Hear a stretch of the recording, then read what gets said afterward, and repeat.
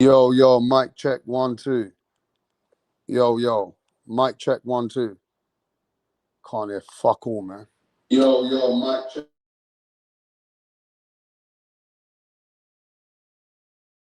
Can't hear. Yo, this fucking live is dead, bro. Might have to shut this live down once and for all. Some dead live. Give me a sec. Don't know what's going on today. What the fuck is happening? The whole fucking live, I was chatting to myself. I'm chatting to myself today, bro. Give me a sec. I need to get this live going, bro.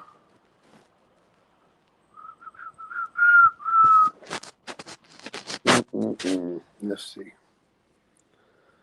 Yo, mic check. Can you hear me now? Are we good? Yo, yeah? We all right now, yeah? All right. All right, yeah, Lomachenko is back, man. I was talking to myself for fucking 5-6 minutes and no one could hear nothing, bruv. What a fucking joke. Anyway, we're back now. Lomachenko is back. And you already know Lomachenko was waiting to get out of his contract. And Lomachenko now is coming back. And where do you think he's going to go? Lomachenko now's got the phone call, Winnie, from Turkey Al Sheikh. And you know that Turkey phoned Lomachenko and said, look, bro, as soon as you're a free agent, we get you the biggest deal with Zufa. Lomachenko going to take that smoke with anybody's over there. The Shakur Stevensons and everybody else. You know what I'm saying? So, like I said, bro, at the end of the day, all I know is everybody that even says that Lomachenko is a great fighter, bro. Never have you seen Lomachenko get smoked by anyone. Even these fights that he really was smaller than the Lopez's and smaller than T.O., Haney and everyone. He still put on the biggest effort in himself that looked like he won some of them fights. Lomachenko's never been played like that, man. He's still the great fighter. And if he's working behind the scenes like he's a true professional, yeah, bro. And I guarantee you guys saying, if Loma's coming back and Loma fights Shakur, I guarantee you 1,000,000% he'll do 10 times better than Teofimo Lopez. I'll put money on it that Lomachenko will do way better than what Teofimo Lopez did. I guarantee you that. Lomachenko ain't a man to be played with like that, man. You cannot write him off just like that. But look at the play. Yeah? Look at the play, man. Lomachenko was waiting to get out of fucking Bob Arum, top ranks fucking contract. And now Lomachenko going to do the Turkey Al Sheikh shuffle, isn't he? Lomachenko going to do the Turkey Al Sheikh shuffle, bro. You understand what I'm trying to say? And Lomachenko now is going to go play the game because he deserves it. If anybody deserves it, bro, he deserves it because the man is free. So you want to pay all them other guys that big money? Nah, bro. Pay Lomachenko some money because everybody in the world will still want to watch Lomachenko fight any one of them. Yeah? Anybody in the world. I want to see Loma fight Shakur. I want to see Loma fight Ryu Venezuela. I want to see Loma fucking even get the rematch. I don't think he can fight Haney. Haney's too big now. Yeah? Lomachenko see if he can get the fights with some other guys. And Dana White and Turkey Al Sheikh can back it. Right? It's only right for Loma to be part of the game. Let's go Lomachenko. And you know that his friend Usyk is already in the game still. Yeah, bro. Loma's coming back. Yeah. You understand what I'm saying? Loma's coming back, bro. Nah, I'm still not better, man. I'm still sick. I still got a bit of bronchitis. You know what I mean? But it's getting better. It's getting better. That's why when you see me go live now, just get straight to it. No pantsy-bantsy, none of that shit, mate. Lomachenko's back. Let's go. Lomachenko going to get fights with Zufa, make some big moves. He's a free agent, coming like he's a free now, ready to make the biggest moves in the world. I'm still ready to see Lomachenko's fight back. And let's not forget, bro, Lomachenko didn't retire going down. Lomachenko beat the fuck out of George Kambosos, knocked him out, yeah, took his fucking belt, and then decided to take a break. He decided to take a break, man. You know what I'm saying? So let's go, bro. Lomachenko is back in the mix. Oh, let's see how they put up these fights, man. Look, Loma was back in the day the Matrix, man. You ain't never seen nobody come out of amateurs and fight world champions in their second and third fight. Never been done like that before.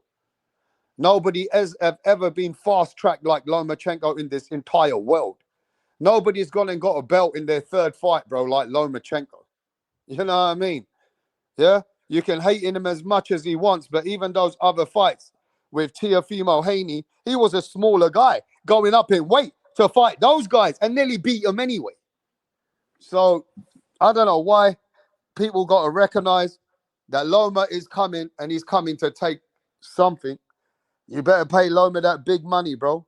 Let's go. Lomachenko versus Shakur. Let's have it.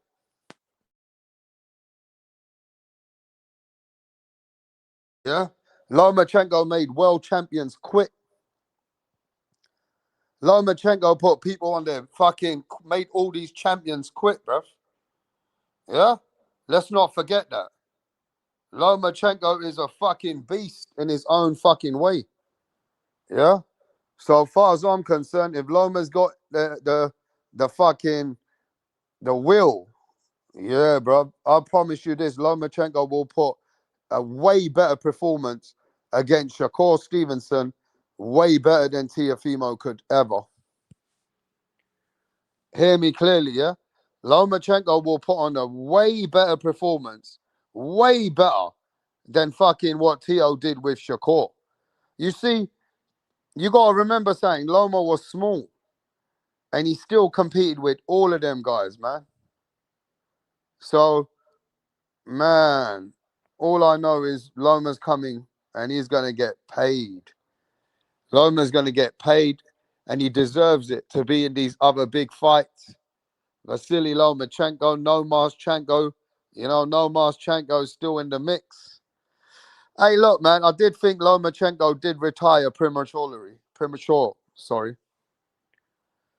I do feel like Lomachenko did retire premature, I did. I feel like he had at least 3 fights in him and high-level fights. You give Lomachenko Raymond Moratala now, he'll beat him and take his belt. You give Lomachenko Raymond Moratala, he will beat him and take his belt, bruv. Stop the cap. Lomachenko would beat Rayo Venezuela right now. You understand? Lomachenko will beat Rayo Venezuela right now, bro. Don't think Loma's got it, bro. But give me a sec.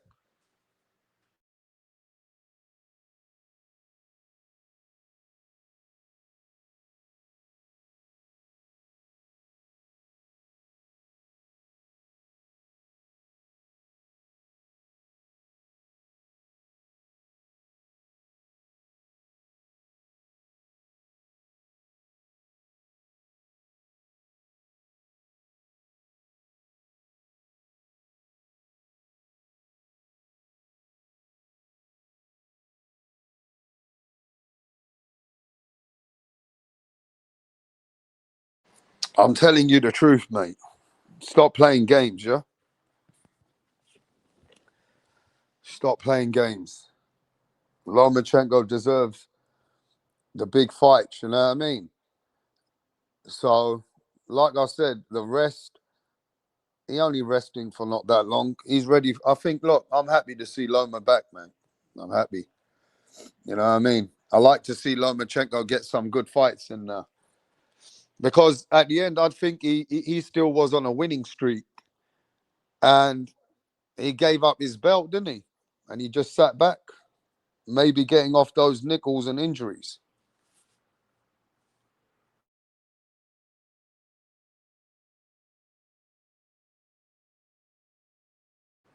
I don't know, man. I think Loma's still got something. How old is Lomachenko now, anyway? How old is he? Hmm? How old is Lomachenko, bro?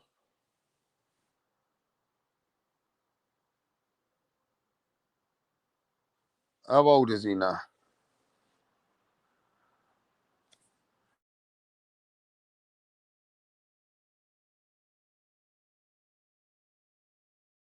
Oh shit, he ain't young, bro. Lomachenko ain't young, is he? 38 years old. Yeah, he's coming. If he's 38 years old, bro, he's coming for that big check. And he's coming for the smoke. Hey, Lomachenko ain't 34. He's not. He's in his late 30s now. So yeah, Lomachenko, bro, he's at the age now, and he's got to make the fast moves and make the big money.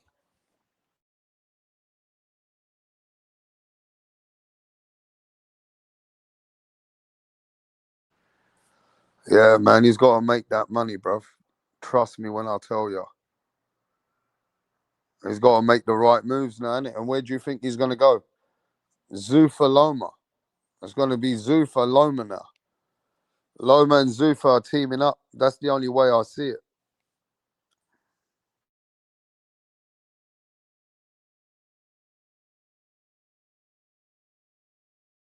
Yeah, Loma and Zuffa, man. That's the team up. That's how I see it, mate. You know what I mean? It don't make no sense. I don't see where else he's going to go, bro. That's where the money is. They'll be happy to bring him back. They'll be happy to pay him. Come on, bro. They're going to pay Lomachenko some good money to be in the game. Yeah, I can see that happening, bro. Lomachenko, you know? I mean, at 135, there's some names to fight, bro. At 135, there's a lot of fights. At 135, bro, there's a lot of fights. Lomachenko, Abdullah Mason, Lomachenko versus, I don't know, Lamont Roach, Lomachenko versus Shakur, Lomachenko versus Raymond Muratalla, Lomachenko versus Tank. Oh my God, the list don't stop, bro. The list don't stop. There's fights coming out of your ass for Loma. I mean, if those fights could be made, Loma can get all them fights. It depends what route it's going to be taken.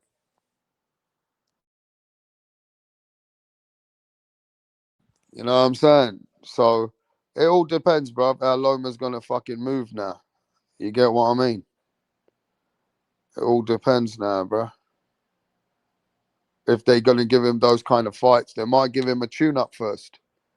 They might give him a touch. Yeah? Loma haters are mad as fuck. Yeah, bro. Lomachenko haters are mad.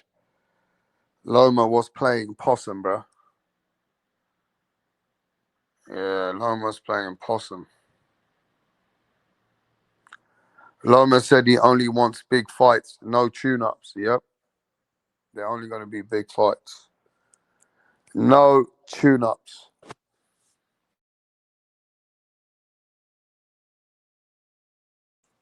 But yeah, if anybody wants to come and speak about this move for Lomachenko, then more than be, be my guest, because I'm not, I'm not still feeling it.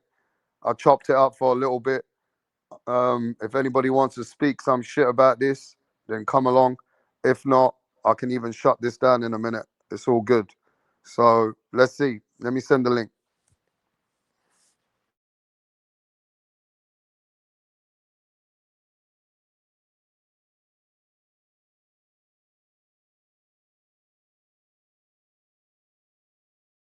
And I ain't sending no link again, bro. I'm sending it once. So whoever don't come on that one link, bro, I ain't dropping no other link because I'm gonna be in and out. You know what I mean? It's the only time.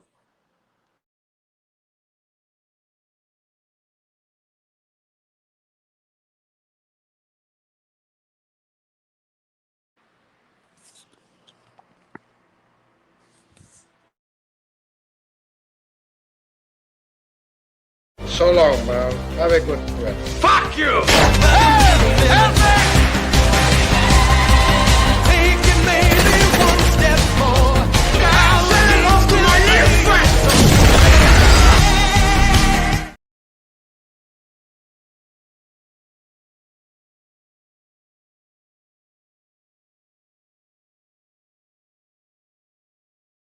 Go on, Carl, mate. You got to take over for a bit, mate. I got What's to take going on? my medicine, bro. Going on, Rap? Eat more Yeah, I'm all vegetables. right, man. I'm still on the sick. I'm still sick, bro. You know, I've not got the energy like before. I should be back soon in a couple more days. You know what I mean? It's understandable, mate. Yeah, I got bronchitis, man. It's fucking. You're getting soft in your old age, bro. I It's am. all I good. am. I'm gonna admit it. You're getting I soft, thought I was. I thought I was doing good in the gym. I fucking don't know what happened to me. But go on, mate. What do you think about this? mate. I think it's a Loma's freed himself from the Jew. He's no longer under Jewish rule, and it's time to make some money, man. Why not? Everyone else seems to be making big money. Fucking listen to the deal Haney got. No reason why Loma can't score himself a deal like that, man.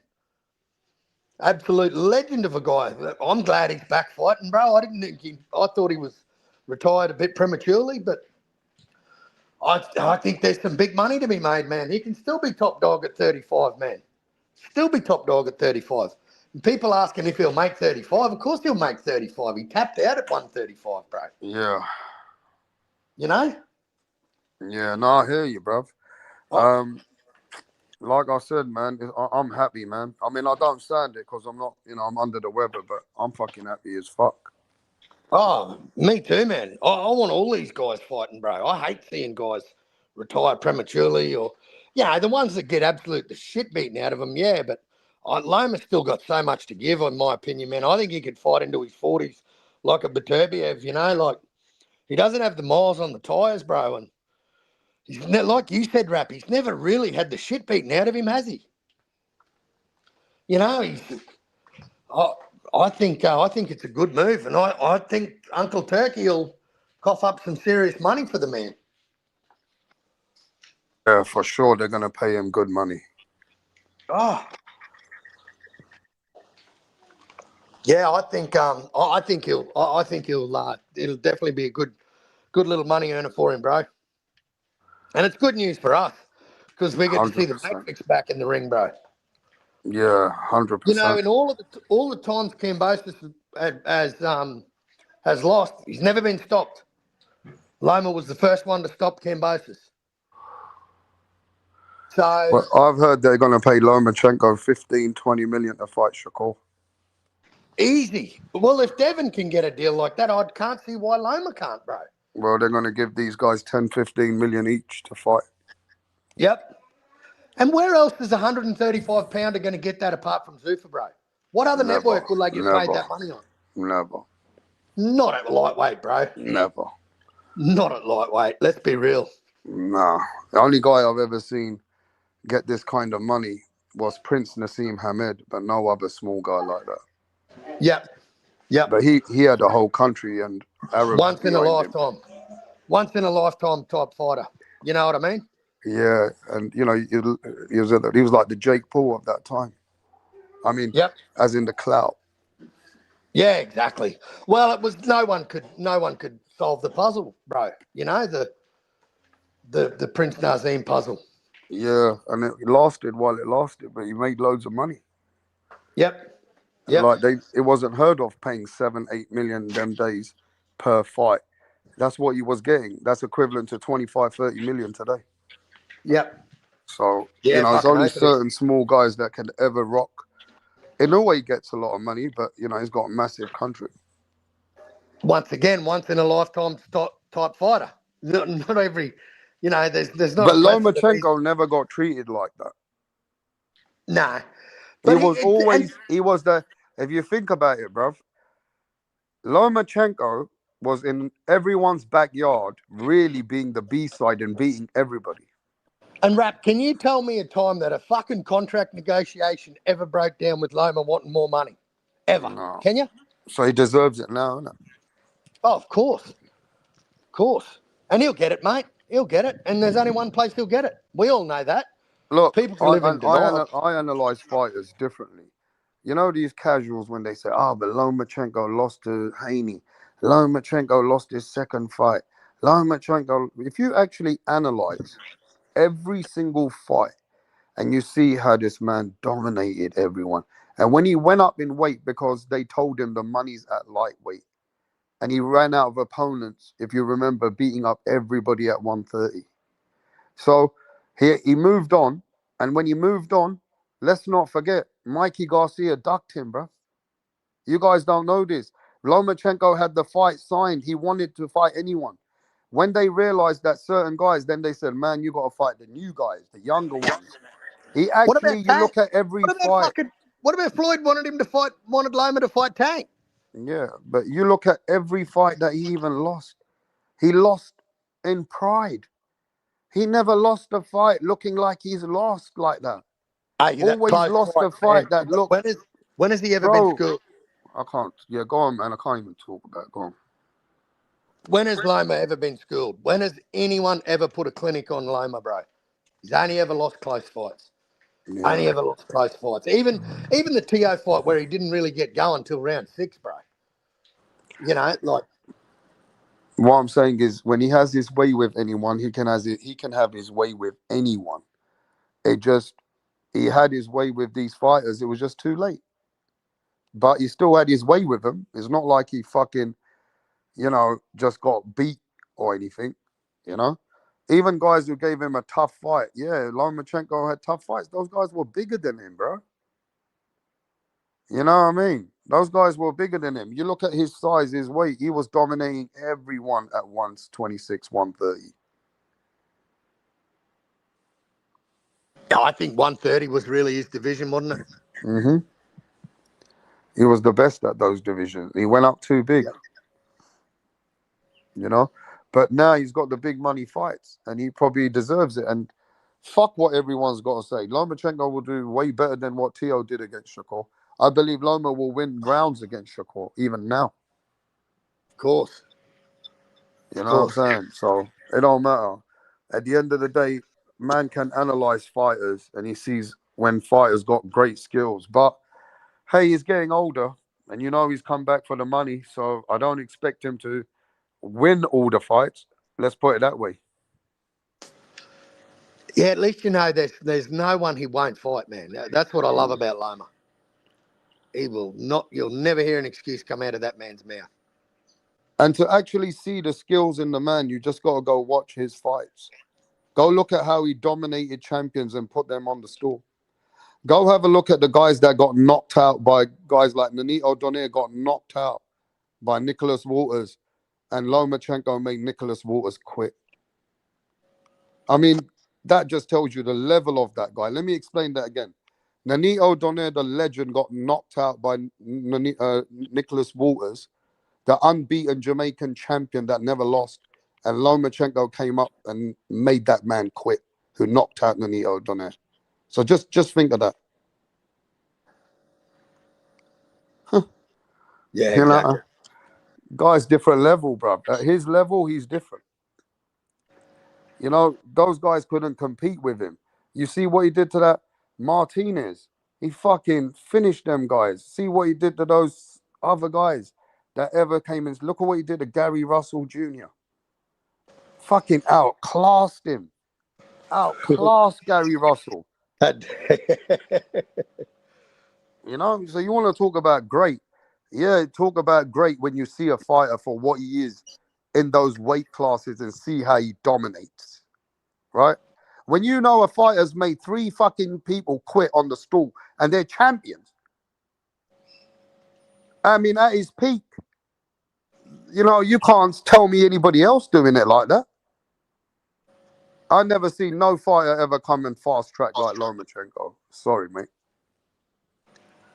I've never seen a fighter had the balls to do that the way he fought all these top guys one after another when he first came in. Do you remember? Yeah, fucking oath. Look at Lomachenko's record. The first man he fought had 24 fucking wins and 4 losses or 3 losses. That's never heard of, right? Yep. And that guy Yep. was a top five in the sanctioning body. So, he Look at what made he did. some Look at serious. what he did to Rigondeaux, bro. Mhm. Fucking danced the pants off the guy. Yeah, Lomachenko took some people out like that, bro. What he did to people. What's that other guy's name? I forgot that guy, man.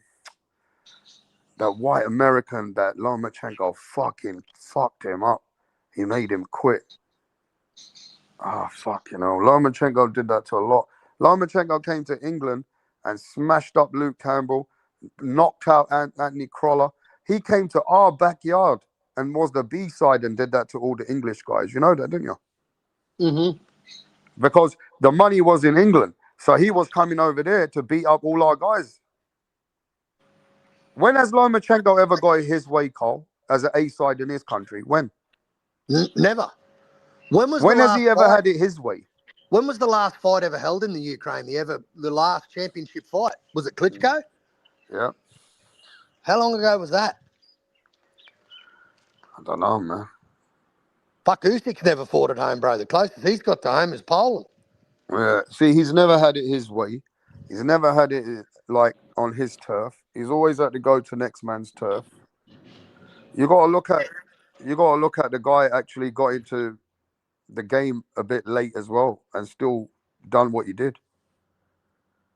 Loma schooled Gary Russell in his third fight, bro. Unbelievable.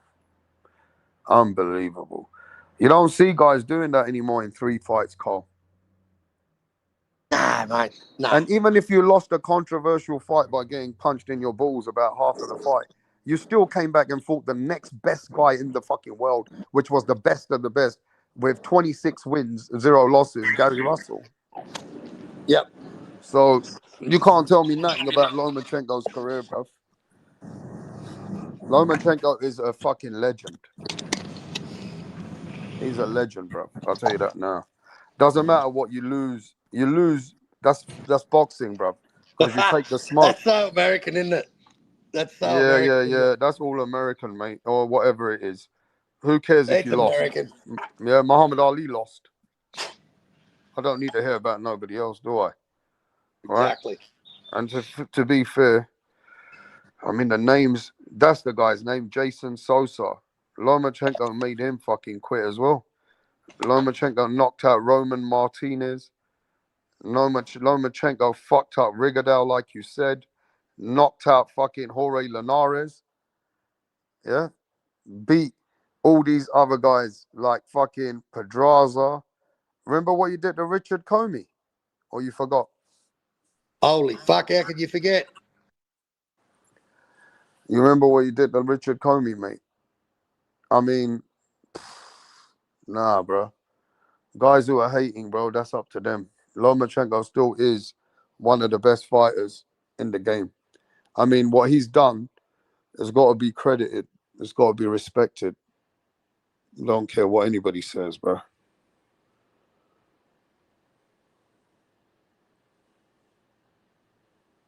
Zuffa is coming, bro. Zuffa and Lomachenko. It's going to be Zuffa and Lomachenko. Zufachenko, bro. Zufachenko. Yeah, I mean, Zuffa's coming now, bro. They fucking get Loma, get fucking Shakur, they're getting Haney. I mean, certain part of the division is getting taken like PBC did last time when they came. PBC took the welterweight division. So maybe Zuffa's going to start cleaning some 135, 147 pounders. Hey, they're cleaning up cruiserweight too, bro. They got a few cruiserweights. They got some good cruiserweights there, man. It's very hard to say, Radio, if Loma could be the face of Zuffa. Because you got a lot of guys going in there. But he'd certainly be one of the face. Don't you think so? 100%, mate. Fuck it. Fucking blind Freddy on a dark night can see that. The guy's got a name, man. He's got a reputation. I'm just glad he's back, man. I'll tell you what would be fair is that Loma's been a bit inactive, Tank's been inactive. That would be a fair fight for both of them, a fight, but that ain't going to happen.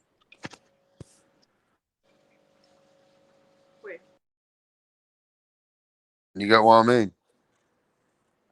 That ain't going to happen, bruv. I wonder who they're going to make him fight. Maybe Ryu Venezuela? Yep. Could be Ryu. That'd be a good one to come back to. Hey, if Shakur goes there, bro, you know who Shakur's going to be fighting? He's going to be fighting. And you know who the one who'll be the bitch with all the stipulations? It won't be fucking Loma. Who's going to be the one wanting this, wanting that, wanting every possible advantage they can get? Huh? That'll Who? be Shakur. Exactly. Fuck, you won't hear Loma pissing and moaning about a catch weight or a fucking rehydration clause or none of that bullshit. It's what I love about the guy, mate.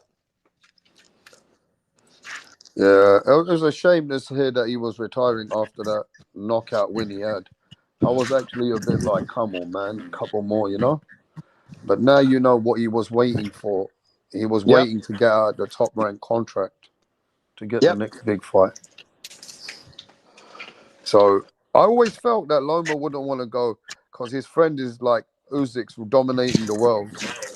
And he was who's in Usyk's Lomachenko back pocket, bro? dominated Who do you think was in Loma's ear telling him to come back? Turkey. Of course. And who's Usyk fucking getting paid by? Turkey. What's Usyk said to his best mate Loma? Yeah, it probably was Usyk as well, saying, yeah, we're going to get you back here. You want to make big money? Come show Cossack farmer. I believe Usyk flew Lomachenko behind the scenes to Turkey and they had a big meeting with Turkey. It's his best mate. They've been mates for fucking years, bro. Back to the Olympic days. Yeah. You're right, man. I can see that, bro. Yep. There's only one place he's going. Who's got the network deal wrap? Who's throwing money around like it's PBC's first days in boxing? Course. You know? Course. Even Eddie Hearn said it. Eddie Hearn said it himself. You saw what he said about Devin Haney, didn't you? He said, I see what they're doing. They're targeting big players by dropping silly money. He said, I did it myself. He said, when I paid Devin Haney. He's paying him $3 million to fight Jorge Linares. Like, that's crazy money rap, hey? For a guy that's never held a belt. Because he didn't have a belt at that time. It's true, bro. That's true, you know.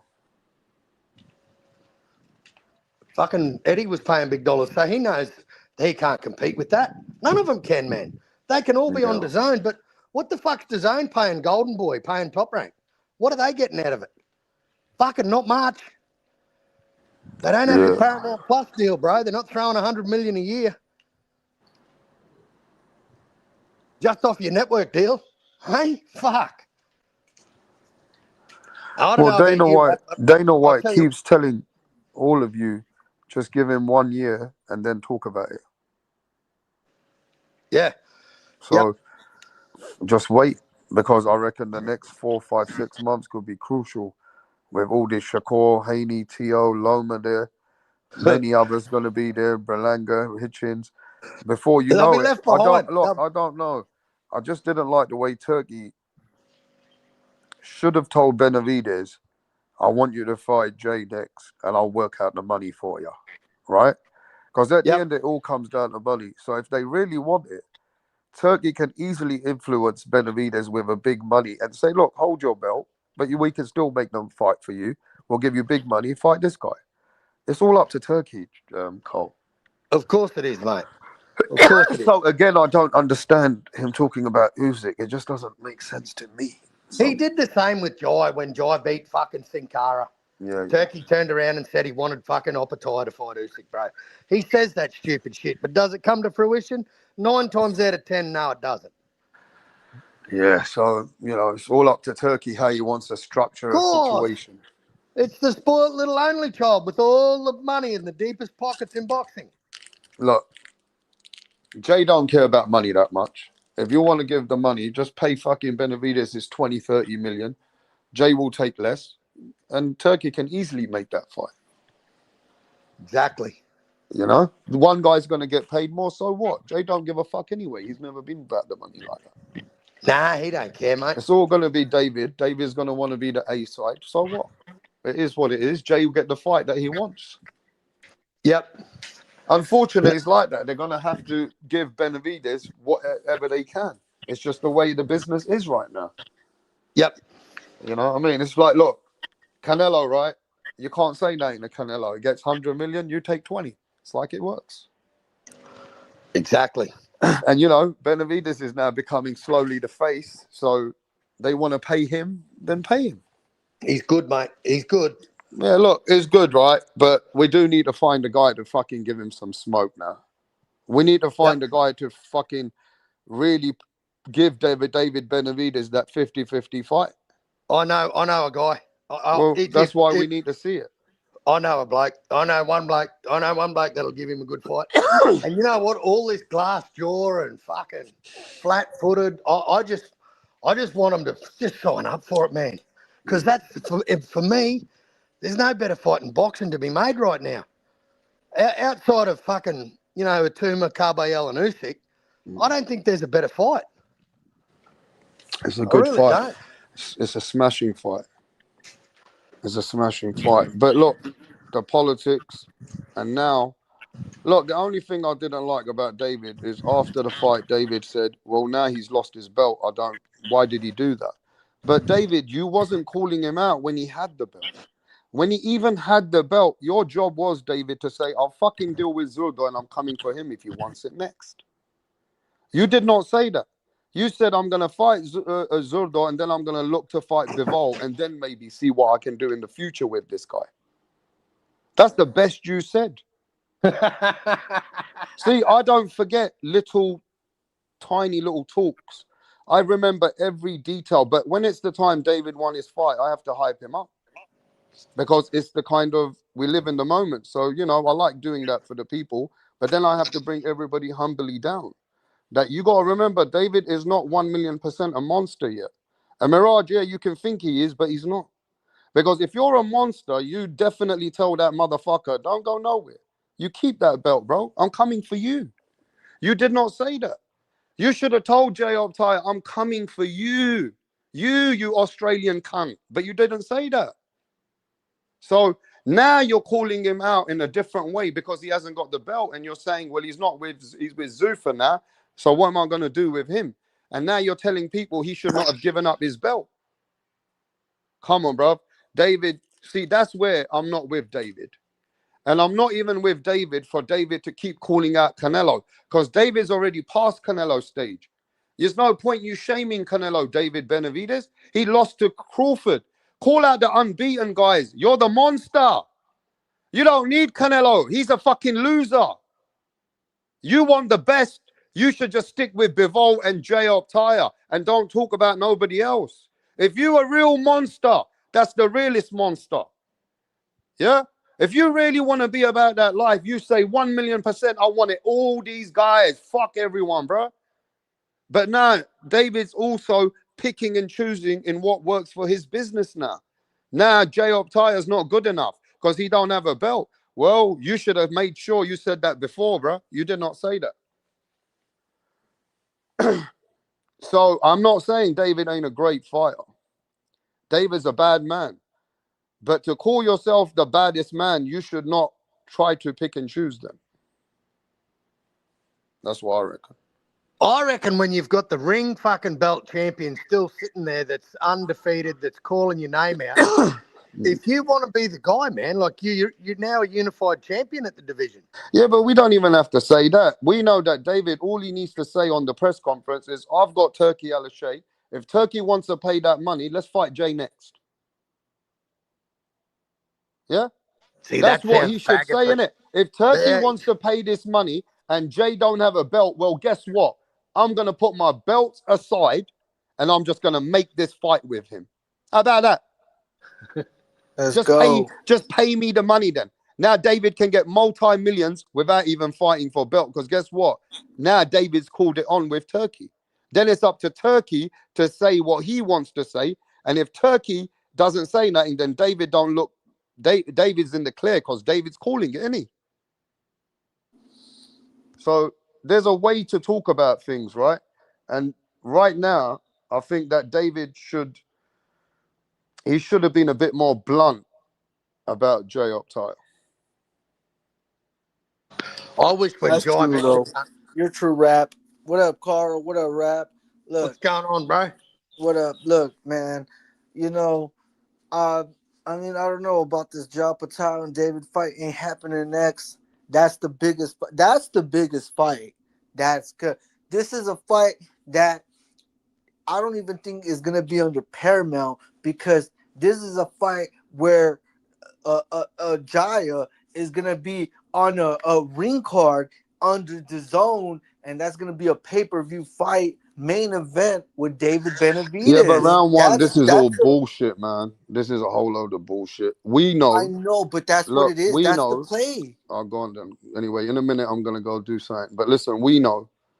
The world knows, and David knows that Jay Opetaia is the man at cruiserweight. There's no point lying about that, right? David Benavidez is not a stupid geezer. He knows everything. So David shouldn't come with any energy. Look, you see how Canelo did to David. Remember when David wanted to fight him all these years, yeah? See how Canelo did to him. Right. So David should not use that energy, what Canelo did to him, Right. and he do that to Jay Opetaia. Right. Look, Jaya don't got the IBF belt. Now you're But not he got the listening. Do you ring. understand what I just said, though? Yeah, no, yeah. But Jaya don't got the When IBF Canelo belt. Alvarez, And you're not go ahead, listening, no, are go you, ahead, bro? go ahead. My bad. My bad. Why is David should not try and outplay a guy what Canelo did to David? So That's now the thing. David's trying to do that to Jay. That's the thing. I think look, David got 2 belts. Jai, he just got his IBF belt stripped. But still, Jai got 2 belts. He got the ring belt and the Zuffa belts. These 2 guys got 2 belts. These 2 guys got 2 belts in the weight division. Fucking put them with each other, bro. Come on now, bro. You We don't can't even have need 2 the people Zuffa with 2 belt, belts bro. in the same You don't need division. no Zuffa belt. You got Turkey Al Sheikh. You Man, guys are no, stupid. Zuffa Stop belt, talking Zuffa belt, politics. Zuffa belt's the real Turkey belt. Al Sheikh can make it happen for anything. There's no Yeah, that's such thing as You know politics what? with These Turkey. guys are making it difficult, Carl. It's not difficult. Yeah, it's not. It's And, not and difficult. Turkey Al Sheikh can do amazing things with sanctioning bodies. Of And course. it's crazy. You know how he can do it? With money. Yeah. Money, money, money, money. You don't That's need nothing, bro. You just need the man with the slippers and the beard. That's it. that's He's got true. yep. everything for you, bro. The slippers and the beard. Bro, he But wears that's the the magic thing. slippers. This geezer can change your life in 5 seconds, bro. Yep. Do you understand? It's the Yep. problem is though, Uh, I don't know what's going on behind the scenes. Why Turkey didn't call out that fight? So Me, something's yeah, I don't know. confusing me. I Well, hear you. David's still on You PBC. know what? You know what? Like the thing He's for still in the me, Rap, protector program. the thing for me, Rap, right, is Jai's done nothing but fucking bow to fucking Turkey's requests, you know? He's Mm. fought on ring cards before, man, and he's been stripped of the IBF for fighting on the ring card, for fighting on one of Turkey's cards, bro. So it's nothing new for Jai getting stripped, but why can't Turkey, the cunt, repay the favour and go, here, Jai, I'm going to throw this money to get you to fight this cunt. And you know that Jai's not going to give a fuck, man. Yeah, Turkey didn't make no sense. He should have called for that fight. He should Yeah. have. I don't See, know. I don't understand what's happening to Jai I because mean, I Jai think was told that he will get backed up in everything to be undisputed. the, So whole thing's gone confusing, Cole. Yeah, mate. But the thing that shits me is how silent Turkey's been about it, bro. Like, for Jai, like he's just done fucking nothing for the bloke. Like, what did he do? He was the first big name to jump and sign with them. Their marquee fighter. Fucking I'm to actually represent. glad that Jay did not knock out Brandon Glanton because it kind of now looks like Benavidez can beat him. So oh let man, you don't know if say he had that. knocked out Don't say Brandon you Glanton giving quickly, Benavidez hope. then We ain't doing that. maybe it would have slowed down the Benavidez fight anyway. Yeah, but you know what's crazy about Giant? He boxes, he moves. And let me He teach you guys something. I don't think round one can hear me, bro, because I don't think he can hear me though. But No, let I me can hear teach you, you bro. guys something, bro. You do know, right, that Jay Optai is the real cruiserweight. You do understand that he's a full-breaded cruiserweight. You do know that Zurdo Ramirez went up to that weight. You do understand that, don't you? Yeah, that's what I'm saying. Because All right. So Zerto and just know that David as well. were both champions. Zerto and David were both champions at 168 at one point. Just let that sink in. I'm just letting you guys sink in, bro. Because at one point, David was the WBC champion, and I think Zerto was the WBA or no WBO maybe I think, but he was a champion at 168. So you guys, two guys Like he coming up. didn't even understand that. Are you there, Carl? Yeah, mate. Yep. If you want to call yourself the best of the whole weight, then Jay Opetaia is the real cruiserweight. Of course he Zordo is. came up to that weight. Do you know how long? Do you know That's how what I'm long Jai's saying. been at cruiserweight, bro? He's been there a long time, so he's the one to actually 11 years. take off that 11 weight. years. Yeah, well, there you go. He's the realest cruiserweight. Yeah, well, but that's the thing. He is the big cruiserweight, and the See, last with fight, Jay, yeah, after Bradus even breaking his jaw, Jay doesn't fucking give up. Jay does not have no giving up in him. So even if Benavidez bashes him or Benavidez catches him, Jay's not giving up for no one. Jay's gonna be right there to give it back. he don't give a fuck. So the thing about Jay, you got to remember he can take pain and stay there. So Just sign up for the fight. It really annoys me now talking about it because that faggot Mexican, Guatemalan, whatever the fuck the cunt is Whatever you ducking say, thank you. Say it. Say what you want to say. Say it with your chest, Carl. Say it. that so let fucking me tell you faggot. what's the coup right now. The favorite in this fight, believe it or not, is David Benavidez right now. He's frightened. Man, I put my whole fucking house Only down on because fucking David Jai. Benavidez has got such a name call. Yep. This is But a how good much? way to Like, make money if that fight happened. hang on. Like, let's be honest. Like the top tier of the fucking, it didn't even sell out, man. They upgraded everyone's tickets and that didn't even open the top tier. Okay, So now they're That's true. opening this fight 52-50, so it's right 50-50. They can put it that way still. I hope Jai's the underdog, man. I really do. I hate making money on even odds. I want some underdog bet money, bro. Fucking put him 10-1 underdog. I'll put the house on it. I'll put the house on it. That motherfucker beats him. Because I tell you what, More he won't do. experts, it says more experts believe Benavidez beats Jay Opetaia. Beautiful. Beautiful. And what nationality are those people that they're interviewing, Rap? Just saying, Because all do you think, experts around the world. well, do you think Jai is going to stand in front of David like Zerto did, like a retard? Like someone that fucking Nah, eats crayons and licks windows? Do you nah, think Jai's going to do that, man? nah. Jai's gonna box. Jai got that jab. Jai's gonna move. Jai's gonna hit David, and David's not gonna see. Jai I probably want to got see some more David. reach. I Like want to see David, David. he's I want not to see gonna see it. David taste that left Jai hook. is gonna beat the beans out this boy. He's gonna I beat the want to see David burrito eat out that of left hook. David, bro. We gonna see it. No, whatever it is, I think I'll be honest, round one, it's going to be a tough fight for both of them. But the winner's going to come out on top. Like, it's going to be a great fight. You know what I mean, Cole? At this Fucking point, we got to be honest. David's going to be the biggest handful that Jay's ever seen, and Jay's going to be the biggest handful that David's seen. we'll see. You know, I do Let's just. believe that. I believe it's a tough fight for both guys now. I honestly believe that. I think it'd be Ben, tough for David too, and I think it's tough for Jay. It depends whose style can exceed better and who gets the more out of their style with each other, you know? And at this point, we got to admit, David's hands are looking fast. That you can see. But Jay's fucking a tough motherfucker, bro. So and he's seasoned, bro. that's He's different been at story, bro. he's been at that division a I long would time. like to see what David could have done with Bradus because Bradus is a bad man. These fuckheads wouldn't even know who you're talking about. Rap, stop it. Now you're just Can you confusing hear me, people. Cole? Yeah, I hear you. Cole can't hear me. I can hear you. I can hear you. I think it's you, Rap.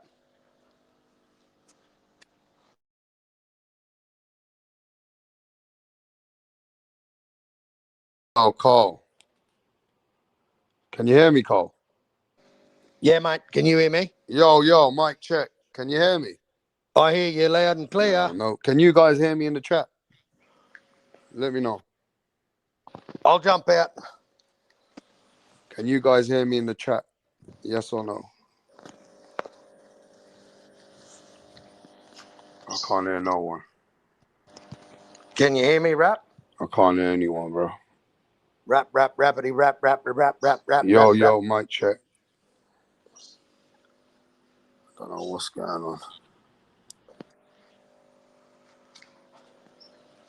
I can hear you, Rap. You got to jump out.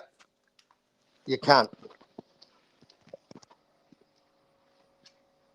I can hear you.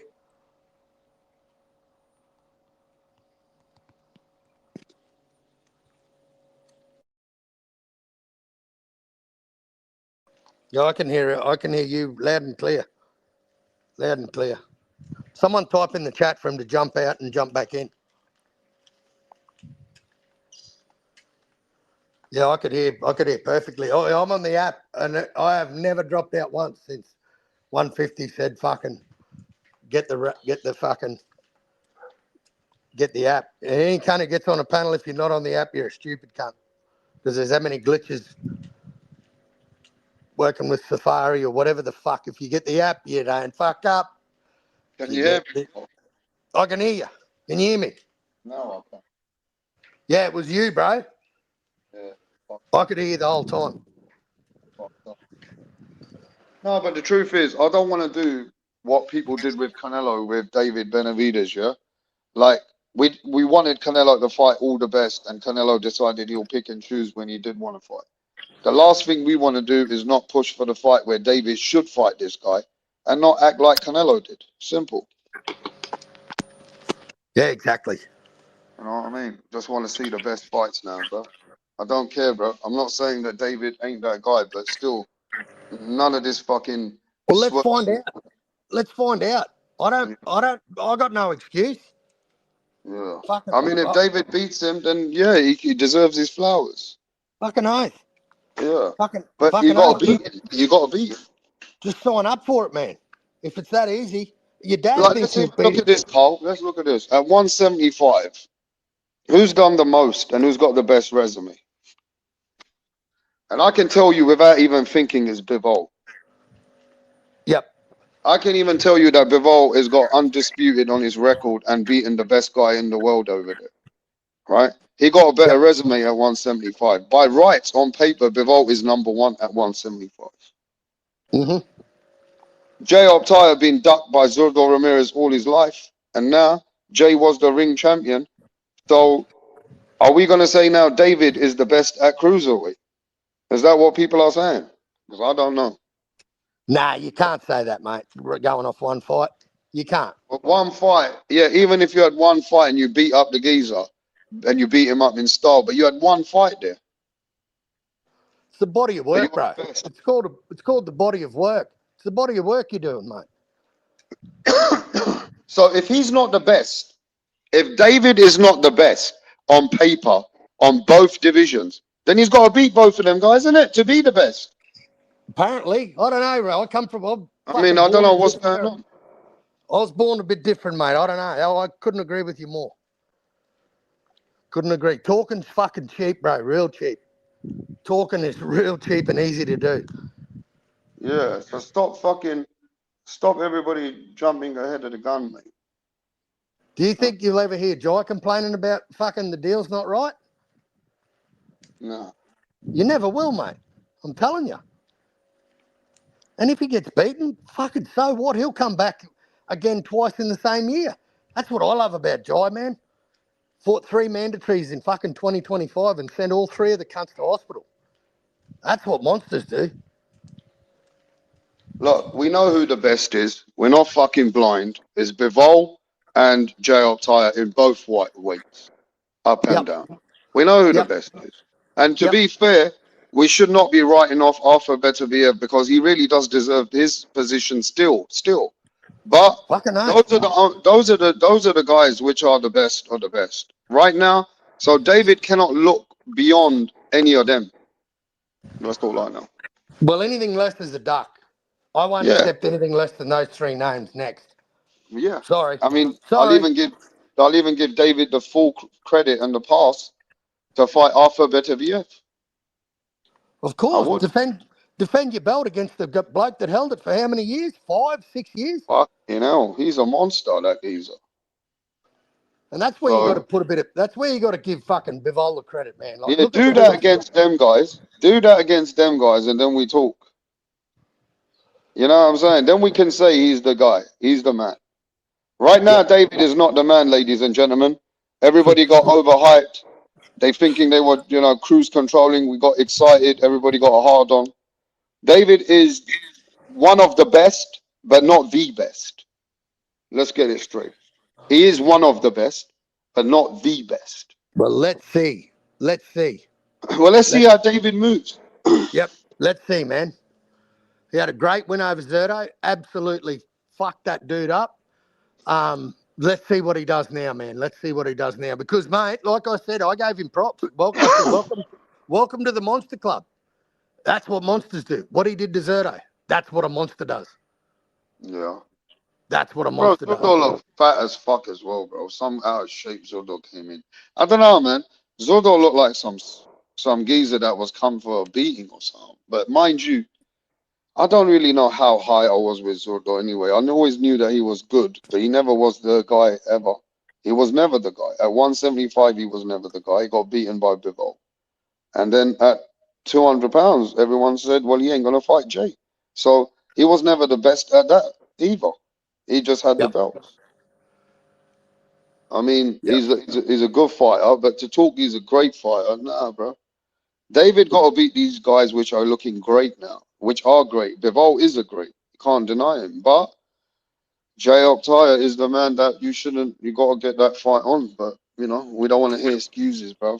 See, if David's dad comes over here, I'm going to say people don't want to hear this Zuffa stuff, to be fair, because they know that the money's there and they know that that guy is the guy who's of the That's, division. So if everybody knows that, just get your money and play it out with him. If you don't want the Zuffa belt, don't put your own belt yep. up. But you're gonna get Real the easy. credit. You're gonna get the credit for beating this guy because he is. Your son is not the ring champion. Jay Opetaia is the ring champion. And the only way he becomes the ring champion is if he beats the guy that beat the guy. And that guy's name is Jai Opetaia, unfortunately. Unfortunately for David and his fangirls, the pom-pom fucking holders, unfortunately, it's probably a belt you'll never aspire to own because that motherfucker, he knows how to fight. Hmm. I just want to see the fight rap. I think it's a fucking great fight, bro. It's two styles that absolutely destroy, in my opinion, the best styles in boxing. Yeah, They 100%. both they both have a style way different to each other, but they both can knock you out. That's what I love, man. How can I be mad at a guy like David Benavidez, bro? I mean, I that's what fuck. it is. We can see that Jay can hurt David, but we can also see David can do something with Jay, so that's why we want to see it. The thing for me, We rap, want is to see one of I these know, guys. It could be a very close fight, and then it could be a rematch. It could be that. could be, Could could be. be, Could could be be. anything. Anything can happen. We Let's can't just just, see. you know. Outside of Baturbiev, Mm, Jai will be the biggest puncher fucking Benavidez has ever faced. Outside of Benavidez, I think Jai Opetaia would be the biggest puncher and lights out fucking type fighter that Benavidez would ever face. And with that rap, yourself, comes a very high risk fighting that dude. 100%. So the reward, it's risk versus reward, man. And you know what? This is why I love guys like Roberto Duran. Did you hear his phrase that he coined about Mayweather when they were asking him about Mayweather Pacquiao rematch? No. He said, "Today everyone protects records. Back then we protected reputations." And it's so true, man. It's Hmm. so true, isn't it? Yeah. Their reputation meant more to them than their record. They just wanted to Yeah. be the best. Yeah, that's exactly what it comes down to. Like David has a reputation. People know that they want him to fight this guy. Well, it's about reputation. But as a fan at Rapstar, even as a Benavidez fan, outside of you wanting to wrap your lips around David Shaft, you'd have to say that the best fight for David would be a Jai Opetaia fight. Yeah, it would. Because even Bivol is smaller. And Yeah. Bivol looks like he's doing his thing at that weight right now. And yeah, that's a great fight. But the guy who looks bigger and tougher is Jay Opetaia. Exactly. He hasn't got the body work of Bivol, but man, Bivol, but even talking wanting to fight him at 190, like Yeah, I don't know wanting to what fight. that's about. Well, if you're fighting Bivol, bro, you're fighting for his belts, and unfortunately, you can't weigh over 175 pounds on weigh-in day. Yeah. So, I don't know, man. I don't know. And does Bivol put a rehydration clause on him? I don't know. Is that, Don't know how that's Because gonna it's work. funny when the tables get turned on the A side, bro. You know what I mean? They don't like it, eh? They don't like it when shit comes back their way. They like being the ones that hold all the advantages. Comes with the territory. Comes with being the so-called A side. And But look, when shit it's not like David Benavidez does not look like the full. He looks like the goods, bruv. So there's no reason to not want to fight anybody and everybody. You I know? just don't know why. Like for me at 175, I think he was drained. And it I mean, showed it in the didn't look fight. drained to me against Anthony Yard, bruv. Yeah, but that's Anthony Yard, bro. Like what fucking measuring stick is Anthony Yard right now? Mm. Back when before he fought Beterbiev, yeah. But I think Beterbiev put an end to that myth. Beterbiev, fuck that. That is one of the best commentary calls I've ever heard from a biased British fucking trio sitting in the commentary box calling a fight. And then all of a sudden, when he won't get up off the stool to take the next round. Oh, that was hilarious, bro. Yeah, I mean, Yard couldn't even get into the fight with David, though. Nah, he was a lamb at the slaughter. Do you remember me saying what Yard was, bro? Uh-huh. On your channel, on this panel, I said fucking Anthony Yard is the lamb at the slaughter for David Benavidez to reclaim the monster tag. Uh-huh. Because he's fucking... So at his 3 fights at 175, he's got a 33% knockout ratio. It's not very monster-like. I think Shakur Stevenson's got a better fucking knockout ratio than that. Uh-huh. You know what I mean? Like, fucking hell. But you know what, man? I was impressed the way he dealt with Zerto. He did I was fucking... impressed even the way he beat up Yard, to be fair. Like, he really washed Yard quickly. Like, the way Yeah, and he should have. He should have too. yeah. So he should have. Like, I So he didn't should have. see, at least, man, he gave him 15 punches on one side of the head and dazed the fuck out of him. Yeah, yeah. That's why I felt like he was still okay at 175. He had it. But maybe at this point you go up, then you get worried about going back down, Well, Like the what did he Roy weigh in Jones. at? 196, didn't he? Was he 196 or something at the weigh-in? Mm-hmm. So, he obviously made that weight quite easy, and he looked really good, man. I'll be honest, David looked fucking absolutely elite. The Yeah. type of opponent I want to see Jai face, man. I just want the fight rap. I really don't care who wins. I'd love Jai to win. I think Good fights, man. I think Jai wins, but I couldn't care less. I'll still be here the day after. Yeah. I think it's brilliant. I just want to see fighters take the smoke. That's all. I want Yeah, to see fighters take the smoke. I just love excuses. And you know what? For me, the excuses from the fans are the best. Because as a fan of the sport, you should have no excuse for your favourite fighter wanting to fight the best. Yeah. But then That's they're what. trying to downplay Jay now. Do what you want, but just get in there and do it. Your Yep. dad thinks you'll have an early night with him and beat him in 1 or 2 rounds. Just do it. That's right. Just go in and do it, man. 100%. Mozan, what's happening? Mozan, what you doing? Nothing. You just You hear listening me? to us? Yeah, I'm just listening right now. Okay.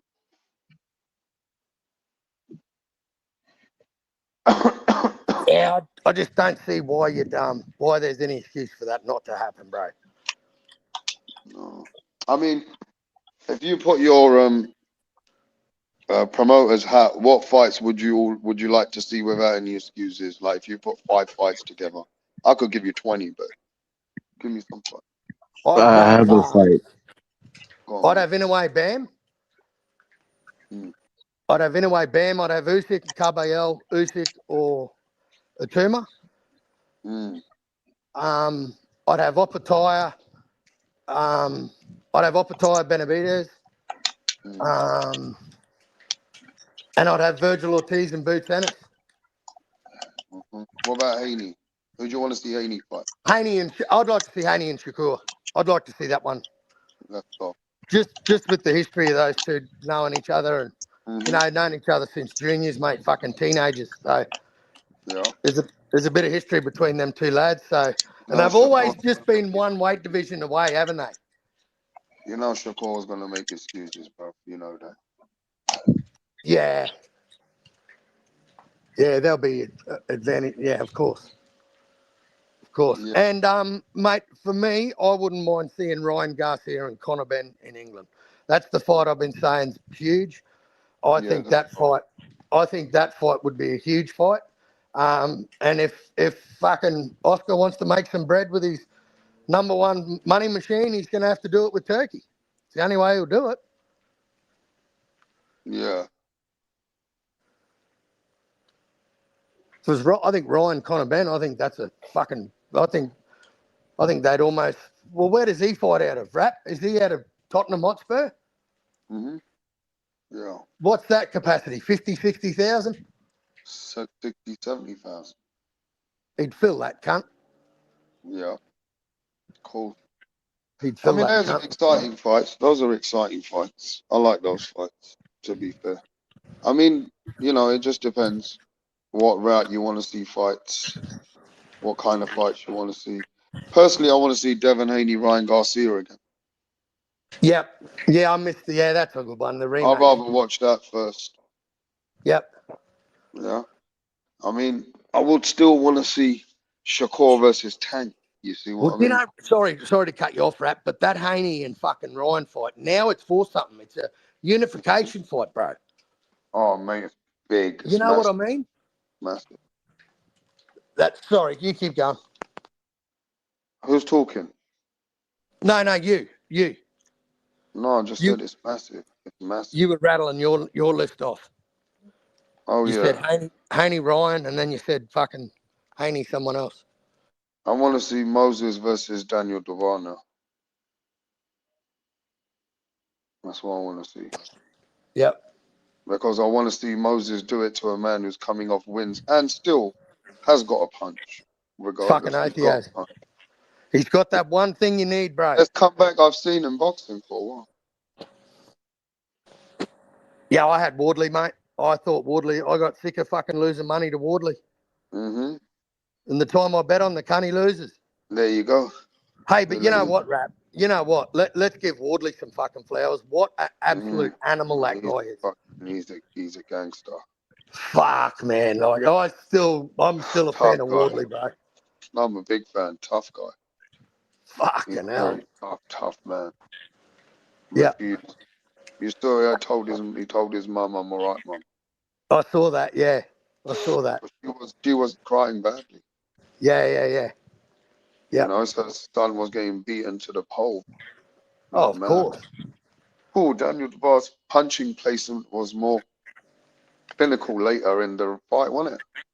You know what? I see David Benavidez Senior fucking doing or Jose Benavidez Senior. I see him with a similar type fucking rhetoric when fucking Jai puts his fucking son to sleep. Oh, shit. There's going to be tears. Wow. Keep going, bro. Sorry. No, you're good. I just want the fucking fight, and I'm going to Whatever talk some happened shit. to Hamza Shamayev, bro? What happened to him? Who? Hamza Shamayev in the UFC. I don't watch it, Rap. Oh, okay. Yeah, he lost. Yeah. Was he one of the cuddlers? Was he a cuddling type? Mm-hmm. Oh, good. Good. I like seeing them lose. Because I think the cunts are boring. They've fucked the UFC for me. Fucking cuddling and carrying on. I don't care what anyone says. That's not fucking skill. Contact.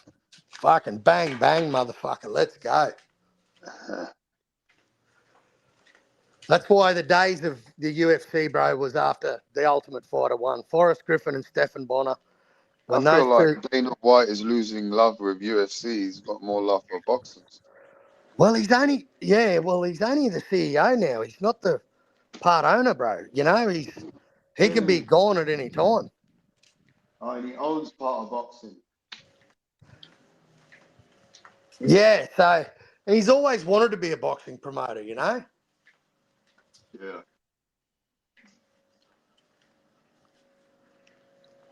Yeah, I just don't like UFC fight. I don't know, man. It kind of lost its shine then when all the fucking jock sniffing came in. You know what I mean? Yeah. That's why blokes like Rampage Jackson and, you know, they walk the streets like fucking proper G's, mate. Have you seen that cunt on social media now, man? He is absolutely It killing was it. with Adrian Broner today. Who? Rampage? Yeah. Was he? Yeah, they're doing streams together now. Yeah, right. Adrian Broner's a streamer. Well, good luck for him, man. At least he's Yeah, I hope he fucking. You know what, man? Everything, all bullshit aside, I fucking love AB in boxing, man. One of the best shit talkers. Yeah, it was a funny guy. Yeah, mate.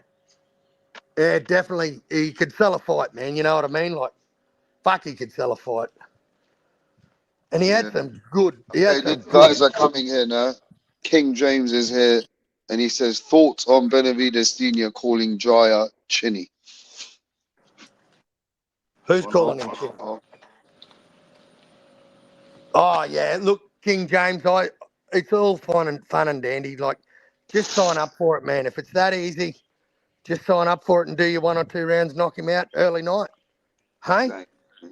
easiest fucking belt you'll ever earn. You'll ever get in boxing.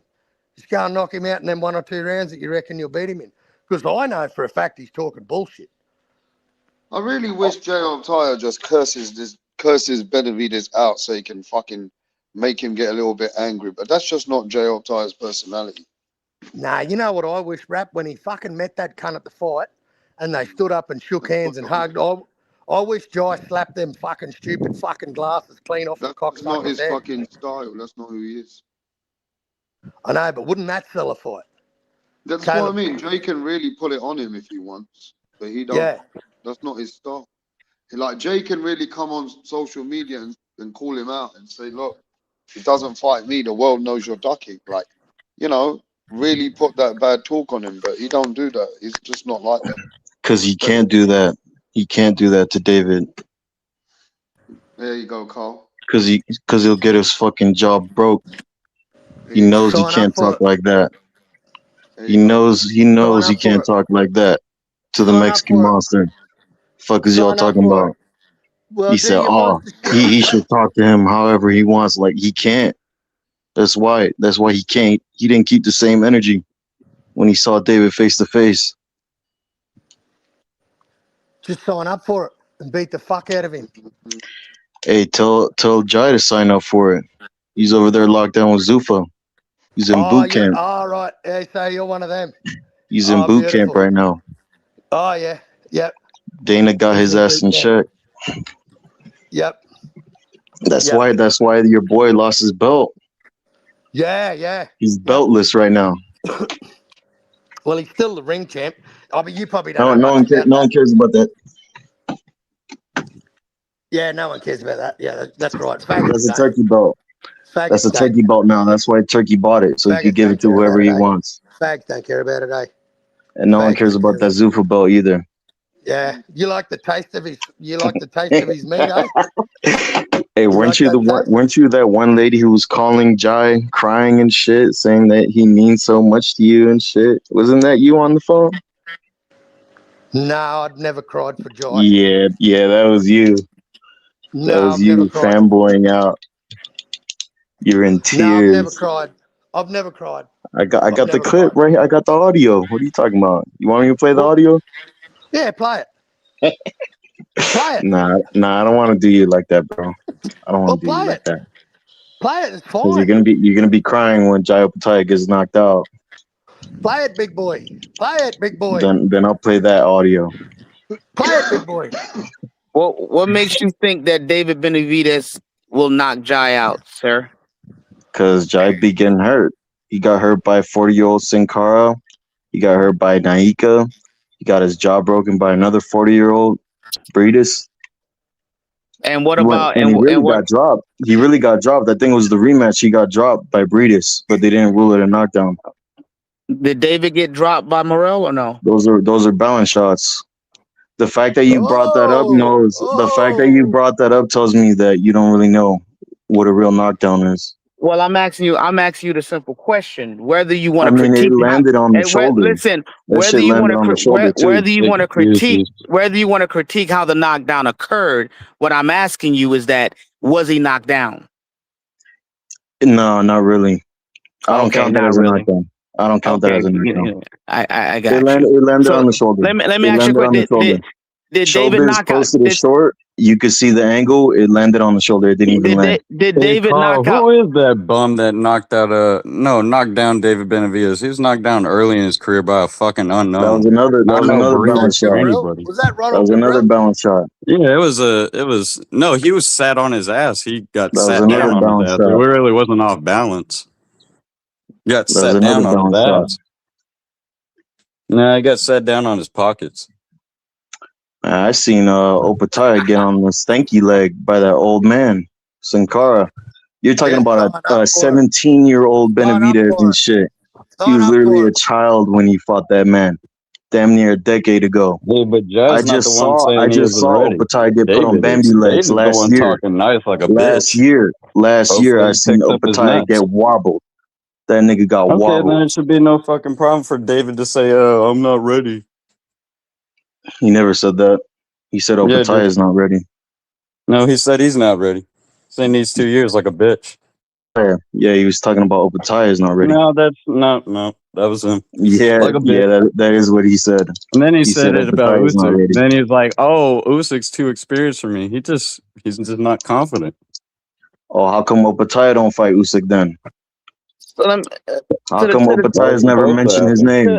to the David I've mentioned his fan. name.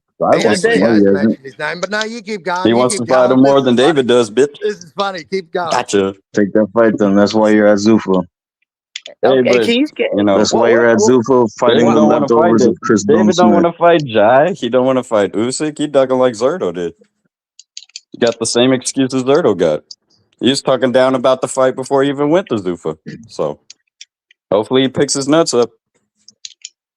Takes his nuts out of his purse. Opetaia got to pick up his fucking jaw that old man broke in half. That's what he needs to pick up. Fought on. He still fought That's on what with he it. needs to How you pick gonna up. call someone a Getting glass his jaw chin? broken by How a soon you're gonna 40-year-old. call someone a Send him a glass letter. chin? Got Send his him, jaw broken. send him a A letter. broken Write him a jaw. letter. Got his fucking Write jaw him a Makes letter no broken. and get him sense. to sign up for it. Yeah, Write but him a Got his letter. jaw broken by you're a making letter. excuses that off balance knockdowns and shit. That But old man seniors broke his over here fucking jaw. talking about a glass chin. Still never You hit the got deck. your fucking jaw broken by an old Still man. never hit the deck. Still Hey, never hit Breedis the will fucking break Still David never hit the Benavidez' deck. jaw. Still Dave beat the fuck will out of him. break his jaw. Nah, Still never because hit And the he deck. guesses out Breedis too. ain't Zerto. And he Zerto guesses ain't out. Zerto ain't a great cruiserweight. He's Shit, a blown up Zurdo light is a better heavyweight talking cruiserweight than about Opetaia. retirement who came to quit. Zurdo's done more than Opetaia has at Fat cruiserweight. Cry on it and window liquor just like No, he you. hasn't. Yes, he No, he has. hasn't. Cry on Yes, it he and window has. liquor Two just like belts. He hasn't defended his title Two belts. like Opetaia has. Yeah, he Opetaia did got against 11 Dorticos. What are you talking about? 11 He didn't title defend his defenses. title? Dorticos He was a has defense. What are you talking about? how many See, title defenses? you don't know what you're talking How about. many title defenses? Answer the question. He got 2 fucking belts. How Shut the about fuck that? up, bitch. Get 2 Shut the belts. fuck up. Get 2 Shut up. belts. Yeah, I got Who are you 11 defending damn the title title against? defenses with your stupid ass. Who? Against who? Against who? That's not the point. You over Against, you're over here that's not the saying point. he's a That's not the better point now. champion. It's not the point now. And he Okay. beat Breedis. Fighting a fucking 5'5" midget, fucking square and shit. Canelo will beat that dude. Hey, who beat Morel? That's Canelo's Who fucking beat Morel? retarded uncle right Got there. knocked out unconscious on the rope, and David couldn't do it. That's because Let him Benavidez know already Morel. broke him. That's because Benavidez already broke him. Oh, excuses. Oh, okay. Well, people don't get broken, This right? fucking guy. That's what Dave To fans do.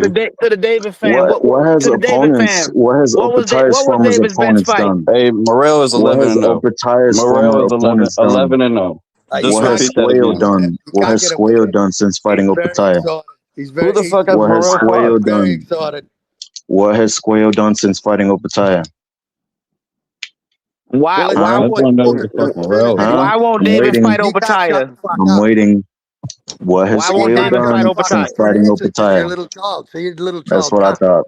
That's what I thought. Little children What does can't. Little Morel children do? can't What has What answer does that. Breeders Morel do? done? What has Breeders done since fighting Opetaia? What about? Well, he retired. He retired. Guy Why retired. did he retire? Why did he retire? Because he's 40 years Well, old? hang on. No, that was the Huh? second Well, time. The Huh? first he's a Why time. did he greater retire? cruiserweight than Zerto. Because See, you he's can't 40 listen years to an old. answer. That's why he You can't retired. listen to an answer, you faggot. Because You he was can't listen to done. an He's an answer. old You man. can't listen to an answer. You can't He's listen an to an Hey, old answer. David fucking wouldn't man. fight him. You can't Broke anyway. David Opetaia's probably jaw. wouldn't fight Breedis. This is funny. David This is wouldn't What fight has funny. old Breeders Breedis. done after Old he fought Breedis would beat Opetaia? David. It's all right. You can admit it. What has Breeders done after he fought Opetaia? Doesn't matter. He'll beat David. Oh, it doesn't matter. Okay. It No, doesn't he matter. will. Old No, Breedis it will doesn't beat matter. David. It And doesn't he'll break matter. his fucking jaw. Because he's a fucking old man. Geriatric ass went into retirement. Hey, but he's He not was 40 Galaznik. years old. He's not Galaznik. Coming off of fucking retirement, getting beat by Kovalev and Better Beef. Agreed. And why couldn't David knock out Vosnik? To the David fan. Or Morel. Oh, Morel but just he's got gonna the knock same. out Kovalev. He's gonna knock out Better Yeah, Beef. He can yeah, knock I out know. Jai. He can knock out Better I want Beef. to. Yeah, I want to hear what he's gonna say. I want to hear his answers to Hey, that. how come Why didn't he knock out Opetaia didn't Vosnik? knock out Glanton? Can No, you and answer? How come answer the Opetaia question. didn't knock out Well, you don't Glanton? have answers. You've only got questions, dummy. You got How come he didn't knock out Glanton? questions, no Why answers. didn't he knock out Vosnik? I'm just curious. To the Nah, David he fan. didn't. Opetaia didn't knock out Glanton. Okay, I mean, dude, can you just answer the question? I really want to hear your take on that. Nah, it's fine. He's got one fighter. We got like two. We got three, really. We got four, actually. We got Plant. Oh, That's fine. the same plant that lost to Rescindes? No. I'm agreeing with you. I'm saying that David couldn't stop any of these guys. He's coming Oh up yeah, with Brandon exactly. Yeah, Glanton. yeah. He's That's like, what you I'm got saying. one guy he didn't stop, and we got like four guys David should have stopped. Plant Morel was ridiculous, man. To the That's David ridiculous. fan, which fight in your opinion was his best fight to you? To the Davis fan. He's probably gonna say Yard or Zerto. Oh, Yard that stood in the corner and just set against the ropes. Like Got beat up by Kovalev and Better Beef, the same as Glaznik. Come on, man. Exactly. Like, I want to hear the David fan speak about that. Andre, I guess Dudu Andre. He don't have answers. He got no answers. He only got questions. Are you talking about the Doodle Andre that he brought up? He brought up from one weight class to the next. Never like what that one? Yep. Surprisingly, he could KO him, but he couldn't KO Plant. It's bizarre. It's very bizarre. Yeah, it is. My thing is this: doesn't he want to do a catch weight for Bivol now? 190. 190. Like to the David fan, you don't find that like strange? I thought he was crying about going down to 175 to go take care of I'm telling you, this guy they don't want to make up their fucking mind. Yeah, right. He's got a glass chin, but they don't want to fight him. He's got a trash resume, but they don't want to fight him. No answers, only questions. They got the same excuses Zerto got. Only questions. I love it. 0 answers. How many answers have we got out of him? Hey, no. Man. All right, I'm gonna head out. You guys later. Take it easy. Take it easy. Later, Carl. Later, man. Yeah, I just want to see the fight, man. I'm all for it. I'm no excuses, my end. I want to see David take care of business. Easiest fight to make, bro. I do too. I'm just saying, like, I thought that was bogus for him to want to do a catch weight. I'm like, 1 minute, man, they're just so inconsistent. You know, they were crying about Shakur wanting to do a catch weight with Devin Haney, but then he comes out and he wants to do a catch weight with Bivol. It makes no sense. It makes no sense. You want to fight Bivol at 190? That is crazy. Like, no.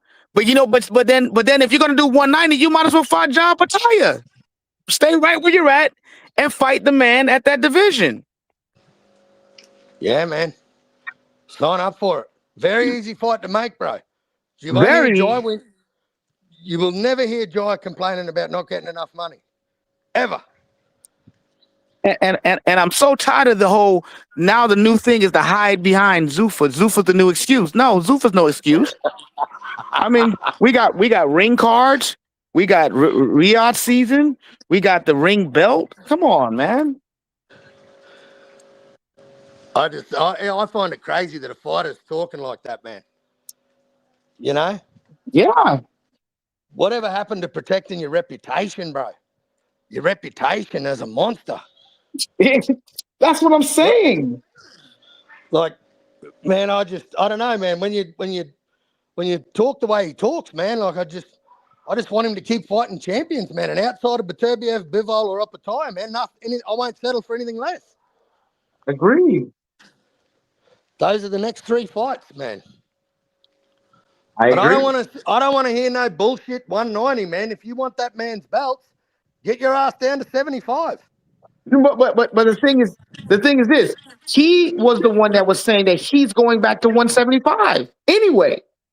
So now when it's time to deliver, you are coming up with something different. No, he's fooling people, man. He's taken on this monster bravado thing, and now that the spotlight is on him, he's doing exactly the very thing that he cried about with Canelo. Yep. But he's doing the exact same. He's got the Canelo playbook on fucking Jai. Yeah. You know, my son, I'll knock him out in 2 rounds, right? All this talk, but just doesn't have the energy for him. And, man, do you think, like, people, I think they get a little bit excited over him beating Zerto, but do you think Jai Opetaia is going to stand in front of him like a punching bag with arms, like a big throat, window-licking, crayon-eating fucking punching bag? That's the reason why the fight needs to happen, because see, nobody thought Zerto was going to beat David Benavidez. So that I mean, and then for Zerto to just stand direct, I mean, come on, that's listen, it's a fun fight for people that just enjoy below average, just competition. Okay, like that. Okay, if you enjoy just somebody getting beat on like a punching bag, cool. But I enjoy competitive fights. I want to see adjustments. Jai Opetaia is not going to stand there, and that's what I want to see how David does against. Because let's be honest, the Bubba Andre fight was competitive until Bubba Andre got tired. Obviously, that was a weight that he just really, wasn't really prepared for. I think that was his second fight, if I'm not mistaken.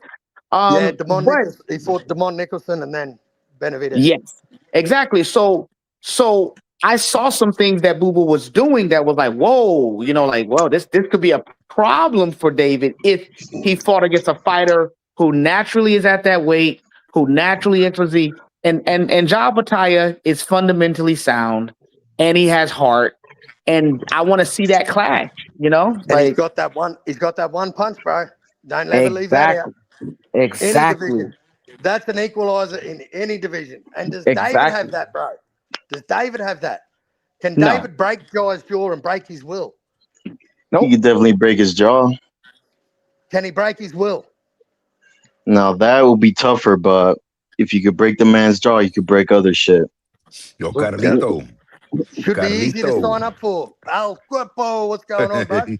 Yo, man, what it do, my guy? Yo, I think we're going a little too hard on David, man. We're going a little too hard on David. I'll say this, that David probably did one of the best business moves right now between light heavyweight and cruiser.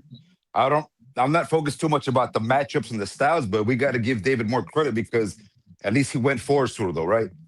And I'll just say this real quickly. Seeing Zurdo's performance that night, I think Bivol, if he would have gone up, he would have still beat him also. Again, maybe even Canelo beats that version of Zurdo, but I was very disappointed. You're tripping now. You are tripping now. No, write notes. You're fucking tripping now. So check it out.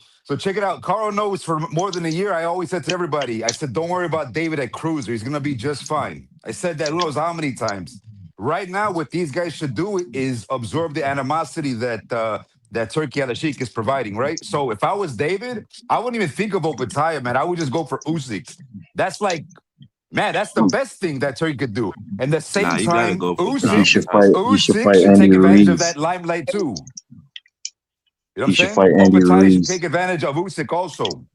Who's the bad boy at cruiserweight right now? It's Opetaia, right? Same thing as Usyk. He went up.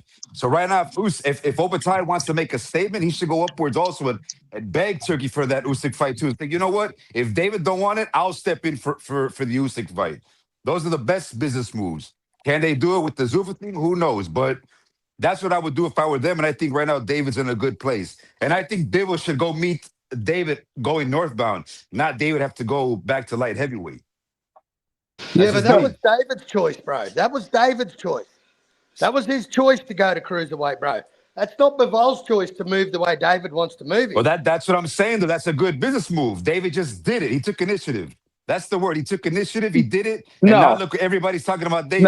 No. Business move. No. The only people that are talking about David are those that don't understand what they're looking at. Let's make this very clear. David walks around, he's a natural cruiserweight. There's nothing impressive about somebody who finally decides to fight at their natural weight class. I'm not giving him credit for the fantasy illusion of him increasing 25 pounds. No, he already walks around with those 25 pounds, if not more. Okay. I mean, yeah, but him boiling down, cutting 30 pounds to make 168, that is also hard. So we also should credit that. We should also credit that. So here's the thing. Here's the thing. Okay. I give credit for anybody to be able to take their body, to destroy their body and do all of that stuff. I get it. He does it over a course of time. That's normally why he needs several months in order to boil down. So great job. No problem. So I get you. I'm talking about specifically him fighting at cruiserweight. He is a natural cruiserweight. So why should I give him credit for something that he 90% of the time walks around at? You follow me? That's how I'm looking at it. So but what's the problem though? That's what we've been saying. I've been saying that David's been a natural cruiser, the same way Surdo was a natural cruiser, boiling down to 160. Jack, same thing.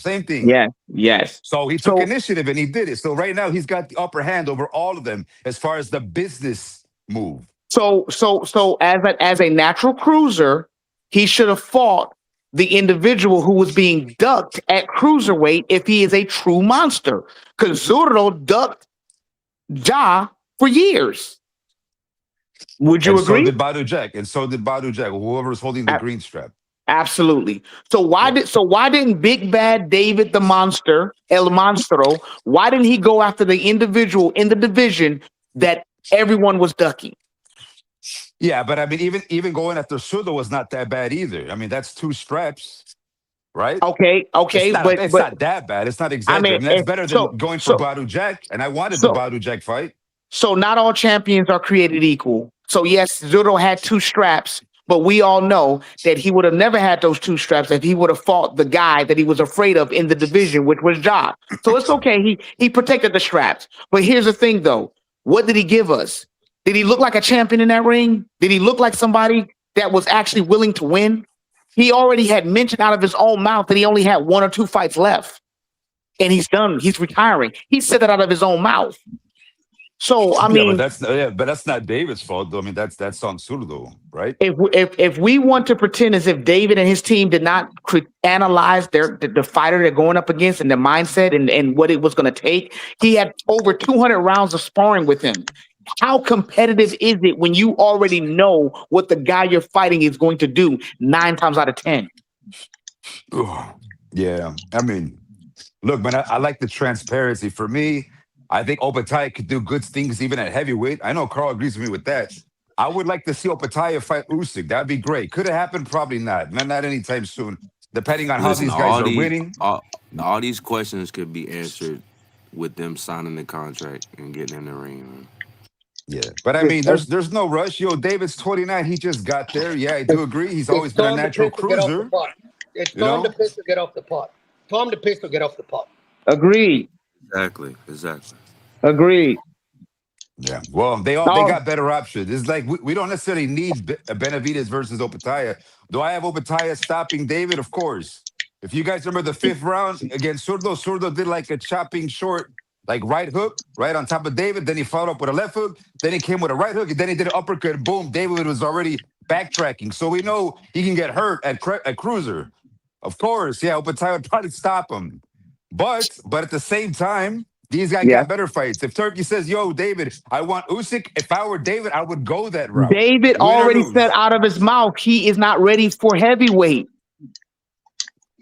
When did he said that after Turkey said he wants the Usyk fight? Yes, out of his own mouth, he said he is not ready for heavyweight, that he needs about like 3 or 4 years before he goes to heavyweight. That's what he said out of his own mouth. So there should be more criticism that he's ducking heavyweight, not so much Opetaia, right? Didn't Roy Jones just recently say, yo, you should go after Usyk? Forget Opetaia, go after Usyk. Well, the reason he said he should go after Usyk is because here's the reality. Opetaia is high risk. The reality is that Roy did it. That's the reality. He did it against Ruiz.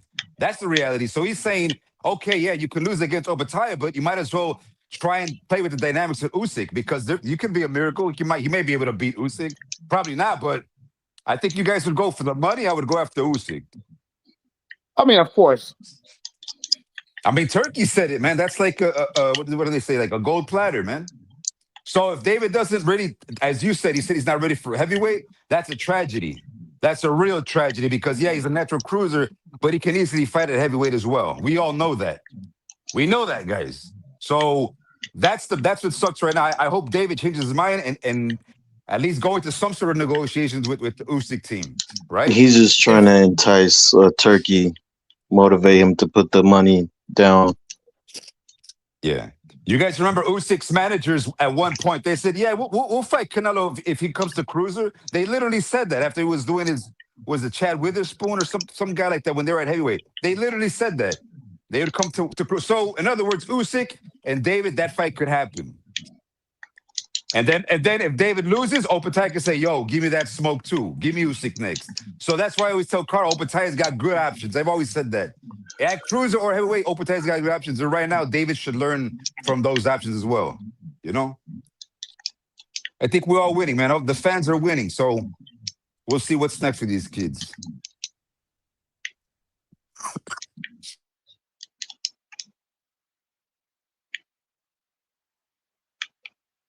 I just think we got a great fight at cruiserweight right now. Why can't it happen?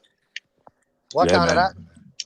Yo, Carl, man, I want Moses Atama versus Daniel Dubois. I think Dubois is probably the only one with a timing chance, if anything, to hurt Atama. But I think it's gonna be Atama's moment to steal that strap. And I like Dubois, man. He's coming back for that smoke over everybody, right? 2-time heavyweight champ. I was impressed, guys. So give me that fight next at heavyweight, and then check out what's his name. What's that other heavyweight? Diego Pacheco's little brother. He reminds me of like a young David. Federico Pacheco or some shit like that. Yeah. So you guys imagine David at a young age of 22 at heavyweight, not cutting out a He should fight that dude.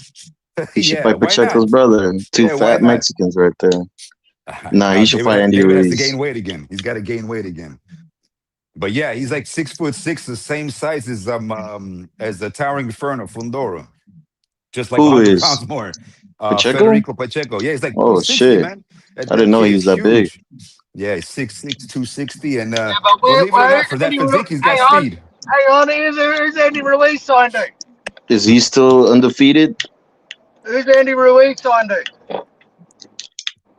Is he Zuffa, Carl? He's fucking Zuffa. No, that fucking happened. That's cap. Can't happen. That's cap. So he's not with Zuffa. That's cap. So I he's think not he's with still Zuffa. PBC. I'd be surprised. I wouldn't be surprised if PBC actually made Ruiz versus Benavidez also at heavyweight. They should. That's the fight right there. They want those Mexican metrics. Yeah, exactly. Just beat up Zurdo and I'll go beat Andy Ruiz. Yeah, but you guys, I don't know, man. Watch that 5th round again, man. David was hurt with that. He didn't get hurt, bro. What are you talking about? Trust me, man. He got hurt. He got that. You're over here saying Canelo would beat Zurdo. Like, what are you talking about? Yo, Bimbo would be Zurdo would whoop Canelo's ass. Zurdo would knock out Canelo. Like, stop it. That's not a Yeah. fight for Zurdo. Yeah, it's like slow motion Zurdo. I just don't know what Canelo just the lost fuck to a happened. 40-year-old welterweight, bro. Zurdo will beat the shit out of him. Yeah, well, that theory doesn't go well after what we just saw, though. If you want to do Well, a bro, hashtag what with we just reality, saw. hey, if you want to do a What did we hashtag just with see? reality, didn't you just say he was like a plotting guy? Was that one of yous a while ago saying he was plotting, right? The slow feet, not letting his hands go. Who, Canelo? Yo, Yeah. no, Surdo. I would say Canelo's way worse than Zurdo when it comes to footwork and all that shit. So you're thinking Surdo's performance that night could be the Canelo. Oh, fuck, dude. Come on, dude. What are you talking about? David would knock out Canelo in like 2 rounds. That would be an easy fucking fight. That's not even a fight. That's like playing with a little kid and shit. I don't know why David's wasting his time calling his ass out. These guys, man. I These like the guys. call out because see, originally when Canelo was on top, he was holding up the belts, he was holding up the Yeah, I don't see division. that He didn't fight give But fucking he David a happening. don't, chance. Yeah, and he don't even got the belts no ironically, more, though. Surdo and Canelo, they used to He And doesn't then spar. have a now the single belt. Ironically, tables have switched around, and David Benavidez is looking like the man right now. I like that he keep pressing Canelo. Like, come on, Who do bitch. you think And David it's hey, fights like you next? Do you could think he'll fight the sell. Fox? who knows? Probably go up to that WBC. That's what he should do. You said what, Carl? Yeah, fuck off. There's no excuse. Fuck you, El Oh Cuerpo. shit. Fucking fight that Michaelian. No one wants to see that. Isn't he the monster? Isn't he the next pay-per-view star? They're How many gonna pay-per-views is a fucking fight yo with Carl Michaelian gonna sell? Suleiman's gonna want that. Just wait. They're gonna I make know that he happen. is. I know he is. I already said it. I already said it. If they I already throw said it. if they throw the IBF in there, I wouldn't mind it. Make it for undisputed. David would never be able to do the rehydration clause, bro. Yeah, he ain't doing But that it will shit, be for bro. unified though. If you're unifying the IBF, IBF won't do that. IBF won't do that. what do you Hey, mean? If you're Well, Bibble, you better unifying, be. you don't They have to said do the they'd go to 10-pound the cruiser. rehydration clause. IBF's vacant. They should The throw Bibble, it IBF if Bibble David. better be I'm and said saying they'd go if to David cruiser. fights Noel, they should throw the IBF in there. But you're Well, right, they probably wouldn't. none of them are even ranked in the IBF, so they'll never do that. Yeah, that's a shame. Hey, but that's boxing that we love. That's what Zuffa's fucking shit, you know? All Joy ever did was fight fucking mandatories because cunts wouldn't unify with him. He was with Matchroom for 3.5 years. How many unifications did Eddie get him? Fucking none. Fucking none. Reactpor ducked him. Masternak ducked him. Dotikos ducked him. Zerto ducked him. None of them wanted to fight him. Hey Carl, David's going for that WBC next. Of course he is, bro. I know the play. That's Mauricio loves good. him some David. That's good. The thing is, who the fuck's going to buy it, bro? Who's going to buy it? No one wants to see that. I don't Yeah, I know, don't man. want to see But that. David's getting a bigger fanhood now, so I'm See, sure people are that gonna dude tune went in. fucking life and death with a 54-year-old Badu Jack. Twice. Fuck, what are we talking Yeah, about? that's not gonna sell like people Fucking, think what it sort of will. a fight's that fucking mismatch? It's an easy belt. It's just That's like with probably why he everything will have else, it. That's David. why I think that might be next. It's just like But see, everything else. Carl, David is gonna have to have a matchup. It's gonna be the matchups, the fights we want to see. but the reason why we're here is all because of Eddie Hearn. All they could have done is made an offer to Badu Jack long time ago, and then Opetaia might have had second thoughts about going to Zuffa. That was He all got Eddie Hearn's fault, man, because he's saying Opetaia don't sell. Who cares, man? Do that stuff in Riyadh, right? They should have well. taken Badu Jack long ago, man. And now this is where we at. The fans all Well, confused. Badu Jack retired, bro, and went champion recess, and then got his belt back, fighting Michaelian, and then Michaelian beat him in the rematch. Right. But imagine how cheap Badu Jack would have been to make him an offer. Badu Oh, Jack don't exactly, sell. buddy. That would have been easy for Matchroom. And Matchroom dropped Buddy, the ball, and that's why Opetaia left. Because he couldn't get him that fight. That's what happened. he couldn't get him any fight, man. Couldn't get him any fight. Zero unifications in 3.5 years. Yeah, that's why you got to make offers publicly. You got to let fans know. You know. I just know how the Triple G fans felt, bro. Hey, Carl. Carl, Hey, as a Mirage. fellow, as an Australian, why do you want to see Jai get hurt? Just tell me that. Because I just love He's the got a best. humiliation fetish. That's why. Because I care about Jai's health. You know that. As a I fellow just Australian. want to. I don't. I want to see the cunt fight. I don't care about him. He doesn't pay my light bill. You know what David does to fools, right? I don't have any posters or anything how of he the takes guy. care of business in the ring, I right? just want the cunts to fight. I don't want to hear excuses. I want to Yeah, see we fights. don't go the distance with no fucking Brandon Glanson. I want to see the fights. Hey, look who crawled out of his cave. Our Cuerpo. Long time no see. Hey, Carl, everybody. Hey, Now take notes. you crawl out of your Everybody cave to listening. give David props, Hey, right? everybody take notes right now. No, he came to do the opposite. Mirage, no, I want remember to hear what I He told came you? to say Hey, Canelo Mirage. would beat Zurdo. That's what he came to do. Yeah. Hey, put that kid on mute. He's just a Canelo fan. Yo, what's his name? Mirage. Remember when I told you David would do good at cruiserweight? Remember?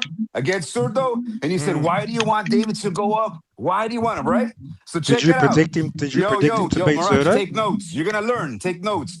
I want David versus Usyk. What are you gonna say? So, yeah, why not? Why do you want David to go to heavyweight? He's too small. Is that the same energy again? Usyk's in trouble. Usyk's in trouble. There you go. But did you pick David to beat Zurdo? There you go. Yeah, he did. Notes. I like he predicted Zurdo to beat him. Who predicted? Why would you predict David to beat Zurdo? What was your prediction? I had it in favor 55-45 for Zurdo. Oh.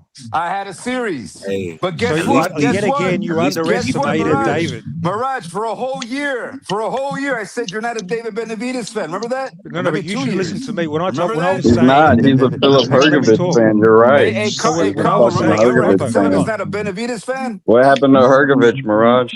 You threw him away? When I was saying David was a different class of fighter to Zurdo, you should have listened. You should listen next time. You should have listened. Fuck you. You listen. Completely different class of fighter. Wrong. Prove that. Imagine thinking Zurdo beats David. I mean, do you even watch boxing? What the fuck? That is dumb. Did you pick that? Easy work, baby. Easy work. Al Cuerpo picked that. I picked the series. I picked the series. Oh, the pivot, right? I wanted Zurdo's deadly pivot game. I can't defend you. Was it on the I was going to defend you, Papa. I can't defend you now. Was it on a stoppage or was it on decision? Because none of you have context. Mexican battle. You guys don't have context. Kerpo, did you have Zurdo by stoppage or decision? I said the 12. Oh, okay. I had a series. I wanted Zurdo Benavidez because that's good for boxing. So do you realize how you underestimated David's skills, Cuerpo? You understand now? Do you understand that now? When Turkey's offering him a fight with Usyk, that's where David's got to go? David's got good options. David's got good options. It's an interesting fight. He's got people talking about Usyk. You guys got to take notes. Take notes. Yo, it's all good. The chat's listening, man. David Benavidez is going to do fine. He's going to do fine. So is Opetaia. But right now, I want Moses Atama versus Daniel Dubois. That's the next big heavyweight fight. Nah, Bud's gonna fight Benavidez. Y'all didn't hear he's coming out of retirement. Salute. Bud Crawford's gonna come out of retirement, and he's gonna beat Benavidez. Y'all didn't hear that? Bernie the boxer. They want the winner of Billy Canelo. So Crawford will be back. Nah, but it's Wayne. It's not Lance. Oh, where did you hear that at, bro? Yeah, Bernie had an interview with like Fight Hype or something. But Bernie the boxer, that guy's an absolute Fight Hype said it too. Why is that guy getting interviewed at all? He hates David. He's been part of Crawford's team for years. He's a hater. You know he always hates him, David. Not Bernie the boxer. He don't hate. He don't hate. He does, David. man. He was hating on Bernie David. the boxer. Him out. He was trying to discredit the win against Zurdo. Yeah, and he's saying propping up Canelo again. And well, I mean, what is discrediting the win against Zurdo when he fucking talks about retirement and quits on Cinco de Mayo? He showed all the Mexicans he ain't got no heart. He ain't got no dog. Wait, did Maris Breidis quit? No, Maris Breidis retire? Did Breidis retire? He didn't quit. Jutsu didn't quit when he got his orbital broken. He retired, didn't quit when he got his orbital broken. Did he retire? Did he retire? Hey, did he retire in the ring? Did he quit in the ring though? He retired. Has Breeders fought ever since. It's a big difference. He broke Opetaia's jaw and then he called it a day. He retired.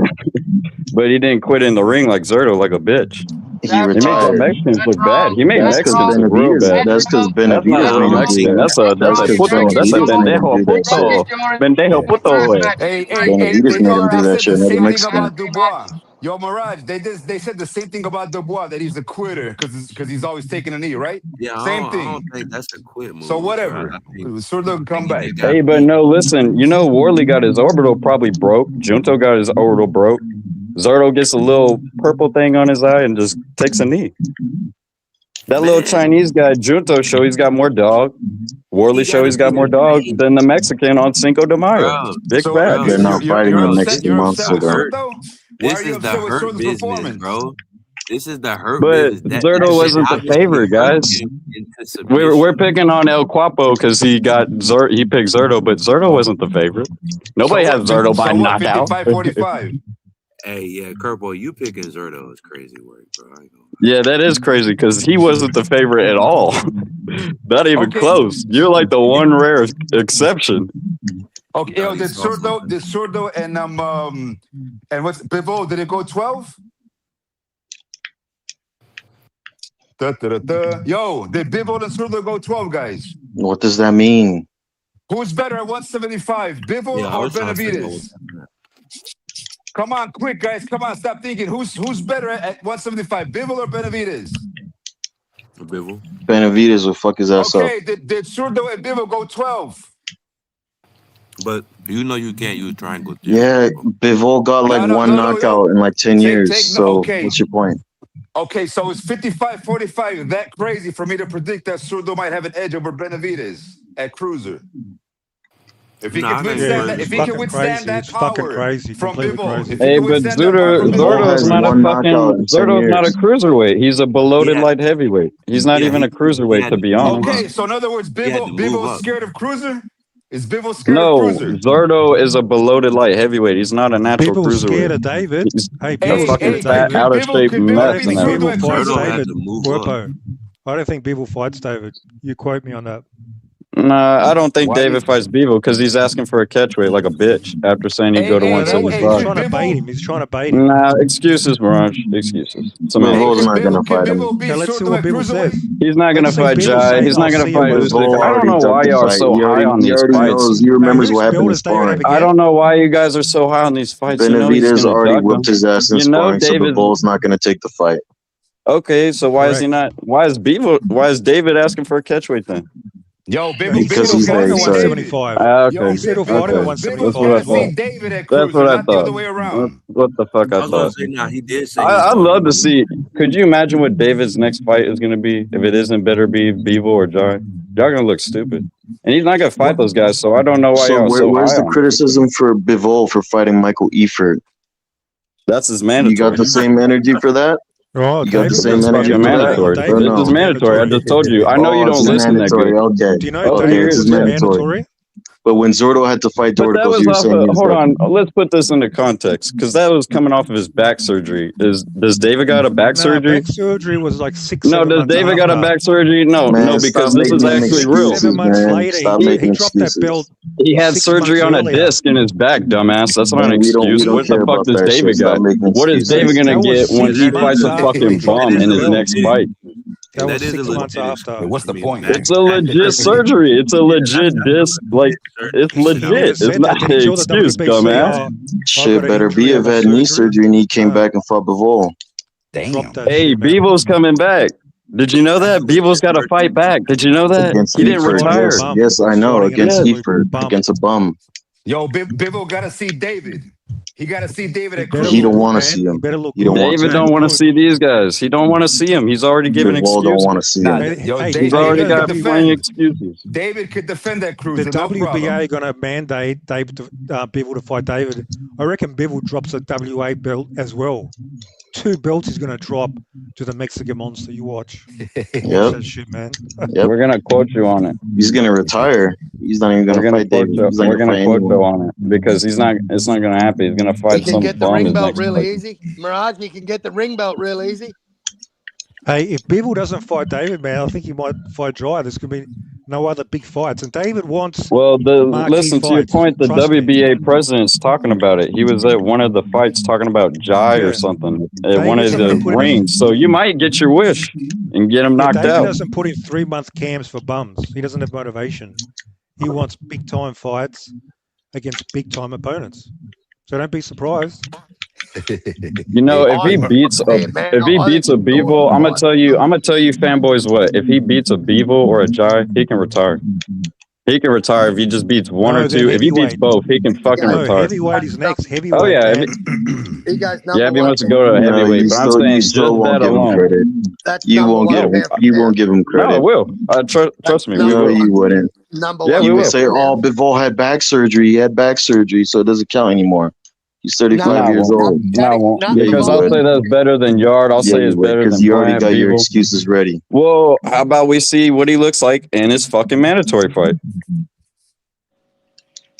Do you ever think of that? Hey, is Bivol in position to Probably elevate not. himself? He better look good. He's fighting a fucking bum. And if he doesn't look good, what's it going to tell you? Then the back surgery hasn't healed because there's only 2 fucking people that have had that back surgery. Nobody's really recovered from that back surgery. Only like one chick, and she didn't really recover. So then, have you ever asked David to fight Bivol since he's had that back surgery?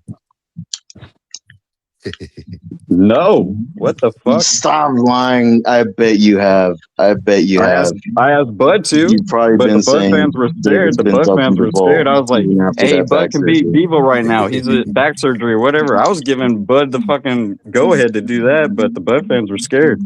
Wanted him to retire. Man, Bivol's got to go up. Yo, Bivol's got to go to cruiser. Yo, Benavidez, go up, man. Try something, man. No, but hang on. Fucking David laid out his fucking game plan, bro. He's going back to 75, and good on him. If he goes back and beats now, Mr. David fanboys, would y'all give him credit if he beats Jai? Because y'all are already trashing his resume, calling him chinny and stuff. So you're not really giving Jai credit. It wouldn't be better than the sort of. You want us to give him credit. You want me to give him Bivol credit. You want me to give him credit, but you're already shitting on him. You're shitting before the fight even happens. So it goes both ways. I don't think David's going to 175, Carl. I think he's going to stay. I just want to know if y'all really want this Jai fight. Is this not a career? Is this not something he can retire off of? Bivol and Jai? David's in no rush. Not at 29 years old. No, he shouldn't retire. Yeah, the Jai fight will be there. Bivol fight will be there. I'm gonna tell you this. I give David Benavidez credit for saying if he gonna go back to 75 and take any fight because you just went up. You're shedding all that weight. Down, I mean, if you actually do that shit, I'm gonna give him credit just for that. So, but I don't want that to be no built-in excuse if he fucking around fight Jai and his ass get rocked off of a good ass right hand or something. You know what I'm saying? Because you went down, you signed a contract for the fight, so. Or he goes to heavyweight, moves down like Roy did, and fights Jai, and that happens. I mean, but either way, right? But either way, I don't want to hear no excuses. You know what I'm saying? Like, hey, my guys, Bivol and Beterbiev more than a year ago, they said they were interested to go to cruiser. So David don't got to go to 175. They got to see David at cruiser now. That was a year ago, but what did David say? How about you keep David at his word? Because he'd say to go 175 too. It goes both ways, like son of a bitch. David could do defenses. David could do defenses at cruiser, no problem. The opportunities will come. Yeah, okay, so is he canceling out going back down to 175? Is that off the table? Man, forget 175. Why you guys keep talking about 175? Because that's what he said. That's his word. I'm gonna move back down. That's all negotiating tactics. So is it off the table now, El Guapo? El Guapo? Do you actually follow the rankings? Do you know who the number 1 ranked in the WBA and the WBO is? At do you know who that guy is? No, at cruiserweight. If he wants to defend his belt, you know who that guy is? Tell me, Carl. It's Jai Opetaia. Who's Jai? Ding, ding, ding.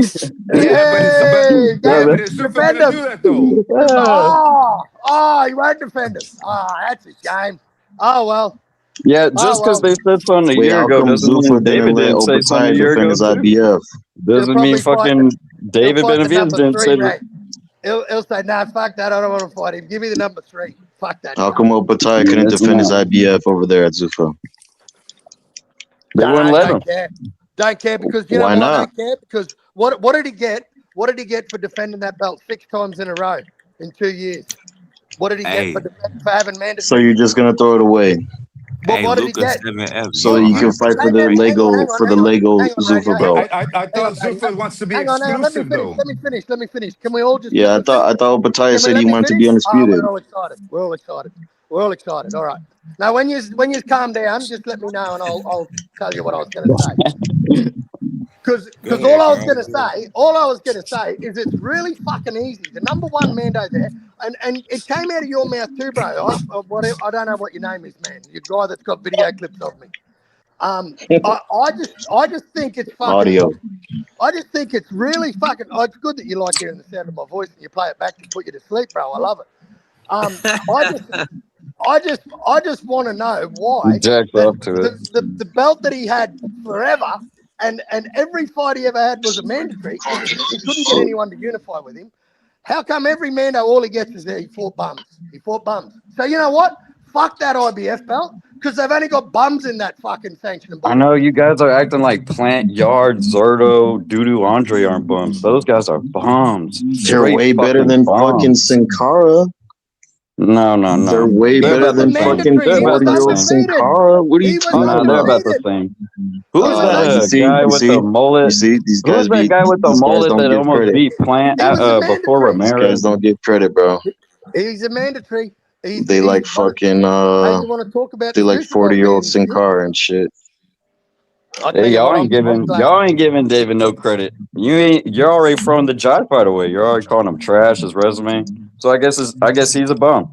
I guess he's a bum like the rest of them, right? But let me ask you Before this: Is we beat Jai him, better than Yard? Is Jai Tough fight better him. than Zerto? Is Jai better than Plant, Doodoo, Andre? Yes, the I fuck think he is. Zordo will beat him. I Yeah, think so Zordo will is beat him. Usyk. So Yeah, is Jai, Usyk. Well, Jai be Zerto didn't want to fight him, so you're kind of out on that. That's cap. Zerto didn't want to That's fight him. cap. Zerto was That's already cap. turning Did him down not want to before he even That's fight. went to cap. Zuffa. So Zerto it did doesn't not really want to matter if you think That's you could cap. beat him. You could just shut the fuck up with that dumbass opinion because Zerto No, didn't you're want to fight him. capping. Zerto did not want to fight that man. Definitely did not want Now to fight that David's man. sounding exactly like Zerto. He's like using the same exact Even duck when talk, Jai was at same Matchroom, rhetoric. before Zuffa days, before he even went to fucking Zuffa. When he was the IBF champ, he didn't want to unify like a bitch. Like a bitch. And then he Yeah, who did quit he like a unify bitch, with? talking about Who did he retirement, unify with? quit on a Who did he knee. unify He with? made fucking Was it Mexicans look TikTok? so bad. So bad.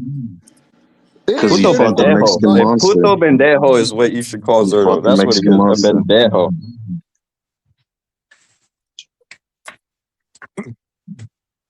I just want to know when Opetaia is gonna fight somebody, man. Somebody So who's what's the not problem? 40 when they years get a old. set of balls. It's easy. Somebody who's Just not a find someone midget. with balls. Somebody Find who's someone with not balls. who isn't leftovers. Like just somebody, man. And also don't get your jaw broken too. Hey, but he'll fight through it in 2 places.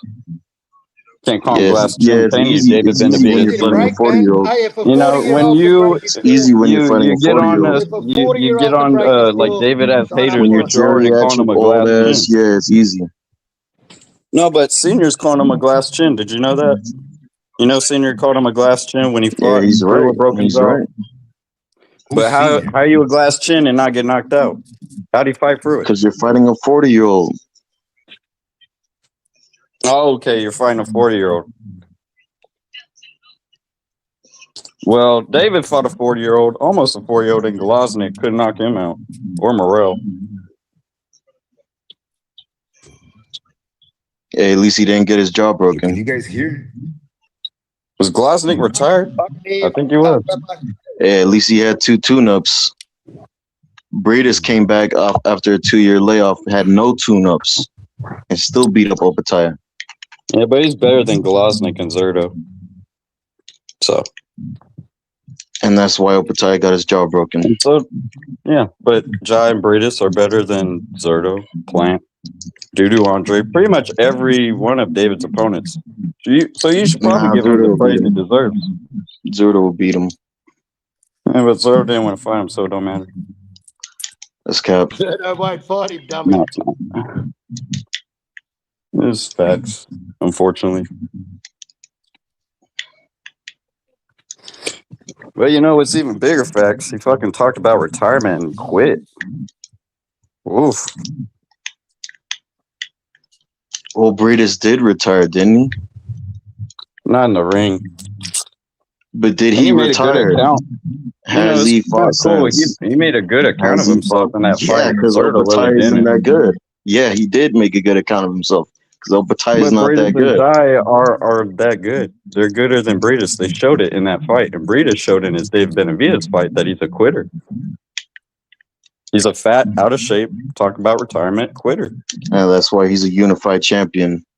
That's why he's already done more at cruiserweight than Opetaia has in how many years? Hey, but why was he talking about retirement? Because he already knew he was going to get his ass whooped by the Mexican monster. Jai ain't retiring, but Zerto is. Well, Breedis retired. Who the fuck did Zerto beat at cruiserweight? And how old is Zerto? Is Zerto 40? Is Zerto almost 40? He ain't got no business retiring or even talking about it. Hey, some people want to retire early. Fighting fucking cab drivers in Tijuana, the cunt. No, we can't hear you. Better opposition at cruiserweight than fucking Opetaia has. Name a better fighter that he fought at cruiserweight. Chris Bill Smith. That dude is trash. CBS is trash. He's way better than a fucking 40-year-old. Come up with another name. Come up with another name. Just CBS. That's all you got. Did you see okay, there you go. Undefeated champion. There you go. There you go. Got one. CBS ain't him. Now who is Opetaia beat? That showed. I watched that fight. That showed how fucking limited Zerto was. Have y'all seen that? Have y'all seen that CBS fight? Zerto versus Chris Smith? Yeah, he dominated him. He won every round. No, it didn't look like he dominated him. It looked like he was. He did dominate him. He destroyed his ass. He won all 12 rounds. Gassed in that fight. He destroyed. It just kind of showed you. He destroyed him. That fight showed you that David would have. No, it shows you that Jai and all these guys, David, anybody could have fucking beat that dude. Anybody. How did Jai look? How did Jai look against Breedis in both fights? How did he look? He actually looked pretty good. He actually fought for the fucking. He really lost. Honestly, being broke. Honestly, Opetaia really lost that fight where he got his jaw broken. Yeah, he did. Yeah, he did. How do you win with a broken jaw? You went the distance. The other guy didn't have to do surgery.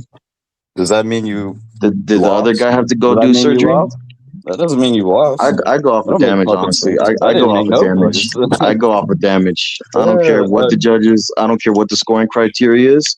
I go off of damage. Yeah, that damage could be in the first fucking round, and you probably go by it. If the other dude has to get surgery because I fucked him up so bad, and I don't have to get surgery, then I won. Honestly. Breedis won the fight. It's not like fucking Jai was just landing pity pat. And I'm not the only one who thinks that. I know you don't score boxing or you don't know how to score boxing, but that's how you score it. That's how they scored it. I was gonna say, yeah, that's usually how the judges score it too. You know, not because like he got hurt in this one instance, but you know. So did Zhang beat Parker? No, there's a lot of people actually. There's a lot of people that think Breedis won both fights. You know, Zhang dropped Parker twice. Does that mean he won? He hurt him twice. Does that mean shit? You could argue he did win that fight, honestly. Well, he didn't because he didn't do fuck all. He didn't do fuck all next to those two knockdowns. He didn't score around. He didn't fucking do anything besides those two knockdowns. You've seen that fight. But that's just how subjective fans are, how boxing should be judged. But we can't write off Jai Opetaia though. I mean, we all. No, I'm not writing him off. The David fans already are. No. Let the David fans do that. No, this guy, the David fans already doing it. Oh, everyone else ain't shit. And Opetaia's the only real one and all that shit. David just act. Y'all guys act like everyone is a fucking David hater. It's cool.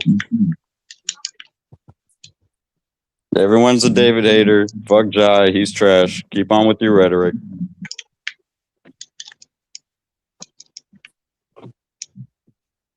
Benavidez Senior is actually digging himself a hole talking shit about Jai.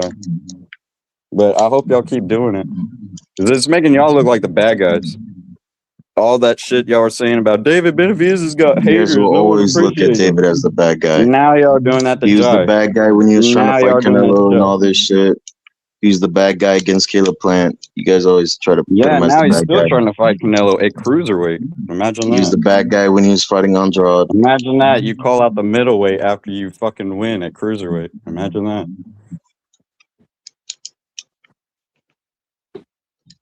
And he didn't even say potentially he'd fight Jai. He didn't even bring up Jai. Didn't even mention that names. That names. It didn't even come out of his mouth after that fight. Canelo. It's like that's some weak bitch shit. But you know. Well, no, he did at the post press conference because he spoke on Jai being at Zuffa. Oh, what did he say? He was just like, "Nah, we could have made that fight." His exact words were, he said, David said, "We could have made that fight right after this one." He said, but he went to Zuffa. He said, "I'm not fighting for a Zuffa belt." Like basically giving up all my belts to go over there and fight for Zuffa. So he was like, "We just got to figure out how to make that work." But he spoke on it at the post press conference. That was why I was like, "All right, I salute you for that, David," because I was looking for him to speak on. I was looking for him specifically to say Jai's name. He spoke on it, so I was But cool aren't with that. fighters supposed to do that in the ring after the post fight? Don't people get mad when they don't say, "Oh, you're ducking," if you don't say someone's fucking name as soon as you win? When they Yo, ask you, "Who do you think about fighting next?" Calico was popping, G. Calico's here. Yeah, we hear you, man. Calico. Yeah, man. So again, man, these guys have good options. Opetaia can go to heavyweight. They can go to heavyweight. They don't need each other right now. I think Opetaia has more of a chance of going to heavyweight than David does, because David's actually a bloated cruiserweight. His head's small, his frame's small. Jai's isn't. I mean, but David Jai can will have also more lift. success. Yeah, but David can also lift. David's also David's got speed. 6'1". David's also 6'1". Yeah. He's not bigger than Jai. He's not bigger than a Torres. Like, there's a lot of things fans don't consider. But I know we're in the moment. We're prisoners of the moment. Fuck it. Richard Torres on Cinco de Mayo, Andy Ruiz on Cinco de Mayo. I know they won't quit. Yeah. I mean, this the same thing that fans are giving David heat on. I think Opetaia should learn from that. I think Opetaia shouldn't waste his time asking for David. Opetaia should go to heavyweight. No, he Why shouldn't. not? Why Because that's not? what David did to Canelo, and David's No, still no, doing it but look at to the no, but Canelo. look at the context. Look at the context. Did Usyk go to heavyweight? Did Holyfield go to heavyweight? Did Yeah, James but Toney go to heavyweight? Come on, guys, right, but man. Opetaia he doesn't wants need to David. do what Holyfield and Usyk did and become undisputed there, and then move up. But people I just mean, want him to move up. yeah, but if Opetaia stays at cruiserweight, Opetaia is doing the same thing that David was doing, asking for the Canelo fight. You got to move up, Yeah, man. That's why David's got points right now, because David at least did a good business move to take on Surdo. I agree with you, but I think this Benavidez Opetaia fight, I've always wanted this fight. I've always wanted to see this fight. I Since think when? What do you mean always? Since Yo, when? Montana, what's up? always. Hey, what's up, everybody? Hey, yo, I Ben, feel the what's up, same way. boy? I want to see this fight too, man. I want to see this fight because I'm tired of these Jai fans too, man. These Jai fans annoying than a motherfucker. And I think Like, he can retire if he beats Jai. That's how great of a win I think it is. I think it's a great win to hell retire off of no. that or I feel Bevel. like people be gas up Jai, All bro. right, all right. You David I fans think don't Jai feel that nice, way. That's fine. but like No, the amount of no, blades, you don't think like he's great. You niggas don't that think really he's sit here and gas up Jai and then downplay Boots. Like Nah, he this good, but I mean, I motherfucker's don't done think he more. should retire off of that win, though. You know, it's a couple more fights on the table. You know what I mean? Arter better be up. People want to see okay. that. And who else? Bevel and Jai. Yeah, That's the two Bro, big Ja was names. another A fighter. You would 40-year-old say his best better win be. was a 40-year-old. Right, exactly. I'd say his best win was a 40-year-old. And Easy, bro. possibly No, I'll Usyk. say that's the best. No, what I'll actually say is that's the best win since Zerto, Plant, Dudu, Andre, Yard. I'll say that's the best win on his resume because it'll fucking be the best win on his resume. Why? I don't think you David fans are getting that. Like, we're gonna give him the props if he puts the best name on his resume, and that's Jai. It's not Caleb Plant. He the best. It's not David Morrell. It's not 11-0 David Morrell. Nah, that's Come on, a guys. fact. Yeah. He'd definitely be. He's definitely better than. Hey, who's that guy he's from a man of Chicago? cruiserweight. Who's that guy from Chicago? Is that Seymour? Seymour. Yeah. What's up? What up, Seymour? Yo, how come there's no real David? I mean, there's no real Opetaia fan. I used to say there's no real David fans. I'm gonna say now there's no real Opetaia fans. Opetaia can do I'm things that Opetaia heavyweight. fan. He got fans. He got fans. He do got. It's a little bitty fan base. You know what I mean? They But you act like come up more and more. But who's got more fanboys and more bandwagon fans, Jai Opetaia or David? It's not even close. David got Benavidez is a PBC. He's a PBC boy. See, that's a thing. PBC Motherfuckers boy. hate. That's what I'm saying. Motherfuckers just hate on the PBC. It's like, Yeah, but you also I got heard that fanboys lady that cap crying for when it. she You got interviewed gangbangers Opetaia. for PBC. Did you not know that? You got gangbangers for PBC. There was that lady who was crying while interviewing Opetaia. I never heard no interviewer cry interviewing I'm pretty David. sure there's ladies crying over David Benavidez too. No, I never heard it. I never heard an interview about that. Hey, I only saw I the didn't say an interview. I didn't say an interview. I said there's ladies crying over him. I didn't say an interview. I said there's ladies probably crying over him. Yo, let me ask Seymour. Yo, who you got? Opetaia versus Holyfield at Cruiser. Who wins? Holyfield. Like at Prime? Cruiser. At Cruiser. At Cruiserweight. Holyfield. Yeah. Holyfield. How about Opetaia versus Usyk? Cruiserweight. Who wins? Usyk. Yeah. Okay, so you think Opetaia can have a success going to heavyweight just like them? Yeah, I think he can have success. Maybe. I mean, that jump to heavyweight. It depends. Everybody don't do it. Who he? You know what I mean? Seymour, I think how about Opetaia it depends who his fucking first fight is at heavyweight. It depends who his first fight. If he fights a Ricky Torres or real big heavyweights, but the heavyweights James from Toney. like 200 James Toney to versus 230. Opetaia. Ah, bro, you putting legacy people against Opetaia. Like, come on, bro. I know he hasn't even. It's hard to bet against James. I mean, James Toney Toney? cruiserweight. Man, hell nah. James Toney ain't never been knocked out though. That's the thing about it. Hey, Jai versus Ali. Jai versus Jesus. And James Jai Toney versus the Virgin Mary. I got like James Toney knocking out like 95% of motherfucker. Like, what I mean, his career's not even finished yet. Jai's. That's what I'm saying. Ain't that nigga Jai in his 30s?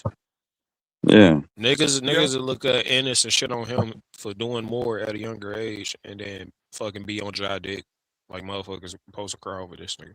Yeah, I just don't know why. Jai. I'm just tired of motherfuckers crying about this dude. Like, I just don't know why you can't like both. But the David Benavidez fans are so fucking territorial. They're so. I don't know. You're just so pro Mexican American. Just too. Y'all just don't want this fight. That's what it is. That's what I really think. Benavidez is nice. Benavidez just got a lot of haters because he was opposed to Canelo. So. Well, now he's got some. Now he's got some bandwagon fanboys. Only reason Benavidez getting more love now is because Canelo got his ass whooped by Crawford. That's it. I mean, but bro, David got a lot of haters because of the Canelo shit, bro. Well, I think he's got a lot of fanboys because fucking Mike Tyson gave him no. Mike Tyson gave that man his name, and a bunch of people found out who the fuck David was, who they never would have known him if fucking Tyson said, "Oh, he's the Mexican monster." He's the Mexican monster. You don't think like that this caused a bunch motherfucker Dave of got fanboys? big because of that. Like he's selling out pay-per-views, or he just but it gave him fans. It gave him notoriety. It gave him more notoriety than Jai and fans. That's what I'm saying. He got his notoriety for shit he did. This motherfucker was the youngest in history to become a champion. So there's not any more Jai fanboys than there is David fanboys. I guess in Australia, if you want to call Carl that. Or me that. I'm like I'm one of the rare I think the Samoans really rock with their fighter a lot more. Give him that name. If Mike Tyson ain't give him that name, we just would have ended up calling them the Terminator or some shit, because he would have El still been Terrible, beating niggas the whatever the fuck fuck up. his You nickname probably was. called him El Chupacabra or something. Yeah, like it just would have been something else, like the Crusher or something, like because he No. I like We El would have called him. Chupacabra. Belinda, Now I'd we have would. called that nigga Belinda Benavidez. Now we would have Making called him. juice selling motherfuckers, boy. Now we would have called him David Hey, real Pac-Man talk, because he be Benavidez. putting niggas in the blender, bro. For real. Yeah, I Fucking liked I his David call him. original Monster. nickname, honestly. Hey, we would have called him David I like El Pac-Man Benavidez. Monstro. I like his new Yo, nickname. I don't Calico, like the what's Mexican up? Monstro. I like El Going Monstro. on. Hey, yeah, what you said though? What you said, Calico? Now I say we would have called him David Pac-Man Benavidez. Yeah, hey, for real, yeah, because of all them punches. Fact. He don't got the feet like Pac-Man though. It just You kind know, of, Hey, but he he don't got a shout gotta good out. have that guard. throat. Speaking Bro, of he gotta have motherfuckers with feet like Pac-Man, hey, shout out to the motherfucking greatest, man. He coming back, man. We talk about white Jesus. Vasily Lomachenko. Lomachenko, we miss this, man. Yo, We need him. The game need Yeah. him. It's been ass without Loma. He finally coming back to fucking bless you peons. Bless you peons finna get put again in the dirt. with his fucking skill. He His finna get put in talent. the dirt. The Hey, could you dancing. imagine The movement. if they put You know what I mean? Loma and Benavidez and Jai all on the same card? Lomachenko. That would be the most exciting card if they put Benavidez, Loma, and Jai all on the same card. That would be the most exciting card ever. I'd pay $100 to see that fucking card. It depends on who Loma fighting. Nah, the best card was already with Abdullah, Bam Bam, Haney, and Benavidez. That shit was tough. I ain't gonna front. That shit was you tough. can't beat that. Yeah, nah, That low shit key, was that tough was as a hell. good ass card. What was the DeBoss Wardley card? Who was on that undercard? Nobody. Okay. Nobody to write home about. They had Just the Absalom, David Morrell dude and the and, Chili Rick guy he Raff. fought. That was it. Yep. About it. Yo, yeah. Calico. I can't believe that. I can't believe Morrell got knocked out. I still can't believe it. I didn't even see it. I just heard about it. Yeah. He got knocked Calico, out you there? unconscious against the ropes, unconscious. My guy. I heard my it was guy. late Yo, in the fight. Yo, What's going on Calico, with the you, fight we gotta Eric do Lehman type is shit, Bam man. versus Nakatani. Otherwise, Bam is wasting time. I keep saying. Like, how the fuck did Come on. Morrell fight his way off the ropes against Benavidez, but he couldn't do it against this Kelly guy? Makes no sense. Both of them. It's because Benavidez already broke him. I don't know. It didn't look like he broke him. That's It what looked like David does to fucking people. David He was took his more broke soul. after that. He took his soul. Hey, It didn't look like that after the fight. It did look like it He to was me. all happy. And to everyone else. To be honest, the fight kind of looked like a fix. How happy Morrell was. Whooped his ass. It took his soul. Yo, let Calico say his thing. Hey, I was gonna say, I told Rap yesterday, if Bam beats Inoue, Mexicans run boxing, bro. Oh yeah, for sure. Oh man, they'll be having a field day party. They'll be partying in the streets, shooting guns and shit. Benavidez and Bam Bam alone, bro. Yeah, absolutely. Yeah. Man, look, That's why I it's got gonna be Bam hard beating to argue Nakatani him. right now. Like, It's gonna be stir it hard up. to argue it, Calico. Yep. I mean, unless It's gonna be Boost real fucking do hard to something argue. crazy. We need Boost to do something crazy at 54. But that's why. That's why. Or Errol I Spence want come back. So as soon as Errol Spence come back and whoop Tenzu ass, it's open season. Nigga. Well, what would Boots have to do? Beat Fundora Ortiz? That's about it. Zayas, He had to beat Fundora Xander. He got to Ortiz. beat Xander. He gotta beat Xander. He can move up after that. And Crawford might come back for real. How they talking? I think Crawford will come back for the money. I think Turkey will put that bag on him. I think he'll come back for Boots. Was it Fight Hype? He said he was gonna. Nah, he ain't coming after Benavidez, but I think he's coming after Boots. Yeah, I think he'll come for Boots. If Boots fucking like become the man at 54 and move up to 60, they meet at 60. Yeah, Y'all gonna fuck You around. would think David would want vengeance for his brother, but he don't. Back and put belt the ass to young Jerome Boots prodigy. Hey, Errol Spence versus Boots Simmons. Did David ever call out Bud? Yeah, I got Boots. I think Yeah, I like. He said that he was open to that fight. To be real. Yeah, I was about to say, why does David not want vengeance for his brother? I'm sure he does. Get that look back. But I mean, who was fucking saying? Didn't Suleiman say Jose Benavidez was gonna beat Bud Crawford yesterday? Did y'all hear that last night? Yeah, crazy. Suleiman was crazy capping for Jose Benavidez. They were going hard. I couldn't believe that. I could believe that about David, but fucking Jose Benavidez, Around no. and say his name too many times, he gonna pop out like the Candyman. Watch out.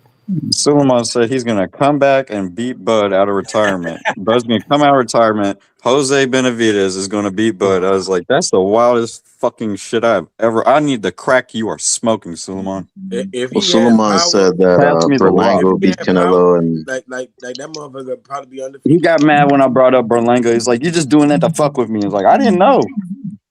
I didn't know you were on your Bowiqua shit or whatever." Nah, look, if Jose never had got shot, he would have been a little Bad bit harder of motherfucker. a fight. Yeah. It would have been harder of a fight, but I still think Terrence would have probably got him out of there probably earlier. No, I mean, Bud got shot too, didn't he? without an injury. Yeah, he got shot in the back of the head. Yeah, Man, no, he got I grazed. mean, Niggas say it was yeah, but he drove away from it though. Yeah, Bud got grazed. Yeah, motherfucker saying it was a conspiracy. He got attacked by a squirrel or some shit.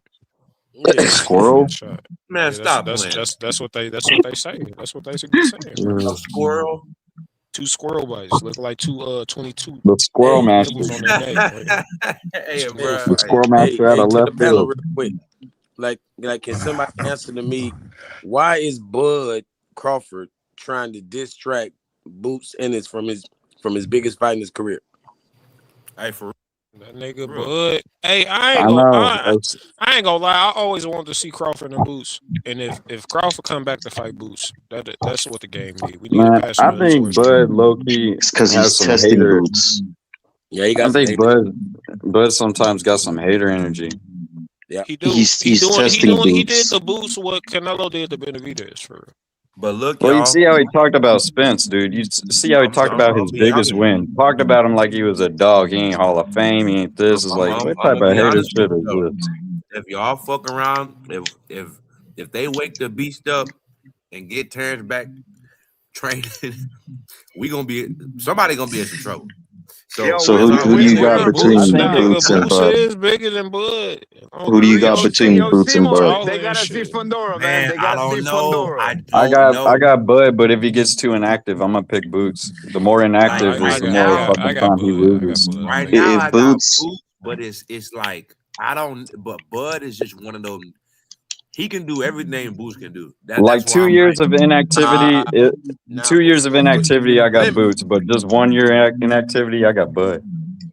So why did Bomac? Boots going there and knock out Xander Zayas like he be doing niggas. Like if he knock out Xander Zayas in 3 rounds or some shit, I got Boots. Yeah, I might have Boots. Yeah, but why did Bomac say that Boots don't got the mentality?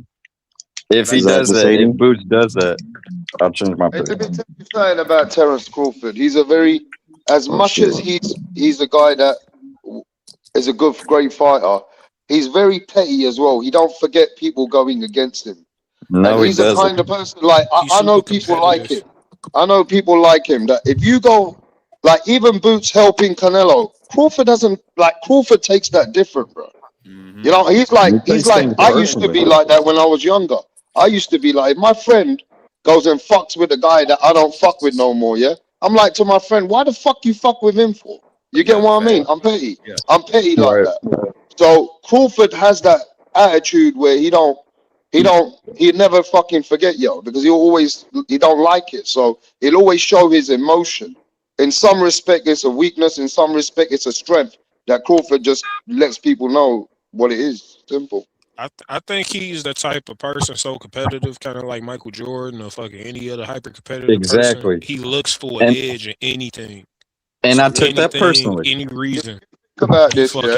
You got That's what Jordan would say, and I took it personally. You're not listening, bro. You're not listening. Crawford's nearly 40-year-old man.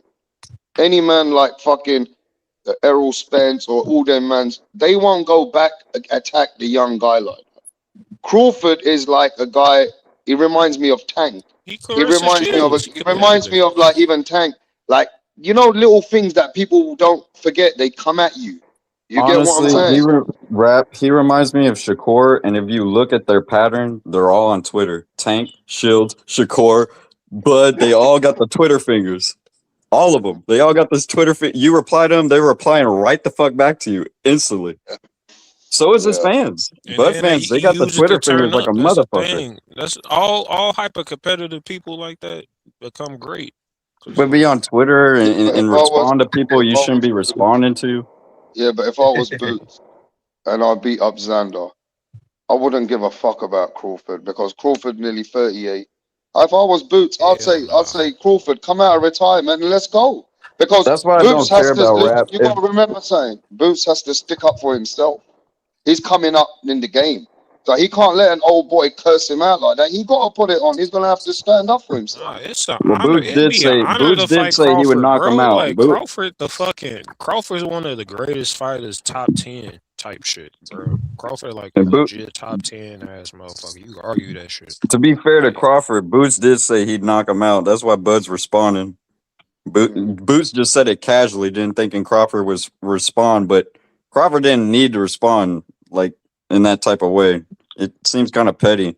Now his fans are just like, Boots hasn't done this, hasn't done that. You know, if Bud comes back and beats him, that looks like a Sugar Ray type of Robertson type of resume to do that. He should come back, but when he's 40, I don't care for him coming back in his 40s. To be honest, Man, he's got to do it. He's got to do it now. Like he's got to do it right now. I wanted to see it over the Madrimal when he was trying to after he beat Spence. Oh yeah, I did too. All these Everyone motherfuckers did. was making excuses and shit.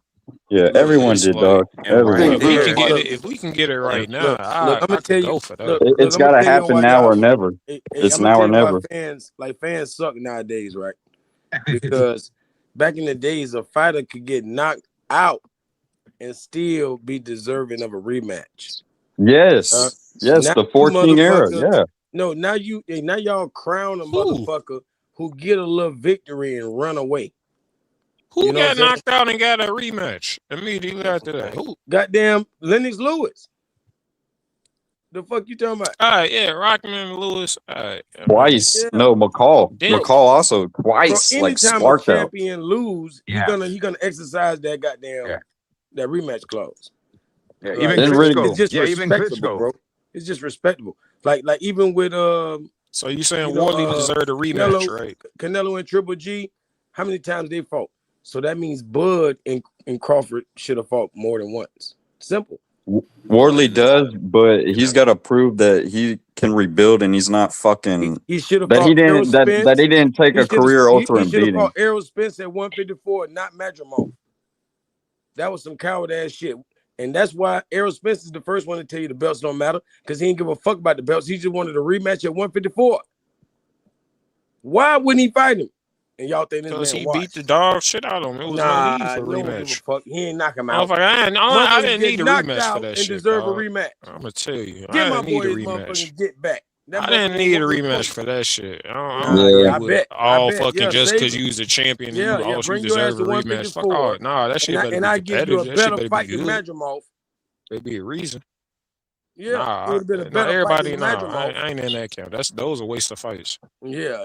But if Crawford is gonna come back, he's got to do it before 40, or fans are just gonna make excuses, and he's probably not gonna look the same in his 40s. Like he's not gonna be the same fighter. But look, this is what we gotta be aware of. Certain fan bases are like that. That'll be the perfect time for him to come back because his whole fan base will make a ton of excuses for him. That's true, but and everybody will bet against him. It'll be like more people would bet against him. Right now, nobody gonna bet against him right now. Yeah, it'll be the inactivity is gonna be a bitch. It's safe for him to do it now. I wouldn't be surprised if he takes a year off. Come back in his 40s, bro. He's coming back to fight Boots. Bro, he's coming back to fight Boots. He hopes Boots loses so he don't have to come back and fight him. That'll be his excuse. I think he'd still be the betting favorite even at 40. Oh yeah, it don't mean Crawford. That Crawford we're talking about. Boots would make that man have to fight for 12 rounds. He don't do that. Boots isn't well known like a Bud Crawford anyways. He won't be the favorite. Opponents. So for the first 4 rounds, Boots don't have to do much. First 6 rounds, Boots don't have to do nothing if you don't want to. Oh, not even against Canelo. Boot, man. I mean, I didn't mean to say Boots, but goddamn Bud. Bud don't have to do nothing for the first 4 rounds or 6 rounds. And even Canelo let him go 6 rounds before they really started fighting. But anyways, Boots would not play with that man. Boots would make his ass work round 1, 2. He gonna make him work from the start of the round to the end of the round. Yeah, ain't no motherfucking relaxing old man. You finna have to throw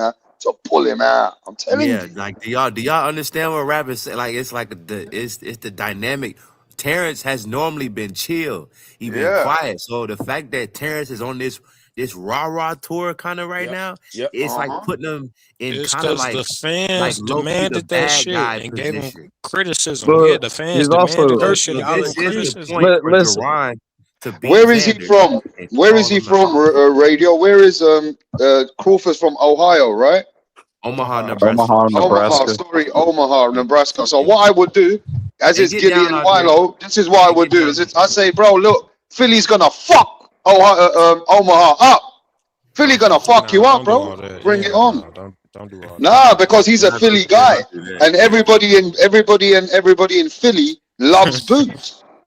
I Hey, mean, rap. Come nah, on, you're Philly is right. bro. You a don't want to turn Rap. it into some Rap. state versus state shit Rap. because I'll it go get say Yeah. real. rap. well. And That's Motherfuckers now You get Philly kind of is real. do like the because Cleveland Browns. Philly is a Hey, if boxing you want to town and get Omaha Crawford, isn't. you can get Crawford out of retirement, bro. That's up to you You if you can't. want to. Hey, I hey, would Yeah, hey, that's less thanks. money. That's less money than the Canelo fight. Why would Crawford do that? Yo, Nah, Bernie the look. boxer said he wants the Boots. winner of and Billy Canelo. They said they bro. want the winner. Bro, he said No, it's not I'll about the call him money. out. I'll call him out. Yeah, He but said he you know got $10 Crawford will million. take Yeah, more. He Boots said need he to made handle $10 million. business with He can make Xander. 10 more million. He need to handle business with Xander and then call Yeah, Terrence out after the and that's fight. why he's not talking right now. He's staying focused, and I like it. I like that Mm-hmm. Duran's not Yeah, Yeah. that's Me good. too. Like he didn't take the bait. Yeah, Yeah, he ain't that's But taking good. that. let's put it into perspective. Bud's been doing podcasts. He's been talking a lot, but he's not been playing the fighters down, or he's not been doing any of that. He's just not No, but come responding on, bro. because You Boots gotta look at said he'd this. knock him out. That's the You're only not reason he's looking at this, responding. bro. You're looking at a young man, cool, calm, collective, smiling and saying, "I'm not there, man. No big deal." And then you got a Yeah, grown-ass man who's done everything, who's been Getting there, who emotional. is a I hear legend, you, who's rap. actually Yeah, getting angry at the young guy. So the Yep. young guy's the cool, calm, collective. The older hmm guy's getting out of character. Yep. but you see what the Looking older just guy's like an doing. He's old trying to. The rap, older guy's trying to be liked rap, on these podcasts, like 80 and rap. Ross with Shakur and stuff. He's trying to be liked. He The older looking Yeah, guy. it's because he Hey, never rap. got that he love. You know, looking when he just was Hey, like coming rap. a up, Errol old Spence was the head. guy that was loved in his He Hey, division. looking hey, just like rap. a hating Now ass Boots old the head guy that's rap. loved. We have Yep. to Crawford, Hey, like a lot of niggas deal with that he shit on the came come up. late. Calico, you probably dealt with that as a young nigga when you was coming up with nigga. Like it's some old heads that'll hate on you when you coming up and you yep. just got some shit that they probably see you that they had and Mm-hmm. but Yep. they You got that jealous. mojo. Yeah, but instead of giving you some game, they trying to hate on you. It's Mm-hmm. like that. Crawford low key giving out them old head vibes. Like, Yeah. don't do that, bro. You know what I'm Yep. saying? Like, look how That's real chill shit Boots now. is. Like, He Boots acting is like sour. fucking. Yeah, cause motherfucking Boots chilling, like, bro. Like, we Hey, young cause niggas, watch a lot this. of time we be chilling, Crawford bro. ain't looking too chill. Hey, Crawford ain't looking too chill like Boots is. He hey, does put it look like like a this. little old Emotional. hater Hey, put it sometimes. like this. Like Crawford stole a little something from a lot of different fighters. But specifically that jab, he got that winky right jab, right? Yeah. So Nah, what I this guy, like, he kind of reminds me of a Manny Pack Nah, or a but hey, watch Loma. this. Like, you know he's why got he the got feet of hyped up? Loma. He's got the Let me hands tell of you Manny why Pack. Crawford got hyped up, because Bill Haney was sitting there. Yes. Yes. That's very Hey, true. That's now watch very this. true. Now watch this. Without the likes of Winky Wright, Crawford wouldn't be Crawford. So without the likes of Crawford, Boots would not be Boots, and that's another reason he's scared. Cause this motherfucker got your skills and some, nigga. Yeah, he like a You know, I 2.0. think Bud fights like a Manny Pack / Loma. Like, I he's don't got the think feet Boots of is as Loma, but skilled he's as got the Crawford. hands of Yeah, Manny but his Pack. jab is A1. He do got a nice Yeah, like a jab, Manny but Pack. He shit, can Crawford hit got a you nice like jab too. going off the back foot, or yeah, he can Crawford fight off the fucking back foot fuck real good. people up over the jab, fucking I'm around, telling you. rock your ass Like The off the same that's way jab. why he Manny beat did. Manny Spence. could hit you with That he any beat damn Spence angle But with with the see, the jab jab, bro. on Crawford the has back foot. timing. A lot of times it's timing. Like it's like right when it intercepts, and then you get your jab off. It's the moment that person crosses that threshold line, and then you can sidestep and hit the jab. It's like that's where Crawford's strength comes in, and then Boots has that as well. So it's this would be Exact. like him facing like his worst nightmare. Yeah, no, we That's what I can't was cap, bro. exactly We about to can't cap. ask. No cap over here. If Boots beats Xander, that is still a massive fight. Boots versus Crawford. Absolutely. Hey, He got to knock hey, out Xander. hey, I say if he rap, knock out Xander within hey, the rap, first 5 rounds, hey, rap. yeah, I'm gonna tell you right now. yeah, If it's on. if Boots does not struggle with Xander, Hmm. Devin Haney don't stand a chance. Oh yeah, Devin Haney don't stand a chance. He knock out Xander. But If he knock out I'm Xander, so I promising don't you even know why difficult. y'all Yeah, bringing him up at Calico, one thing 154. I'm about one promising thing you I love difficult. about that, yeah, one thing I love is we've heard that 5 times or 3 times that Devin Haney don't stand and he comes out always on top. So I can't go against Haney. Haney, and right now you gotta remember something. Haney's been working every day in the fucking camp. That what I hear about him when I was, bro, the guy's the hardest worker in the game. And so is everybody But else, right? let's So is leave everybody else. 154. So Everybody what I'm else. saying is I can't sleep on Haney, bro. I can't sleep You on him. know. Oh We no, I won't ain't sleep. sleeping on him. I'm You're just No, crazy. but saying. we can't sleep. We can't sleep Boots on knock out 154, Xander, bro. No guys. We chance. Hey, can't sleep on but if one on a Xander weight class wins, he's not in. if Xander Yeah, wins, they're, Haney would have they're, beat him. No, what? listen, you can't Yeah. I sleep on don't a think weight you Hey, class. got to remember saying Xander is not Devin Haney and Devin Haney's not Xander. That's a fact. Haney's Haney, bro, and Xander's Xander. That's they just it. Haney styles moves are way too better Okay, than listen, similar. we Yeah, won't you Bro, can't this sleep is compare on the both of Haney. them, ultimate right? tune-up. This is the ultimate tune-up. If somebody was tuning up to fight Haney, fight Oh. Xander Zayas. Maybe No, fight we won't I Boots. sleep think on Rich's And Haney. inch vice is a little versa. closer. And vice versa. We won't I sleep don't I on think Haney, Hitch is a but you little I can't feel you closer. sleep on that on a little you. bit. We won't sleep on Haney, but you can't sleep on the 154 division, a weight class he's not in. Yeah, you can. 147, We sleeping you on could him. say he beats We anybody at sleeping on him. 147. We sleeping on him. Fuck him.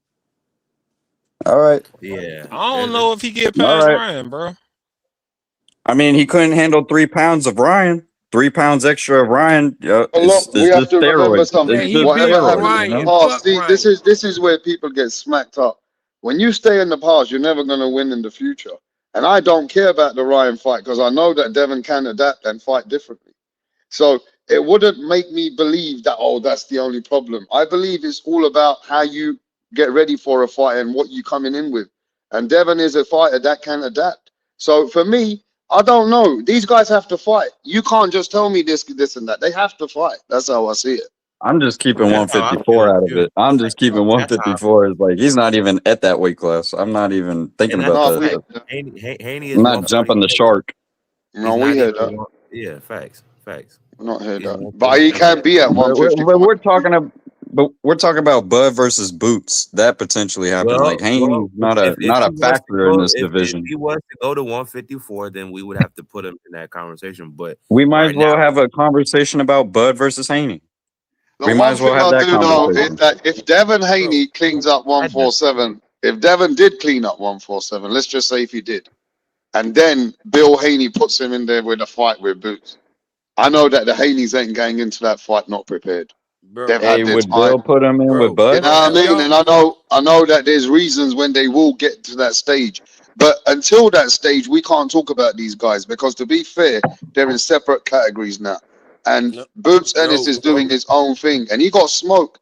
We can say what we want, bro, but even Sugar Shane Mosley Jr. has put his name in the mix now. Hey, look, Right. y'all forgot the wild I card. think Bill Look, would y'all forgot put the wild card. Devin in with Bud before he put Boots. Hey, I it's think a he put wild him in He'll with card. never Bud. put him in there with nah, Bud. nah, nah, Hey, nah, He nah. Bill? hey, know rap. already. Yes, Bill's There Fuck smart. was a no, bro. clip. He Bill's know Hey, smart, rap. already. Let man. me tell He you There, about won't the put him wild in there there was with a card. Bud. clip. Hey, There was Boots a is too clip with big. Bill hey, Boots Haney. rap. is This the too wild fucking card. big, Y'all guys. Now, forget. D Calico. There was a Hey, clip Shane with Bill. Mosley real. Jr. is the wild card. No. I got a wild card for you that y'all forgetting, and it got Mosley is the wild card. it's Zuffa, motherfucker. Huh? Nah, bro. Yeah. I Zuffa. want to see Sugar Shane Mosley get his opportunity, bro, against Boots Oh, if Boots wins. no, Ortiz. No, Because no, Boachuk went no. the distance with No, Ortiz, arguably beat him. So if Is Mosley Sugar can beat Shane a Mosley Virgil 154? no Ortiz, against Yo-Yo Hernandez. Is Sugar Shane Mosley Jr. 154? No, he 160.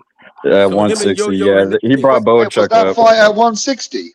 Yeah, he brought Then Boachuk up. Belichick had no reason to be fighting at 160. Yeah, he got fucked up. That was not a weight class he should have I been mean, in. yeah, but we don't even know if It's a Boots good going it's a to good win. It's a good win though. we Yeah, don't that know if dude's Boots is gonna chin leave just disintegrated 154 in the after this That was a fight. pancreas. great Yeah. win. He was never at that weight. Like, we don't know if But he's gonna Boachuk campaign there or just sucks. leave. Virgil Ortiz Niggas made will him look gas up great. Virgil. No, Only Boachuk Virgil made don't him look suck. great. Everybody else whooped his ass. Exactly. Adamas, wait, no. Brendan Hey, Adams, do you who's the think motherfucker Crawford that just hating? beat him? Do you think Crawford and Bro, Bernie the boxers hating on Boots when they say that Yes. Boots cannot beat Pandora? They're hating on him. Yeah. yeah, Crawford saying it's Boots Yeah. can't On Pandora's beat a some hater dimple his Pandora, shit. bro. ass. Fuck him. He's not even giving I him ain't a gonna front, chance. man. The Bud Crawford fans are fucking some haters. And then they start painting Not narratives all of like them. only It's people who like Boots are just Errol Spence and PBC fans. It was like some Yeah, it's kind of weird weird, shit. but look, they're Yeah, like it's the like new no, this is David just fans. the He best just fight. This happens to one be the thing I best will fight say versus though, the Bernie best. the not all of boxer his fans, but he's got is a bunch of bandwagon fans because he's becoming a celebrity. He's hanging out with Eminem. He's getting all but these yo, look, bandwagon fans just like David, and they're not real fans. Hey, but I'm one gonna be thing The I'll honest. say real Bud about fans, Bernie the the real boxer Bud is fans, the real David fans Ber- are fucking cool, but these hey, like bandwagon fans need that to one dude stop. who Hey, calls into the boxing Boots but voice, Ennis. Bernie the Hey, Omaha boxer Boots Mike. is Ennis he's a Yeah, would be beast his out best there, brother. win on Bud's record. If Motherfuckers Bud always beat love Boots, making that'd be his best excuses win for why ever. fights shouldn't happen. there's some bad Bud fans that have watched him his whole career before Gamboa, and those are like the cool fans. But then you got these fans that just jumped on the bandwagon after Spence and act Bro, like nobody Boots has got knows the bandwagon fans. Bud. Oh, Nobody Boots knows has just Bud. got Spence fans. It's like, how does Boots got Spence fans when Exactly. Bud Like has more Spence fans? right. And why Makes no couldn't sense. motherfuckers just be fans of the sport? Like I know. anytime Hey, motherfuckers want to see the best versus the best, there's if Gam, always fanboys trying to Like fucking make this excuses of Jai why and that shouldn't David happen. thing. if Like I Gamboa don't care if Jai gets would have knocked out. I won, just want to see it. I just want if to see Gam, if Jai. hey, I if think Gam, David could probably knock him out, but it's hey, like it's you can't have it both ways. bro, if Gamboa would have won, he would have literally beat a nobody named Terrence Crawford. No, he had belts. No, he still was a nobody. That's what I'm saying. Nah, he had belts. Nah, don't do that. He was a Don't do that, fucking sir. nobody, bro. Don't do that, sir. Gamboa's name was way bigger. Hey, we're not saying it wasn't. We're just saying that Gamboa is not that big of a name, though. Crawford wasn't a Hey, but you nobody. know what though? At that time, He was pretty hot in the amateurs. He was hot, but Hey, listen, I've met some amateurs that have fought him. Bro, I you don't met have some a big amateurs name that unless have people fought Bud outside. Crawford. He was actually Bro, popping in if the people don't amateurs. like boxing, don't know your name, then you're not famous. But Not wasn't like that, 50 bro. Cent You and can't Floyd say back that, in them bro. too though, Calico? Back at that time? I said wasn't 50 Cent back in Gamboa whenever he fought Terrence? Yeah. I mean, probably so because Damn, I didn't know that. That's crazy. He was Yeah, dabbling in boxing. At that time, 50 Cent was back in Gamboa heavy. Like they Was that they when was they were back calling in Gamboa. Gamboa but Little 50 Cent is Tyson? not a casual. They were calling Gamboa Little Mike Tyson or something.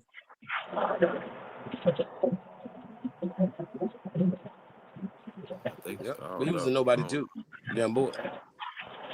But He they just was have a really little backing spiciness, Gamboa you like know. he was gonna stop Crawford and shit. Like it's on you. It's on I think that's everybody a that underrated win. Postal and Mean Machine, like those guys, I rate more than Kell Brook or fucking Amir Khan.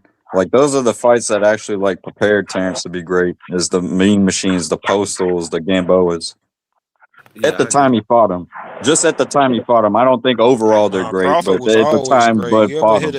You ever hear the interview when Tim Bradley talking about him and shit? Like Crawford was Oh yeah, he always beat cold as the shit fuck. out of him in sparring.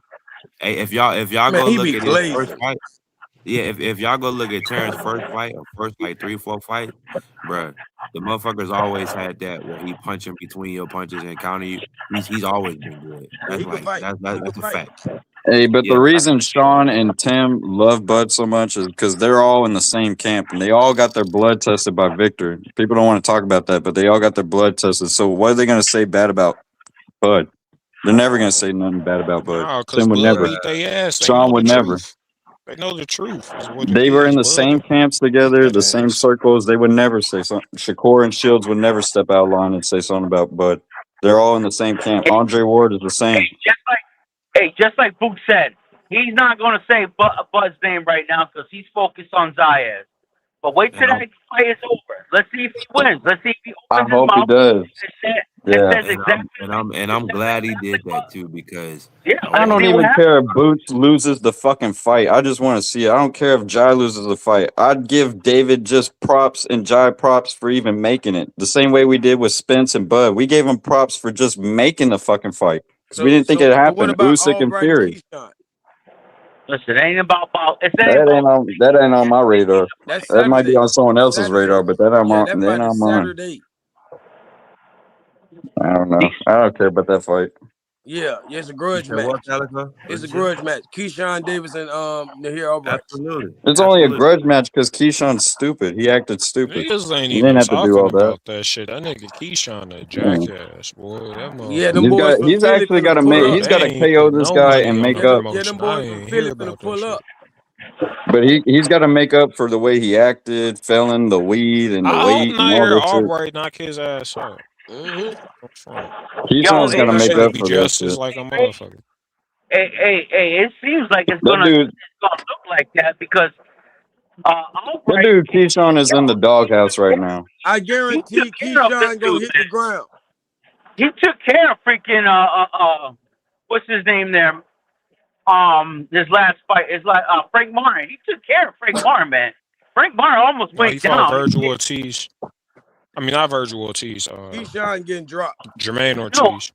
No, I'm talking about Albright. He made Frank Martin almost go down. Yeah, if he didn't hold on to that damn rope. Albright gonna drop Hold on Keyshawn. here.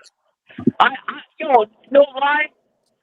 I'm thinking the same thing, man, because he's gotten better. He's gotten better. And not only that, he's long and lengthy, bro. Albright is a tricky fighter. I don't know if I'm supposed to say pause there, but, you know, other than that, knockout percentage. I'm just saying, he's going to give Keyshawn some problems. Because I think Keyshawn is thinking above him. He better not. Over him. He better not. Keyshawn's in the fucking doghouse right now. If he gives Keyshawn problems, but top he better not give him problems. This the problem with Keyshawn. He was Shakur. He ain't gonna lose, bro. I don't know. That's true. He's in the Bud and Shakur camp. That dude might not lose. That's my only thing. And I understand people don't like Keyshawn, but it's about the preparation. And he got people in his corner. I like him when he fights. Nobody in that camp coming. I don't. That dude like the top. I think people like him. Each other with no tenacity. They like him when he fights, but they don't like his antics outside the ring. But you can't say you don't like boxing, but you don't like when Keyshawn fights. It's kind of weird. I don't mind Keyshawn antics outside the ring, right? It's just coming from him. It kind of look corny. Like if he had, but in the ring, you can't say you're a boxing fan and not say you don't like Keyshawn fighting in the ring. I do not believe that for 1 second that they going easy on Keyshawn with this sparring. I don't believe that at all. I think they putting it on him. I think they put it on pause. I think they be getting their shit off. Like what happens in sparring, stay in sparring, bro. Like I think they be getting their shit off on each other. Albright can't give this dude problems. It's gonna look bad. It's gonna look real bad. No matter how good Albright is, Keyshawn's supposed to be levels above him. He's supposed to be in the Shakur camp. He's supposed to be the one that's challenging Shakur. So he's supposed to be Shakur's rival, even though they're friends. So what that means is Albright drop Keyshawn and beat him. That means Albright he can fight Shakur. Better. Exactly. That's what that means. That's how that worked. That's exactly how this fight supposed to work. That's how it should work. Yeah, you got to go up to the main boss. That's how it should work. Yeah, you got to go up the ladder. He ain't gonna beat Keyshawn though. That's the thing. Like Keyshawn way better than this nigga. He gonna whip him. He gonna knock him down. No, you don't believe that? Yeah, I do. He might knock him out. Championship rounds, that boy is deadly, boy. I would bet your ass money. I would. Hey, wait, is there odds on it? Did you bet money? Yeah, for real. Did you bet money on him losing? Go to fucking couch. We could bet on just getting dropped. How about that? Who gonna get dropped? Hey, if the odds are wide, I might fucking bet, dude. Did you seriously bet? Yeah, we'll bet. I ain't gonna bet nothing crazy like you be talking. No. I thought you meant you like bet on a site or something like that. On my bookie or something. Go to Couchy, bro. I was about to say, look up the odds of fucking Keyshawn losing, because if they're big, I mean, fucking adult. It is. Like I think you got to bet like $400 on Keyshawn to win 100. Shit. Yeah, that's bad. Yeah, that's big. I don't even know why he's taking this fight. This shit so if I bet 100 on Albright, I win 400. Yeah, I'd rather see Keyshawn versus Gary Russell. Be real. Shit like that. I'd rather see Keyshawn versus Shakur, but or it's Dalton, just like Dalton Smith. We're never gonna get it. I don't want to see Keyshawn fight no homeboys. Yeah, what do we got to do to get that fight? Dalton Smith hard right now. I bet you this is gonna be the fight, a great fight. But I'm telling you, it's a grudge match. It's gonna be a war. I think Keyshawn wants to fight Shakur, but Shakur doesn't want to fight Keyshawn. I think he's reprehensive that this guy might go for it and knock me the fuck out, or he's might be too dangerous for me. Nah, Keyshawn Like, ain't beating Shakur. That ain't Yeah, happening. I don't listen. As no, much as but I we would think like to think that, listen. As much as we would like to think that, let's actually think about it. Yeah, That fight would be boring as fuck. yeah, Them two bro, are always in camp together. Even bro, if the fans wanted them two to hate each other in the build-up, bro. they wouldn't.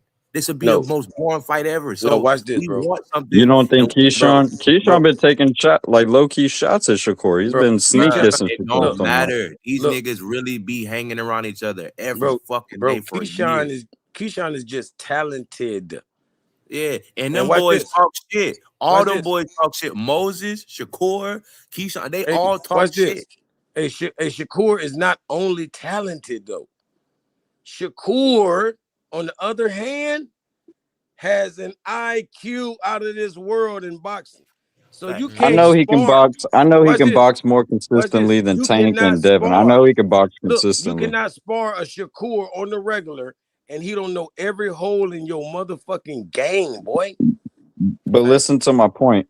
I think when they fight, I think they're gonna go into it thinking they're gonna have like some friendly fight, but Shakur doesn't know that for sure, and he might thinking, oh, Keyshawn's gonna come to win. Like if he fights, what the type of fight he wants with Keyshawn is like a fucking big fight, friendly fight or something where they don't fucking go at each other. Chess But I match, think he's body blows. reprehensive that Keyshawn might go for it, might try to knock him out. Is less skilled or whatever as he is, I think Shakur knows that Keyshawn might want to go for it. And I think Keyshawn has that mentality.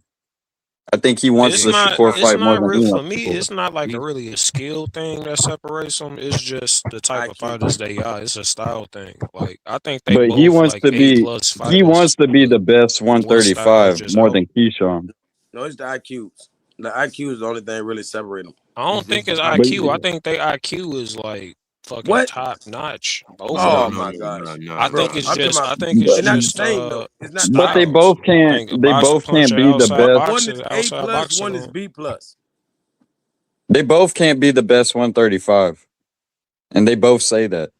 But I Bro, think listen. Keyshawn Bro, actually listen. means it. Like Listen. he'll actually prove it against Shakur. But look. I gotta put this out because these people are black, and I think what most of American fans don't understand is we talk shit. Calico, can we please fit? Like I know it is a narrative, like he don't want to fight his friend, but bro, when you got Keyshawn saying I'm the best, Shakur saying can't nobody beat me, you got Zaquan Moses saying nigga I'm the best coming up, bro. That's what you supposed to say. That's what we say. Like when we go to the Yep, gym and it's a damn right. bunch of us in there, black I'm the fighters, best. we all talking shit. All We all boxers are the believe they the best. Yeah. best. Yeah, but Like so, y'all should y'all the all at ones least want taking to this prove shit it. too. No, bro. It's not gonna make no money. If they've been friends for 5 years, y'all want them to have a build up. Let's sign a contract and get the fight popping right Yeah. now. Y'all I'm gonna be not saying saying it's fight the right most now. Yeah, boring build fight it ever. up. Y'all gonna be saying it's the most boring build up ever. Shit ain't gonna be popping. Well, they say that about Any, most of Shakur fights. They say that about most bruh, of Devin Haney fights. So bro, that's not a criticism that's going to leave them anytime Devin soon. Haney build-ups but be we lit, talking and about the Shakur matchup. build-ups be lit. The drama No, is no, the not the matchup. build-ups. I'm talking about their fights. Like just whatever reason, That's some because people boxing just don't want fans to don't watch them like fight. boxing. That's really what it is. Yeah, Exactly. but they Like got if a they lot of those actually fans that fought, are just not going to want to watch like them if they fight. actually fought, Bro, the and number Bro, nobody if the got they see a dropped, boxer hey, Like boxing, hey, the if if numbers they suggest they actually lose fought differently. their and fucking nobody got mind. dropped, Like they motherfuckers boxing would be fans don't like trashing. boxing. Hey, I They would say like the fighting. numbers suggest differently. Like people tuning in, bro. Like the haters be watching. yeah, the only problem is what they put on pay-per-view. It's like don't make people spend $80 for something they don't want to see or no one's been asking for. You guys might want to see Devin Haney Shakur for $80, but Hell yeah. Hell that's yeah, not the the world do. general boxing public. The world do. Not the Nigga, general I boxing love to see public. Bro, that the fight. That UK fight'll and be lit America as fuck. alone. No, And I'm I talking about like just like boxing though. people Like technical people shit, want to see cool that fight shit. more than Keyshawn and Like Shakur, yeah. bro. Mortala Andy Cruz was Shakur the shit been to me. fucking Shakur been T.O. chasing Devin since 135 Loma was Loma, bro. cold. Like, But the So, Haney's and Shakur fights that make them popular are the ones where they're fighting Bro, danger, where like Shakur's fighting bro, Zepeda or Devin no, is fighting absolutely, Ryan. bro. They Watch just this. can't fight. They I absolutely. can't like just fight Everybody, T.O. and anybody. Comparison to Shakur. look. I 155. Everybody enjoy want to watching see T.O. and both of those Shakur. fighters lose, and one of them has to lose. Are you crazy? You know how many people gonna watch that? But the Shakur and Keyshawn, I think that's an entertaining fight. I Oh, don't I ain't think talking that's a about that. boring I fight ain't talking. because I'm talking about Keyshawn brings Haney. a level Haney of and danger, Shakur. almost like a Zepeda. Haney and Shakur is But guaranteed. Shakur, that's a Guaranteed terrible box office. style No, matchup I for don't. Keyshawn. I think people want to see that, but I also think people would not want to see that compared to Shakur versus Keyshawn or Devin That's I a think Haney terrible people versus can style say the Nobody matchup for want to same see Keyshawn. thing. Shakur I'll be versus honest. Yeah, I Keyshawn think people can say the versus same thing goddamn for Shakur your versus matchup, Haney. bro. Yeah, Okay, I think think about people the can say the styles same you're thing for putting you. together. You're putting a boxer. But we One of talking them are about just they both but fight on but the we talking back about the foot. You're bad not. And bloods. you're putting two The fighters bad together that blood train versus together, good bro. blood. You're putting two fighters in the ring that fucking train together. Yeah, So but what do you one think? No. one You wants to gotta knock the no. other This is out. the thing about boxers and One boxers, might. right? A lot of the times, boxers and boxers, like they don't got power, like Devin and Shakur do. Since they They don't go got the all out. threat of power coming at them, they open the fuck up. Like if you saw they sparring, But they Haney was got opening the power though. fuck up on each other. But Haney You got don't Exactly. power gotta though. fucking play defense because Brian Norman gonna Jensen Saki your ass, and you don't gotta play defense But see, because and that's Teofimo gonna backflip and over that's you. right, Like Calico. Now Haney got power, so that's gonna be the other factor that'll be in the Shakur versus Devin fight because now it ain't Haney got enough power. power that niggas gonna be like Bro, listen, they got hit they, harder by way harder bro, listen. people. Okay. You're not just gonna run in there on Haney though. You're not just gonna run in there and just you know what I'm saying and just see what's up and just Nah. stay right in front of him. You don't, That's you not don't I just just run think in the. on Haney. I I don't don't think think the Shakur just Keyshawn run in fight. on anybody. I don't think the Keyshawn fight is as boring as y'all think it is compared to Haney versus Shakur. Or I Haney think versus Keyshawn. I think Haney versus Keyshawn is more entertaining than Haney versus I think the Shakur. power Style of wise. Keyshawn. I think the power of Keyshawn would keep somebody like Shakur defensive, and it will be more boring. And his mentality, his tenacity, his aggressiveness of what he's gonna bring in that ring. It's just not he's not gonna come in there just trying to box you. He's gonna try to take your fucking head off. Ooh, Keyshawn. Keyshawn. bro. Keyshawn Keyshawn. don't Listen, fight like that. Keyshawn is a Keyshawn versus calculated Shakur, fucking boxer, bro. bro, He's a bro. Listen, calculated, Keyshawn Compared very versus to Haney calculated. and Keyshawn Shakur, he versus goes in for the Shakur is kill. going all 12. It's going all 12 unanimous decision, and fans gonna say that shit's boring. So if we really want the fight, if we're really boxing heads, we'll like the fight with Keyshawn and Shakur. But majority of the people, it's gonna go all 12. Nobody's getting dropped. They fucking know each other. Nobody's like it's gonna go all 12, and then people gonna say it's boring. Like people hated gonna on say it's a T.O. and chess Shakur. match. Wait, Like because they're it's not gonna going like 12? Because it's going 12? What if it's an exciting fight within the fight, like Zepeda was? That was an exciting fight. It went 12 or 10, whatever it went. They hated anyways. Motherfuckers just gonna find a way to hate. Like No, but compared to most Shakur fights, that most Keyshawn fight Shakur is going fights to are look like that. entertaining as fuck. Most Shakur fights are entertaining as fuck.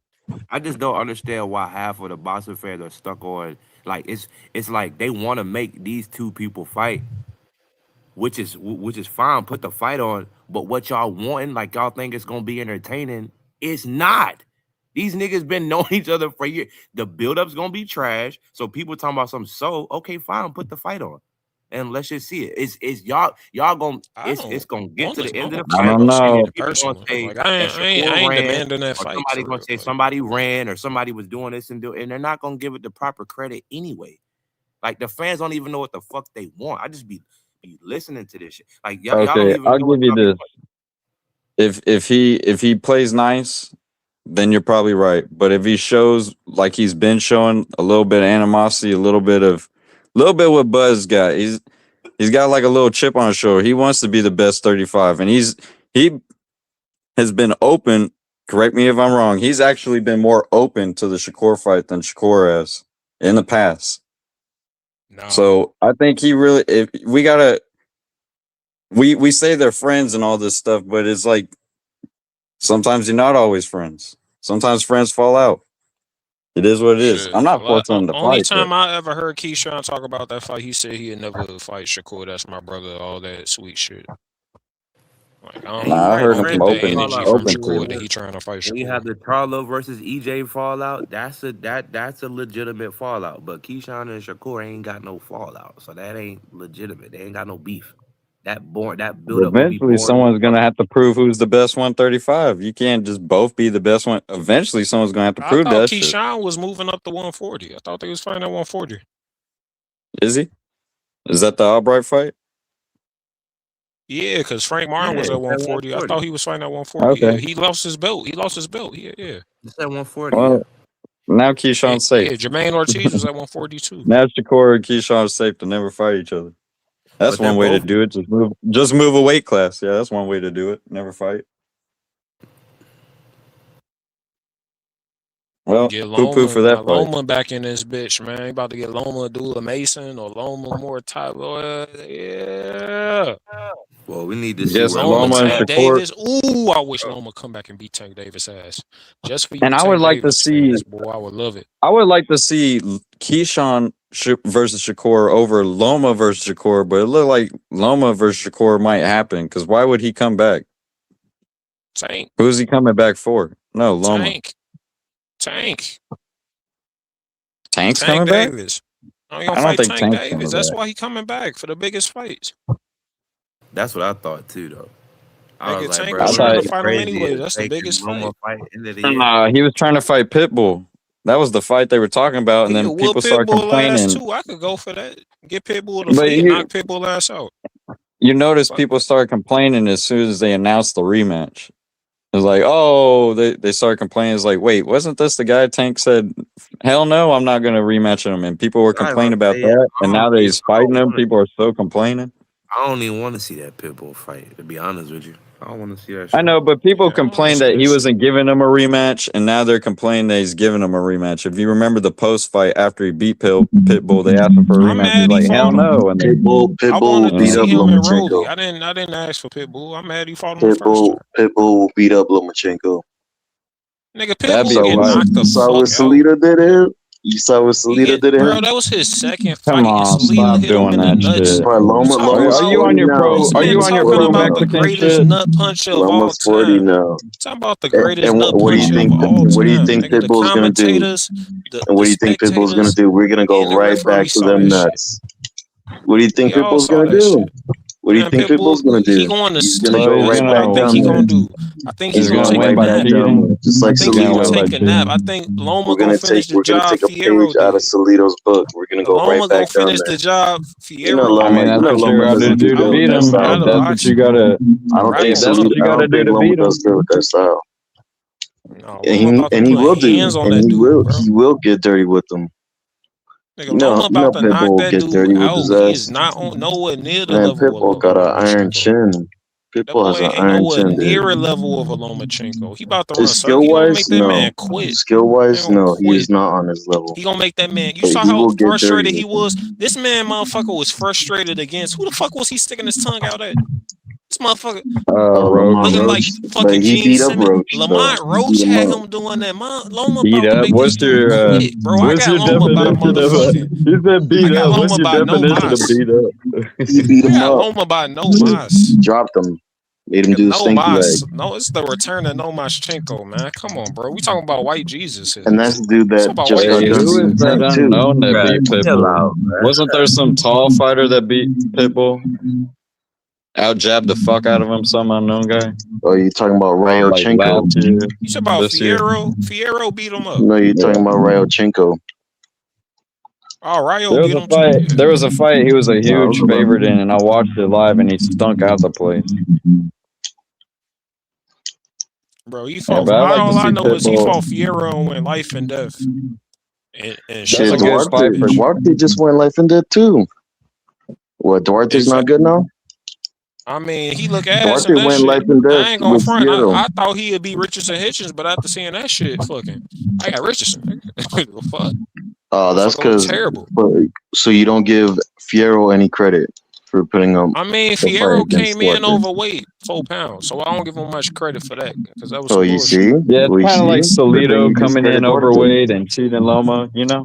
I mean, we ain't got to bring that up because he don't want to talk about the low blows. I ain't even want to bring up the weight. Well, he don't want to bring up the overweight, too. He came in out of I didn't weight. want to bring up it He was his missed weight. second fucking pro fight. He was Solito, fighting 12 rounders off jump like a real ass nigga. You ain't gonna never see a motherfucker. You ungrateful motherfuckers. You ain't gonna never see somebody do that again.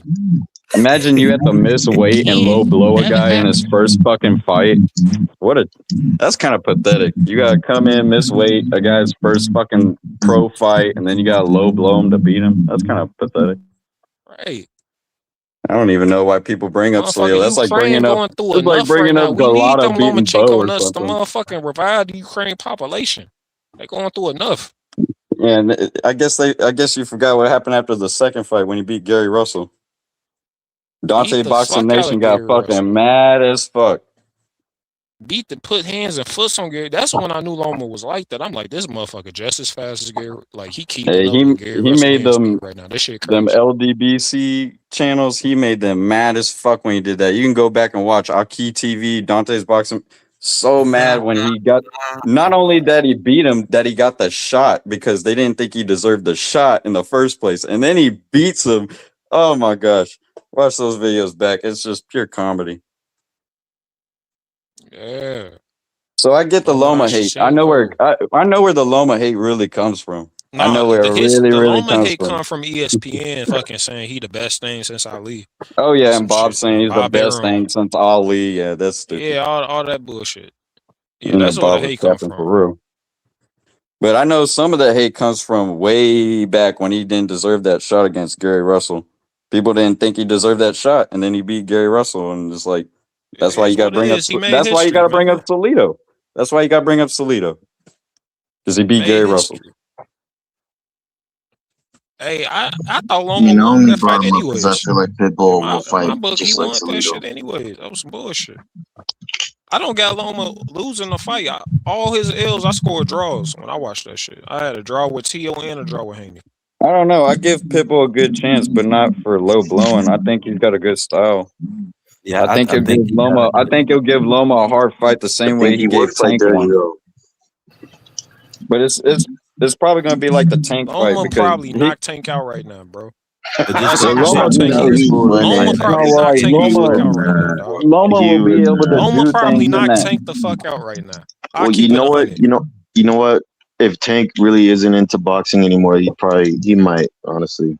But he looked limited against Pitbull. Do you remember that when he fought Pitbull? It's like Loma's not going to look that limited as Tank did against Pitbull. He's just not. Even though even if y'all think Tank could beat, if y'all think Tank could knock out Loma, he's not going to look as bad in that Pitbull fight that Tank looked. That's damn near a draw. I didn't have it a draw. I had Tank winning, but there's people that had it a draw. And Loma be getting a little hurt to the body too. Listen. You know, Pitbull's But gonna he be also hurts you to the body. Loma can stop you to the damn body too. He can stop little Pitbull to that body. Bro, he's not that. To come back to I don't know. Yeah, that's what I'm saying. Like after 2 years, I'm 40 years old. I know we don't know. That shit ain't gonna have shit to do with his hand speed. Pitbull gonna swing for a hook and catch fucking 4 punches coming back at his ass fast as You know what? Yeah, I changed my mind. I think Loma might slap him to the body like Cambozo, like it did Cambozo. Man, Pitbull will knock out Cambozo's. Come on, man. What? That'll be an easy fight for Pitbull. I don't know that. I do not. That's not the point. Oh my god. I don't know. No, I'm saying Loma I would love to see that Pitbull. fight. Actually, 100%. I love to see that fight. Bro, Cambosis ain't shit. Niggas really be sleep on Cambosis because he took like 4 L's in a row, but he took L's to Loma, Haney, Richardson, Hitchens. Like, come on, bro. Yeah, do you think Pitbull beats Richardson, Pitbull is an educated. And then you guys sleep on Pitbull though. He's not just a regular person. No, we don't. We evaluate Pitbull's career the way it is. I mean, he like look at his. He lost. That shit at all, bro. All he did was beat up Rolly. How do you overestimate and Pitbull? Rolly? Or how do you underestimate Pitbull? You can't underestimate him. Beat Divisional.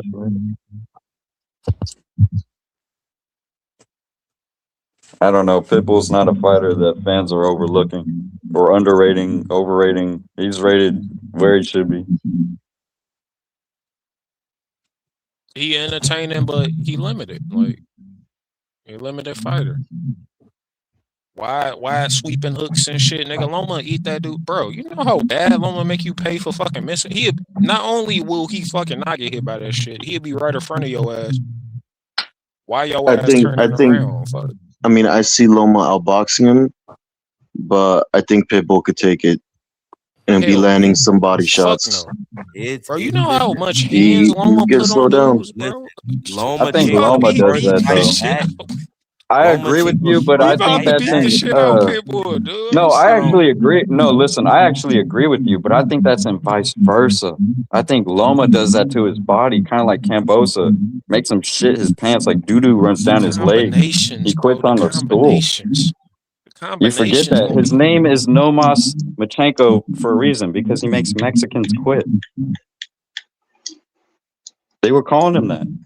Yeah, if you speak Pitbull Spanish, you quit is a different fighter today than he was. Is Pitbull a black fighter or is he a white fighter? No, he's that no mas English. I think Pitbull is a different fighter today than he was before, y'all. I think y'all not giving him credit. No, I'm not saying he will beat Loma, but what I'm saying is that being Loma's first fight, I don't think that's a good idea. No, it isn't. That's easy work. That's easy work for Loma. That's easy work right there. But I give Pitbull his credit. Like he really did almost win that Roach fight. People act like it was a robbery. It's like, nah, that's not really a robbery. I thought he did win that. I thought he did win that, honestly. Yeah. Like if it wasn't for the point deduction, he actually would have won. It shows he's got some improvement. If you look at the punch rematch. Go ahead. Go on.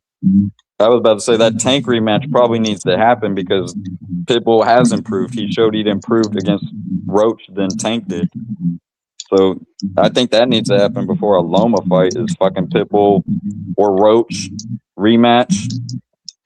That needs to happen. Tank or Pitbull, Tank or Roach. Yeah, I wouldn't mind that. I thought they were in negotiations for that, with like Roach fighting Zepeda as the co-main or something. Oh, I didn't know that. That'd be a good fight. Zepeda, that's another good fight. But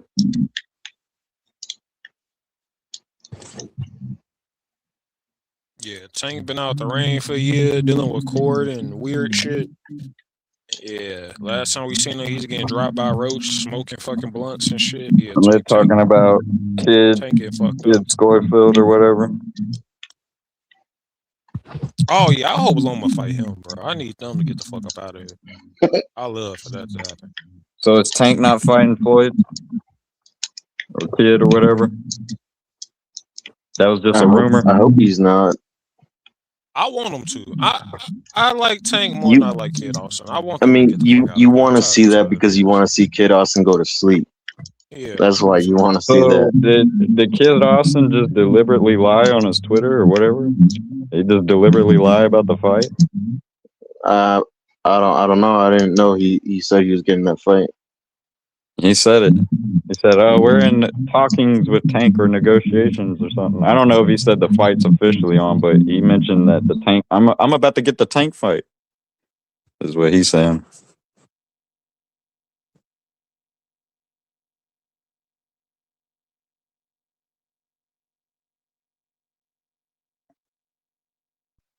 You say you think Kid Austin? Cause 35, you got Abdullah Mason, Loma, Abdullah Mason. That shit'll be hard. I ain't gonna front. Abdullah, he hard as fuck, and he go to Loma body. I can see that. I can see a way for Abdullah to win that.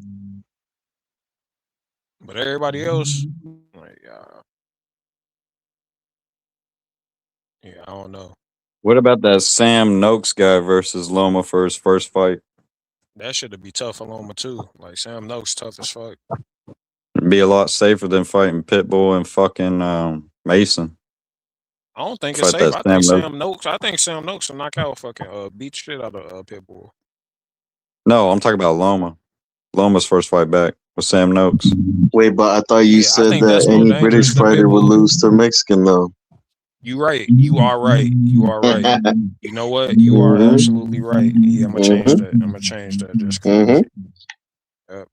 You sure Well, will. British fighters got a history of losing to Mexicans, don't they? Yeah. That's what I'm A saying. long history. That's almost like British fighters' kryptonite is For Mexicans. real. Yeah. They undefeated. That's why Richard Torres gonna beat the fuck out Moses Atuma. Moses, hey, I won't you go better that stay away far. from Richard. You better stay away I from don't Richard. know. That's all I'm saying. Richard, Hey, his punches are that's how too we don't fucking have an wide, American though. heavyweight champion, bro. We got Mexicans, bro. The UK dominating right now is gonna come a Mexican. He gonna come over there, put mustaches on everybody. I Shout don't out to like the how Peach wide he Boys. swings. He swings that wide for Moses. Moses will fucking just hit him straight down the I pipe. tell you right now, the overhand is a very fucking hard punch to get. No matter how good a fighter is. I seen Mayweather get caught by that shit. Like that shit is hard to fucking like avoid. Especially if somebody good at throwing that shit. You could just Damn, fucking just keep throwing that bitch if you fucking I good want enough. Richard Torres to win that, but I don't think he'd win that. Moses Atuma. I don't Yeah, even just think because he he beat. Mexican, I gotta. My right I mind don't. will tell me will tell me Moses will win, but the science, you know what I mean? I gotta go with the science.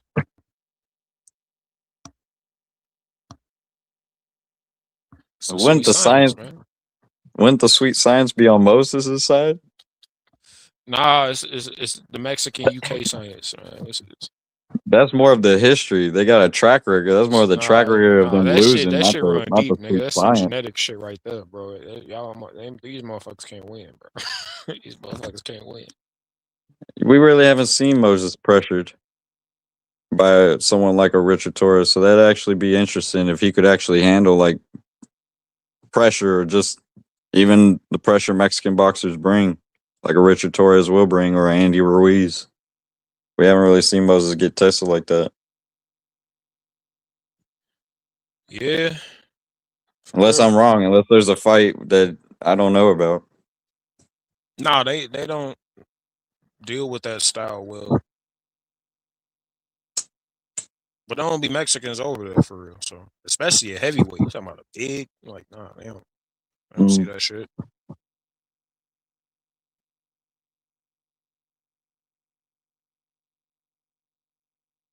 But yeah, Richard Torres, he our only hope, man. Y'all only hope.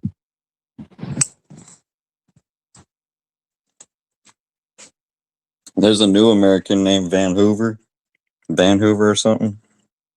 Some tall. This kid, he started. I was on Marco's boxing. He started his professional career or amateur career at 154 and went up to heavyweight. But he just looked good in his last fight, Van Hoover. What weight class? Heavyweight. Started at 154 as a professional. Crazy. And now he a heavyweight. Yeah, look him up. He's an American. He's like some black fighter. Cornrows. Van Hoover. How big is American. What about Joshua Edwards? I don't know who that is. He's also a heavyweight from the U.S. I don't know who that is. Yeah, he just got started. Am I right about that? That Van Hoover guy, do y'all know about him? Started his professional career at 154? No, I don't know. Marco looked that up. It was How wild. tall is this dude, bro? I think he's like 6'2" or something. He's not real filled out, but he's at heavyweight. He just got some crazy knockout. But I've never heard of that. Someone starting their professional career at 154 and then moving up to heavyweight. That's kind of like unheard of. Roy Jones. I hope I'm wrong about that. Yeah, Roy Jones started at 54 with the heavyweight. But he moved back down. He only had one fight, the one. He's the exception. That's a the rare only case. other fighter I know that did that shit. But Roy Jones did it because another fighter did it. Who's the fucking fighter? Henry Greb or some shit? He be saying that I shit think all the time. he said Bob Fitzsimmons. Yeah, He said Bob on Rogan Fitzsimmons. Yeah, he yeah. wanted to Bob break his Fitzsimmons. record. It's like, damn, who cares about an old ass record like that? That's like back in the fucking Oh, 1800s or nigga, some that's shit. fucking. That's what you're supposed to do. Fucking records meant to be broken. Yeah, that's an old one. I didn't even know about that. Bob Fitzsimmons, Yeah, man, them middleweight old to fighters, bro. heavyweight. Them old fighters was the shit. They didn't even have in between classes. Like they move up whole fucking weight classes, bro. Hey, he does have one of the craziest punches I've ever seen on camera. That solar plexus punch. Yeah, hit your ass in the yeah. Fuck yeah. He hit Jim Corbett with the solar plexus punch, dropped him, and he flew like a leaf in the wind. It's like people have just been copying that solar plexus punch ever since. You know who had a crazy punch? One of my old niggas, fucking Jack Dempsey. Like you saw when he fought like Jess Willard, fucking tall ass. Yeah, He caught this motherfucker with a crazy ass Street Fighter combo. that Knocked Dempsey his roll ass out. is like he like Yeah. ducked under two punches and Came his out the head went lead. one. Bat, bat, Yeah. bat, bat. I'm like, God damn. Yeah, they Beat the tried to shit. say he had like a bar in his glove or some shit. And you know who was a real good old school fighter that don't get a lot of fucking love for his IQ? Fucking Max Baer. Max Baer was a puncher. Like he's a straight up slugger, but that motherfucker was smart with how he delivered that shit. You know, his overhand rights, I said this before, and the guy I said this to was like, Max Baer. I guess he didn't know Max Baer, but Wilder reminds me of a pre-Lennox Lewis before Emmanuel Stewart and a little bit of Max Baer. Because if you see Max Baer, he throws his right hand almost like Wilder, where it's just everything goes into that right hand. His whole body weight goes into the right hand. Yeah. Like Jack Dempsey. Straight puncher. Yeah, Jack Dempsey also had a right hand like that. Mike Tyson had a right hand like that. If you see him when he knocked out Botha, that's almost the same right hand, that ducking under the, it's kind of risky to do. You duck under your opponent's punch to over the top with your overhand. And it's kind of risky to do, but Dempsey, Tyson have done it. Max Baer does it. Wilder does it. They're real good at it. Marcos Maidana, the Argentinians got crazy ass overhands. Marcos Maidana overhand was fucking. His were awkward. Nasty. Fucking Floyd never like experienced that type of awkward angle. Like his were coming way over the top, and it's like that's kind of how you got to do it. Get past Floyd's defense. You kind of have to like pick your shots in between his defense. You can't just see that shit coming. You just can't box him like a normal boxer would. Your punches got to kind of be going through his guard sometimes. You got to have a nice lead uppercut when somebody doing that, but that's a punch. But that overhand rarely developed for real. That's mainly what got Maidana so many points was that overhand. Whenever you get Floyd on the fucking ropes and you just throw that overhand or something or go to the body. That shit hard to defend. Yeah, you had a nice overhand too. Devin Haney used to throw a fucking nasty overhand when he was younger. I think you could defend it if you had like a winky right guard, if you had like a perfect high guard, but you'd have to have it had to be perfect. You know how you it know had how to be you damn near perfect. No, you know how you defend it. Crawford did it to Spence. Spence had his ass on the ropes and went for overhand. The second knockdown. It's the fucking lead up. Yeah, he knocked him down the off second that knockdown. shit. It's the lead. But that he got him too, though. Caught his ass as soon as he came down, like pow. But that's a punch. That's a very dude. I didn't even see that shit, dude. I didn't see that shit either. I was like, what the fuck? So imagine Errol Spence. He had no idea what he got hit with right there. Yeah. Even that jab was. I watch that all the time. That jab when he knocks Spence down, just with that jab is like a lot of fighters can't fucking do that. That's what reminded me of Dubois. He knocked Worley's mouthpiece out. It's like, damn, that's like a jab Crawford through to Spence and knocked his ass down. Yo, Dubois some jabs are that powerful, bro. The timing on dude, Errol Spence was out after that first knockdown. Like, if the bell didn't ring, Crawford was about to knock him out. Right. Like, he was that hurt off of that jab. That would like his eyes were all freaking. You see his eyes after he got dropped that first time? All glass, like he had been. Yeah, like he had been, like he took a big ass bong rip or something, or like he was drunk or something. Like Crawford made him drunk off that one punch. I know. He was ready to get KO'd. Yeah, Crawford at 47 was punching, bro. I know. I wish he stayed at 47 just for a little bit, just to clear Boots out the way, and then I wanted him to get a defense. That was Spence's IBF mandatory, right? Mm-hmm. It was Spence, and then it became Bud's. I didn't like the Madrimov fight too much. I still don't like that fight. I was Yeah, like, exactly. Yeah. That I would was just rather him not even fight him and just go up to Canelo and skip Madrimov. But it's like Madrimov he got a hasn't full really division under his weight. him. He's like Morrell. They're not aging. Those wins aren't aging too good. Yeah. I think I get Madrimov a little more grace because it's like, all right, he lost Virgil, lost to Crawford. I ain't like those are scrubs. I was just about to say that the fight he just won, people are saying he lost. Or he looked poor in his win after Virgil Ortiz. I don't know how true that is. I need to look at his comeback after Virgil Ortiz, but people are saying it was piss poor. Mm.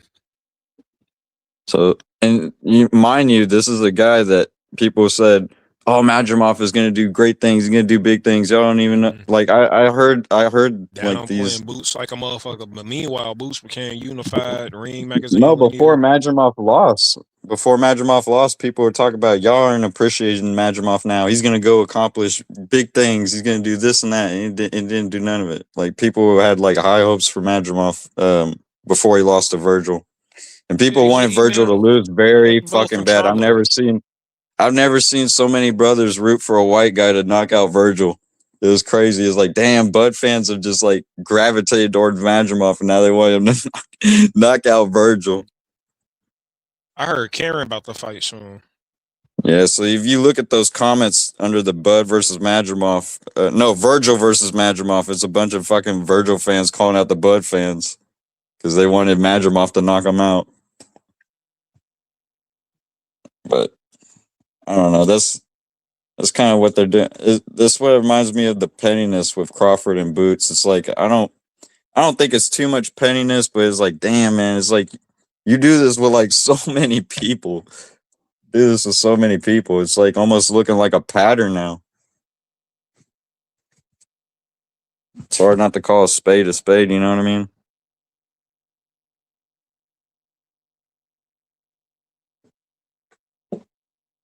Yeah, Karen. He about to fight on the 15th. What's up, Donnie Padovin? Patty Donovan. Who, Madrimov? No, Karen. Oh.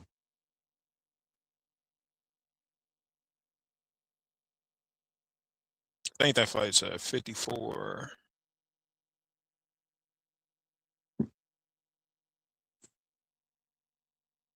That'd be a good fight for Madrimov, Karen.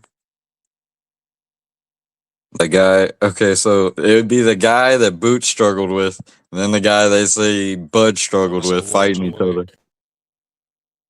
I don't know if they're at the same weight class, Karen and Madrimov.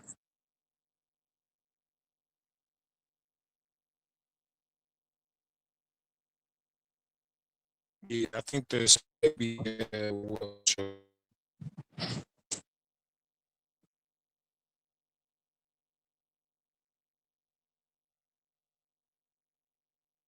if he's also that I see a fucking Devin Haney fight. I want to see Karen versus some of those guys. See how good he actually is. Yeah, because that'd be a good test to see if Boots' wins are aging gracefully. If Karen wins his fights or something, and then people can stop saying, "Oh, Boots struggled with Karen." If Karen actually does good, well, look, he's doing better than Madrimov. Right. I mean, he's more accomplished than Madrimov. So he's a better fighter in the ring than Madrimov. Like, I don't know why people don't give him that credit. Like, in the ring, if you were to say, "Hey, Boots don't got no type of skills and shit," I hadn't heard it at all. If I asked you, "Hey, whose skill do you want? Do you want Madrimov's skill or Karen's skill? Who are you gonna pick?" It's not even an option. It's like it's not even thought. Oh, I'm going with Karen. Like, I'm not gonna just stand in the corner and move back and forth while I just get beat up by Virgil Ortiz. No. Yeah, I'm gonna go with Karen too, because Karen showed me he can fight multiple ways. Yeah, or Madrimov didn't even do that. Even in the Bud fight, it's like all he really threw was right hands, and that was it. He threw the same fucking punch, right? Like they were consecutive, but it's like that's pretty much the only punch he had. He was just moving the whole fight, moving and just right hands. That's all he just showed, and it's like that just shows the limitation. You ain't got no jab, check hooks, no uppercut. I was watching Espinoza versus Robacy, the second fight. He knocked him out. Robacy was landing fucking straight rights to the fucking body, like over and over and over again. And I'm like, he kept landing the shit though, like so much. It was like a crazy amount, like more than I've ever seen a fighter land the same punch of somebody. I'm like, yo, this was the new way. And he did this shit. I don't know if motherfucking Espinoza gonna live through that shit, bro. I ain't gonna lie. Yeah, because Inouye connecting with that shit. But Robacy's fucking good though, really good. Fucking two-time really Olympic gold medalist. Yeah, he is. He is. He got in Inouye fast, and he hit harder. Like, I don't know. I like the way Inouye sets up his body shots. He definitely hits harder than I don't know Robacy. It's tough. I don't know. You think Robacy is harder than Inouye? But no, I'm not saying that. I'm saying, bro, he got 2 Olympic gold medals, bro. Like that's not like a bum. 2 L's to Espinoza. Shit, yeah, the same guy. I don't know if Inouye beats him, man. I got Espinoza. I got Espinoza too, and I'm like, I was just watching the fight, and it was just like, yo, bro. Yeah, he was losing. Really he was losing. He was losing that fight. With the same shit though, I'm like, bro, if Inouye landed half of these on your ass, you taking a knee, bro. Taking a fucking knee automatically. But what if Espinoza lands some shit on him? He would have to. But I'm like, did you see that second fight? Like, how many fucking straights he landed on his ass? Yeah, is Espinoza better than Junto? Yeah, I mean, maybe not. Yeah, maybe not skill wise, but I think he would knock him out. But not Junto had plenty of opportunities to knock out Inouye. You know, the later in the fight, it was coming a hard battle. So I don't know how Inouye was getting caught with some crazy shit later in the fight. I don't know if Espinoza is as good as Nakatani to do that. Not skill wise, but I mean, I've seen Luis Neri and Cardenas put Inouye down. I mean, I would imagine Espinoza could do. Almost. Yeah. I think Inouye's learned from that, though. I think that was just him being careless. And he really got saved by the bell against Cardenas. I think he was really hurt in that fight. He was. That fucking left hook Cardenas landed was fucking. That was like perfect. That was perfect. Cardenas he's a big puncher for that weight class too. Yeah, he is.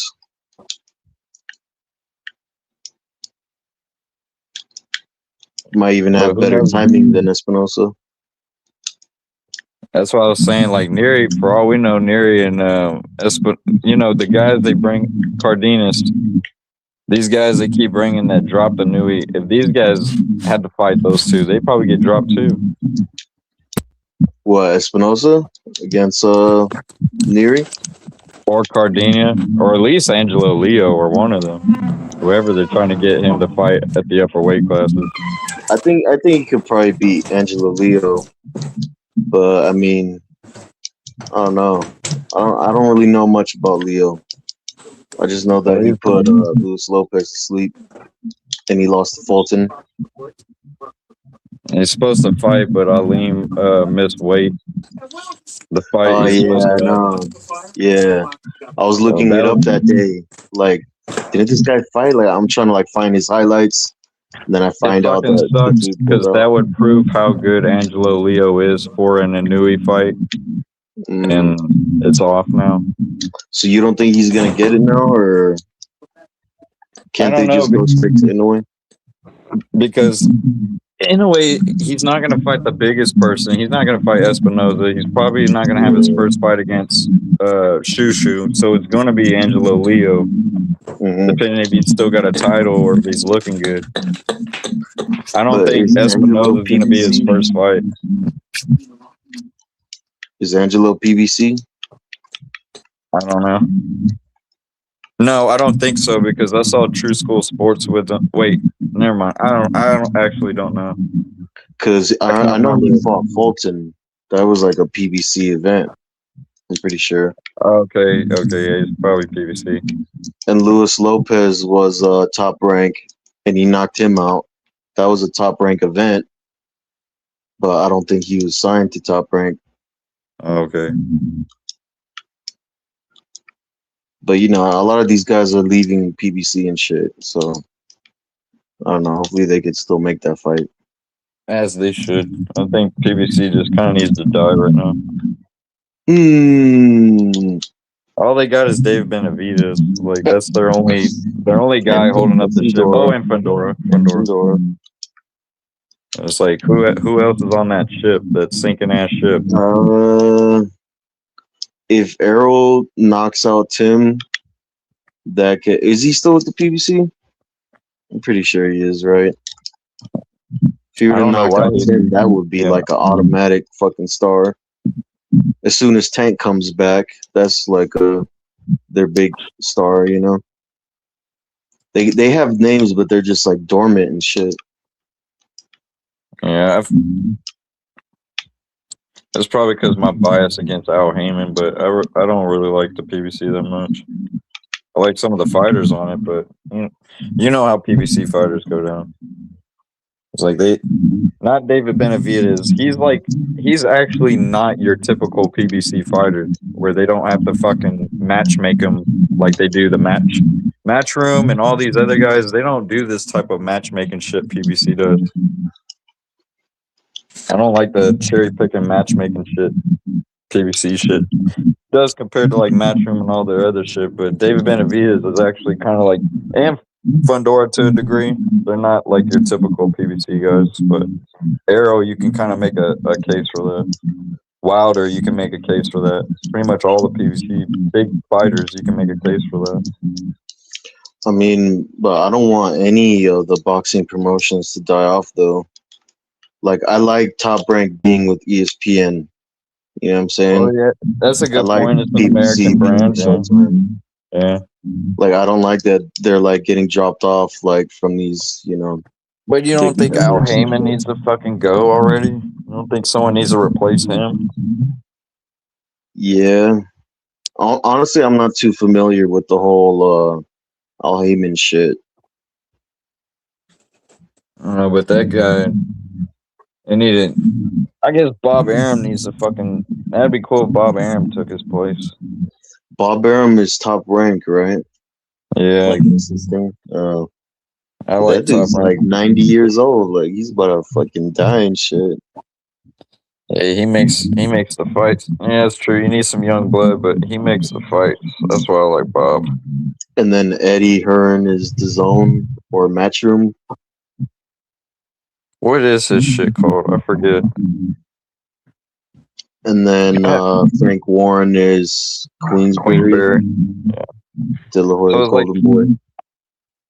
And then Pro Box is I forget who. I don't know who's on Pro Box. And then Dana Zufa. You see, I like having all these factions and shit. Just as long as they can do business together, you know. Yeah, so it's like exclusion shit. If Devin Haney or Shakur or one of these big time names goes over to Zuffa, gets one of those belts, it's gonna fucking entice this Benavidez and Jive fight even more. And then it won't just be. Then David will probably be wanting that Zuffa belt. You never know. This guy. What did he say? I'm a Vegas fighter. I should be pound for pound after Moreau. He changed his mind quite a bit. So hopefully, guys change their mind. You know, Terence Crawford used to say that he couldn't beat Canelo. Yeah, he changes his mind quite often. oh, I'm gonna clean out 154. I'm gonna be undisputed at 154, and then he just like doesn't do it. Like, well, it wasn't bad enough that you picked the weakest champion that won a vacant title, but now you're leaving the hottest division. And this is something they got on Loma about, and Inui about. They skipped a weight class or whatever. It's like, why do y'all not have this energy for Crawford skipping the weight class as soon as it got hot? It's like, oh man, Fundora is like 154 is so hot right now. Yeah. It made no sense that Crawford retired out of it, but it's good that he got the Canelo win. I guess he can hang his hat on that. So you think he's actually gonna come back? I don't think he's coming back. I think it's just talk. Because I know Bud's smarter than that. He's not gonna risk. If he does come back, he's gonna want to be the ultimate A side. Like everything's gonna be in his favor, all the money, everything. So he might come back if he's the ultimate A side, but I don't think that's gonna happen. And 100 million. Yeah, and who's gonna pay that? Like, is Turkey really just gonna? I don't think Turkey. Well, damn, I don't know. I'd hate to pretend like I know. I don't know.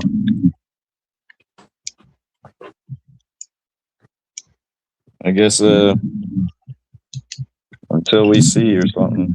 Until further notice.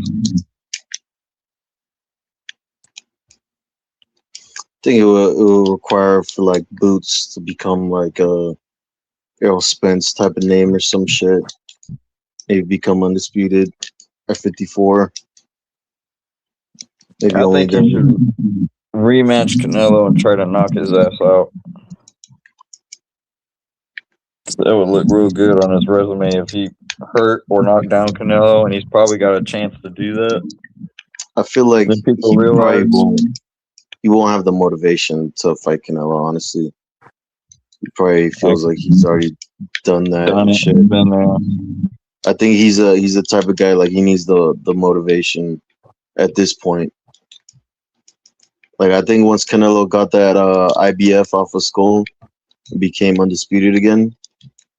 And undisputed was on the line. I think that's what really got Crawford up for it.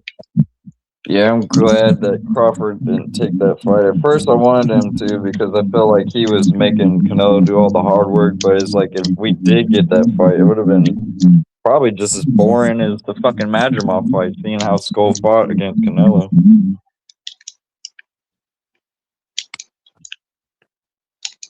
So you didn't watch this? Like that. You didn't watch this UFC fight? Khamzat versus Sean Strickland. Yeah, I watched it, but I didn't watch all the rounds. I just watched some of the highlights. I thought it was kind of shit, honestly. Like I enjoyed Sean beating him. Like once they announced that he won, I was like cheering and shit. But yeah, it was kind of shit. Like they're just jabbing. I just got done watching Dubois versus Wardley, and when I saw that in the 12th round, it's jabs, teeps, and the most back and forth moment was when the 10-second clapper hit, and they're going back and forth. Is like this is like a subpar. This isn't even close to Dubois versus Wardley. This is like this is shit. I know. And I have a friend that he's mainly a UFC guy, and I got him to watch that Wardley Dubois fight, and I bet you he's still not like a boxing guy, man. I don't know what's wrong with that dude. Like, if that fight can't put you on boxing, then I don't think anything can. You know those jiu-jitsu guys, they got the wrestling guys, the jiu-jitsu guys, they got like a fraternity or a mindset where they just can't, even like the wrestling fans, they got a fraternity set where they just can't watch. Boxing's almost a niche sport, but it's yet the most popular sport when we have a big event. There's none that can beat it, but it's still a niche sport. We get the marinated fights, like Crawford and Errol Spence. That was marinated pretty well. Like UFC doesn't really do that. It's a good and a bad thing, because it's a good thing because they make the big fights happen a lot sooner, like Adesanya versus Costa. That if that was boxing, they would have marinated that for a lot longer, you know. Oh yeah, that But you motherfucker. know, they make DDP versus Izzy. Oh my god, could you imagine how long yeah. that would have took? Uh huh. Oh, and all the racist rhetoric where they I would have been know. Yeah. online and all the Yeah. channels and comments. That's They. really what is building up boxing is when people do this shit. They talk the reason they're getting so much attention is mainly because of their publicity and their drama and Dana White. It's almost not even the fight. It's the fights themselves. It's like Joe Rogan and everything that surrounds it. Trump coming. It's almost boxing don't got Yeah. that. What we got is like we have to we got to argue for 5 years to build up Crawford and Spence. Yeah. For Dude, like my high Trump. school friends to know what the fuck Spence is or a Bud is. Dude, Trump used to show up to the fights. Like if you watch like '80s fights and shit, you'll see him like in the audience Oh and yeah, shit. Like I he's think it always was in like the audience. I Trump think it was Plaza or what's anywhere. that one dude? What's that one white dude? I forget. He fought Ray Mercer, I think, or some shit. Tommy Fuck. Morrison? Yeah, there you go. That dude. I think he was in the audience for one of his fights. You No, know, he's in like the audience for a lot of those heavyweight fights. A lot of them. Bo, yeah, Holyfield. I think yeah. he's in a Pretty lot sure of Mike them. Tyson. Oh, he was front row, sitting next to Tyson or I believe Holyfield when they were watching Galata and Bo. And you know, Oh Trump yeah. was like just talking major shit. Mm, Because I yeah. remember No. after that, after Galata beat Bo and fucking Jim Lampley was like, well, how good is Bo? It's like, you fucking watched him beat Holyfield in front of your eyes, dumbass. Mm, Jim Lampley would say some stupid shit sometimes because he'd fanboy out over Holyfield. Larry Merchant was probably worse though when it comes to being a hater and shit. Oh, he was. He fucking was questioning Chris Bird's heart against fucking Vitaly and Ike, and Roy Jones put him in check. Is like, I think it's a lot different when you're getting hit by I forgot what, whatever weight Ike was, but Chris showed a lot of heart just being in the ring with him, and Burt and Oh Larry yeah, that's Merchant was being heavyweight. a fucking You talking about dickhead. Ika Biabuchi versus Yeah, Chris Bird? yeah. Yeah, And that was Ike gave, people kind of put Chris Bird down like he can't beat heavyweights because he lost to Ike. If you look at the post-fight Ike talking, he talks about that he was about to quit that fight. He was so exhausted and dude. so like Bird Ike's a puzzled him fucking so beast, much. man. Dude, Ike's He a was. fucking beast. And you know he came back recently, right? Yeah, but it's And not a good comeback. You saw him I training with the know. Jogba, right? Sparring with the Jogba, and the Jogba was beating him up. Yeah, because they're both Nigerian. I guess they probably, know each other and shit. But yeah, it's a shame Jogba 'cause- wasn't letting easy on him though. He was beating the shit. He was hitting him hard. that's fucked up. But what's annoying is that, Ike was undefeated and shit. And I think he went to jail. I forgot what he did, but yeah, he came back after like he went fucking 20 crazy and years or beat some some shit. woman. He went. Yeah. He had a schizophrenic. Schizophrenic breakdown and beat some woman out of a random attack and like woke up like the Hope or something and off to prison he went. You think that's like some CTE shit? They said a lot of things about him that he wasn't psychologically well. Like he didn't like air conditioners in the training camp. Like I guess he just had mental health issues. I don't think it was exactly CTE.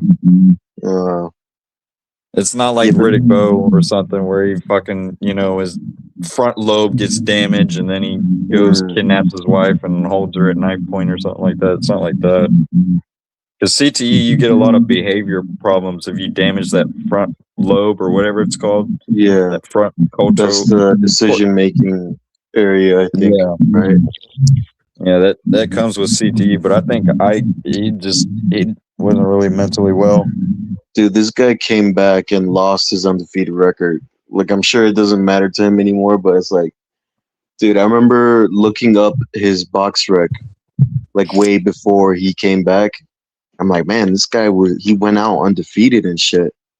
And this dude really came back just to fucking throw that shit away. Fighting at like 60 years Razor old. Razoredick, McCall, they all have to. I think he's doing it I think he's not coming back because he wants to, and legacy and calling out Usyk. He's calling out Usyk for some reason, but it's like he's coming back for money. I think that'll be like it's like the Jake Paul type of recipe right there that Jake would want. Some old ass dude try to claim that he beat him. I don't know about Ike though. Ike might have a more than a puncher's chance even at this age. Damn. Dude, yeah, Jake is saying that he's done. That with that broken jaw. Yeah, he said that's what the doctors are saying, that it's wise for him to not fight again, or that he should not fight again. He shouldn't, honestly. Just dude, that Mike Tyson those shit. Nerves are probably fucked in his jaw. Like once you damage the nerves right there, you probably can't take a punch. That's probably it for you. Bro, I'm a huge Mike Tyson fan. Like that week, that fight week, it was like torture for me, bro. I hated that shit. Oh yeah, I know. I thought Jake Paul was gonna knock him out in the first round and shit. I was like so annoyed. Like this guy's gonna be talking. No, the funny shit is they brought that goofy shit to Texas. They brought that here to Texas, and they got banned. They can never come back. It's like that hasn't happened. There hasn't been like a federal investigation on a fight being fixed since I think Ali versus Liston. But they got banned. They're not. They can't do that here in Texas anymore. You think that that Ali Liston fight was fake? Because I don't. Well, I don't think the knockdown was fake.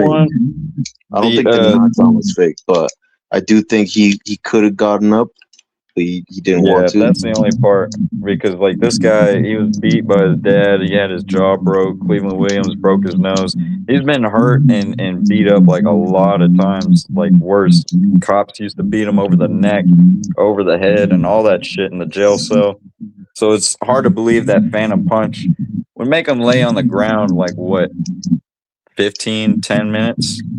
Like he was on that ground just looking up at the lights, flopping. He was literally getting up and he kind of like laid back down and shit. But I do think then when he got up with Walcott, it looked even more fake. But Phantom Punch you could debate all day, but you can't debate him laying on the ground that long is real. Yeah. Because it's just not.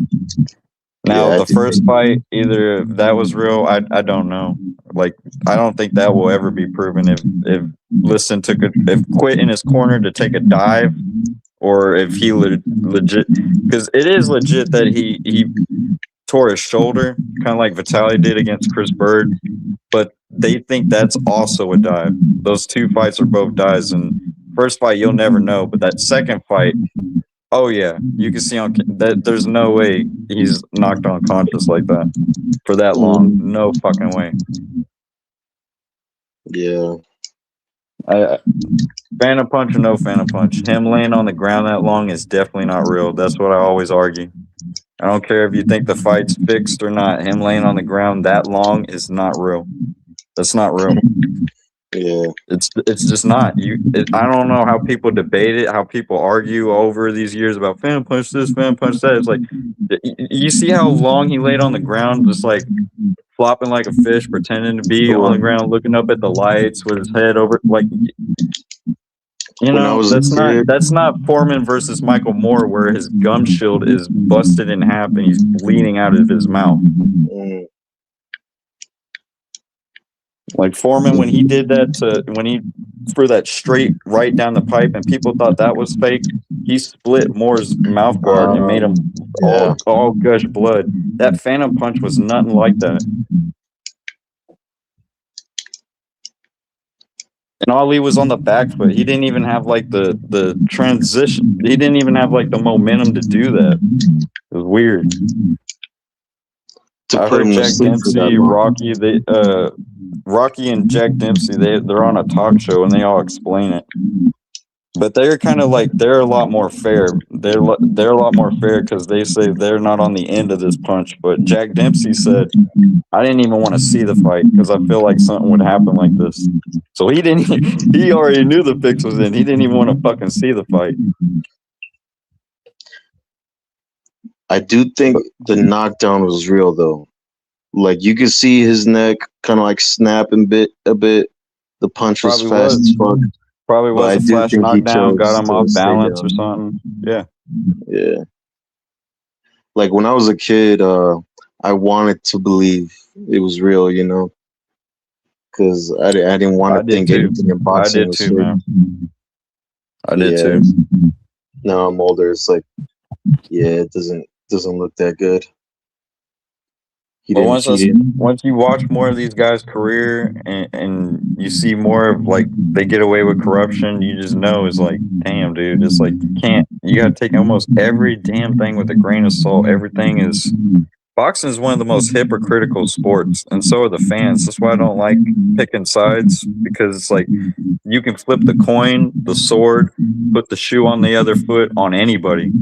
Nitpick anybody. That's why it's so you don't want to do that in boxing, especially with guys' morals, like they do with Ryan Garcia. You'll find out Ali, all these guys, Jake LaMotta, some of them are not the most moral. You know what I mean? Moral people. So it's like you kind of have to like take everything with a grain of salt and be like firm but fair. You just can't pick sides. But boxing, it has a lot of sports fans, and that's what sports fans do, unfortunately. Sports fans are very patriotic, very passionate. Tribalistic. Yeah. But very passionate. Like and people need to remember like boxing is a sport, yes, but it's not like other sports. It's not even close. It's just like you're on your own, basically. There's not a team to help you out. I mean, there's a training team, there's coaches, but it's kind of like you're on your own fighting for your life in that ring. You're not doing that on a football field, a basketball court, or a baseball, whatever, hockey ring or whatever.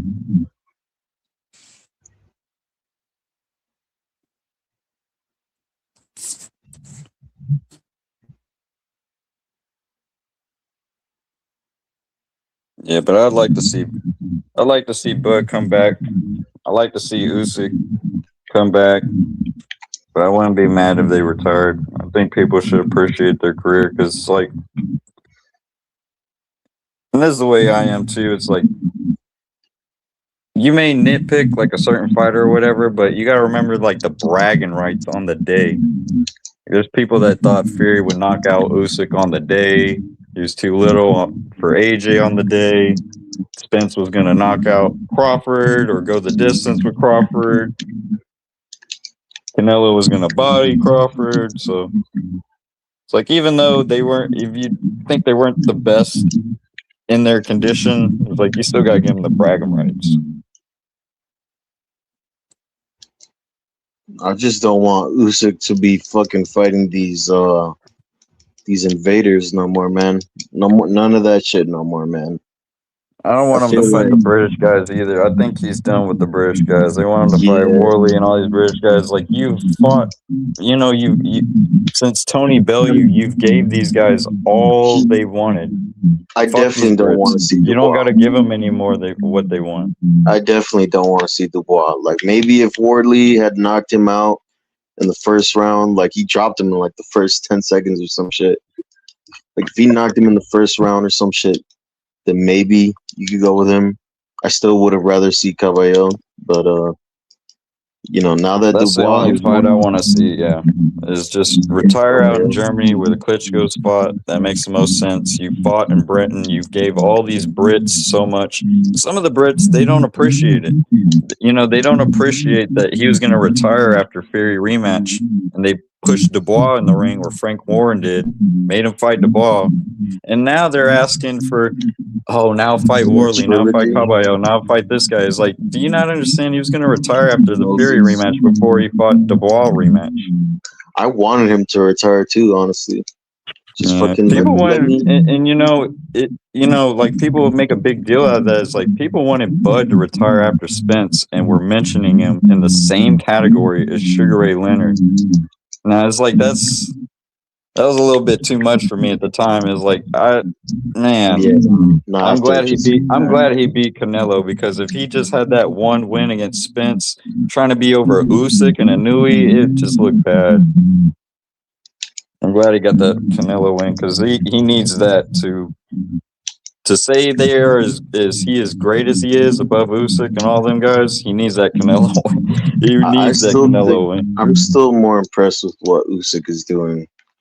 Like for me, I am too. beating a smaller guy, beating someone who's way bigger than you in every aspect, height, Well, reach, imagine if and we weight.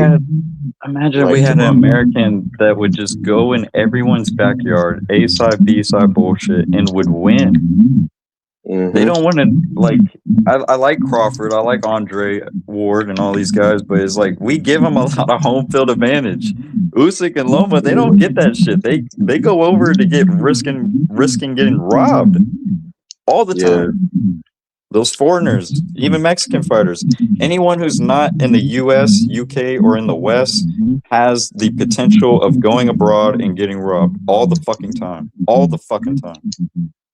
And we have so much home field advantage here in the UK, the US, is like no one talks about it.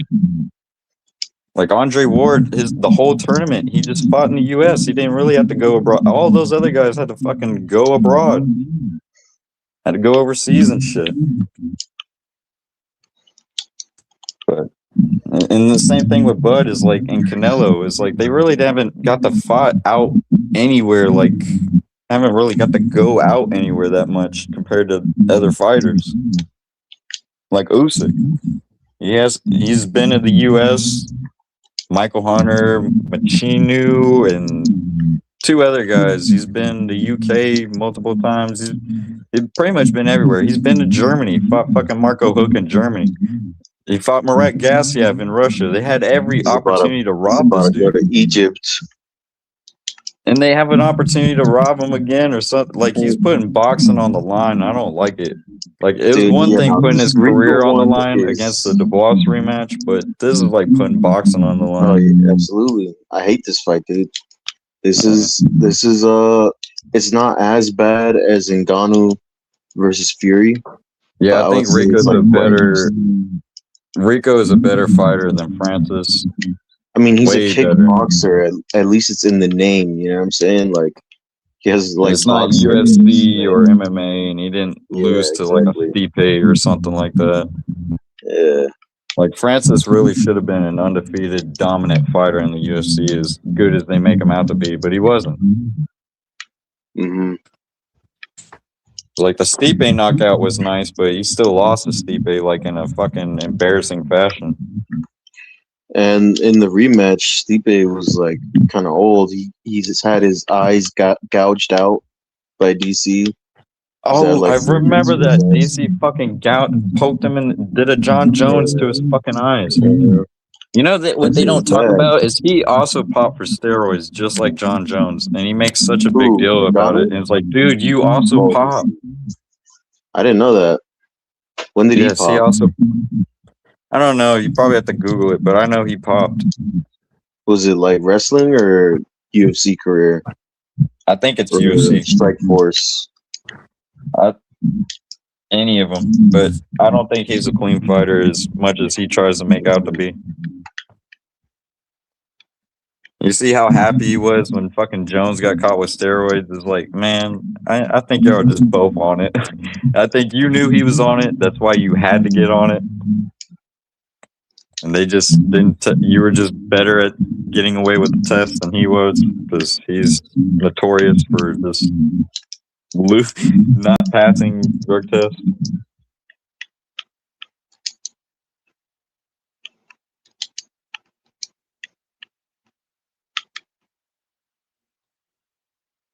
Yeah, but I couldn't imagine if we had like a fucking fighter like a Lomachenko or a Usyk or some of these guys that just go overseas and don't have to do this drama A-B side shit.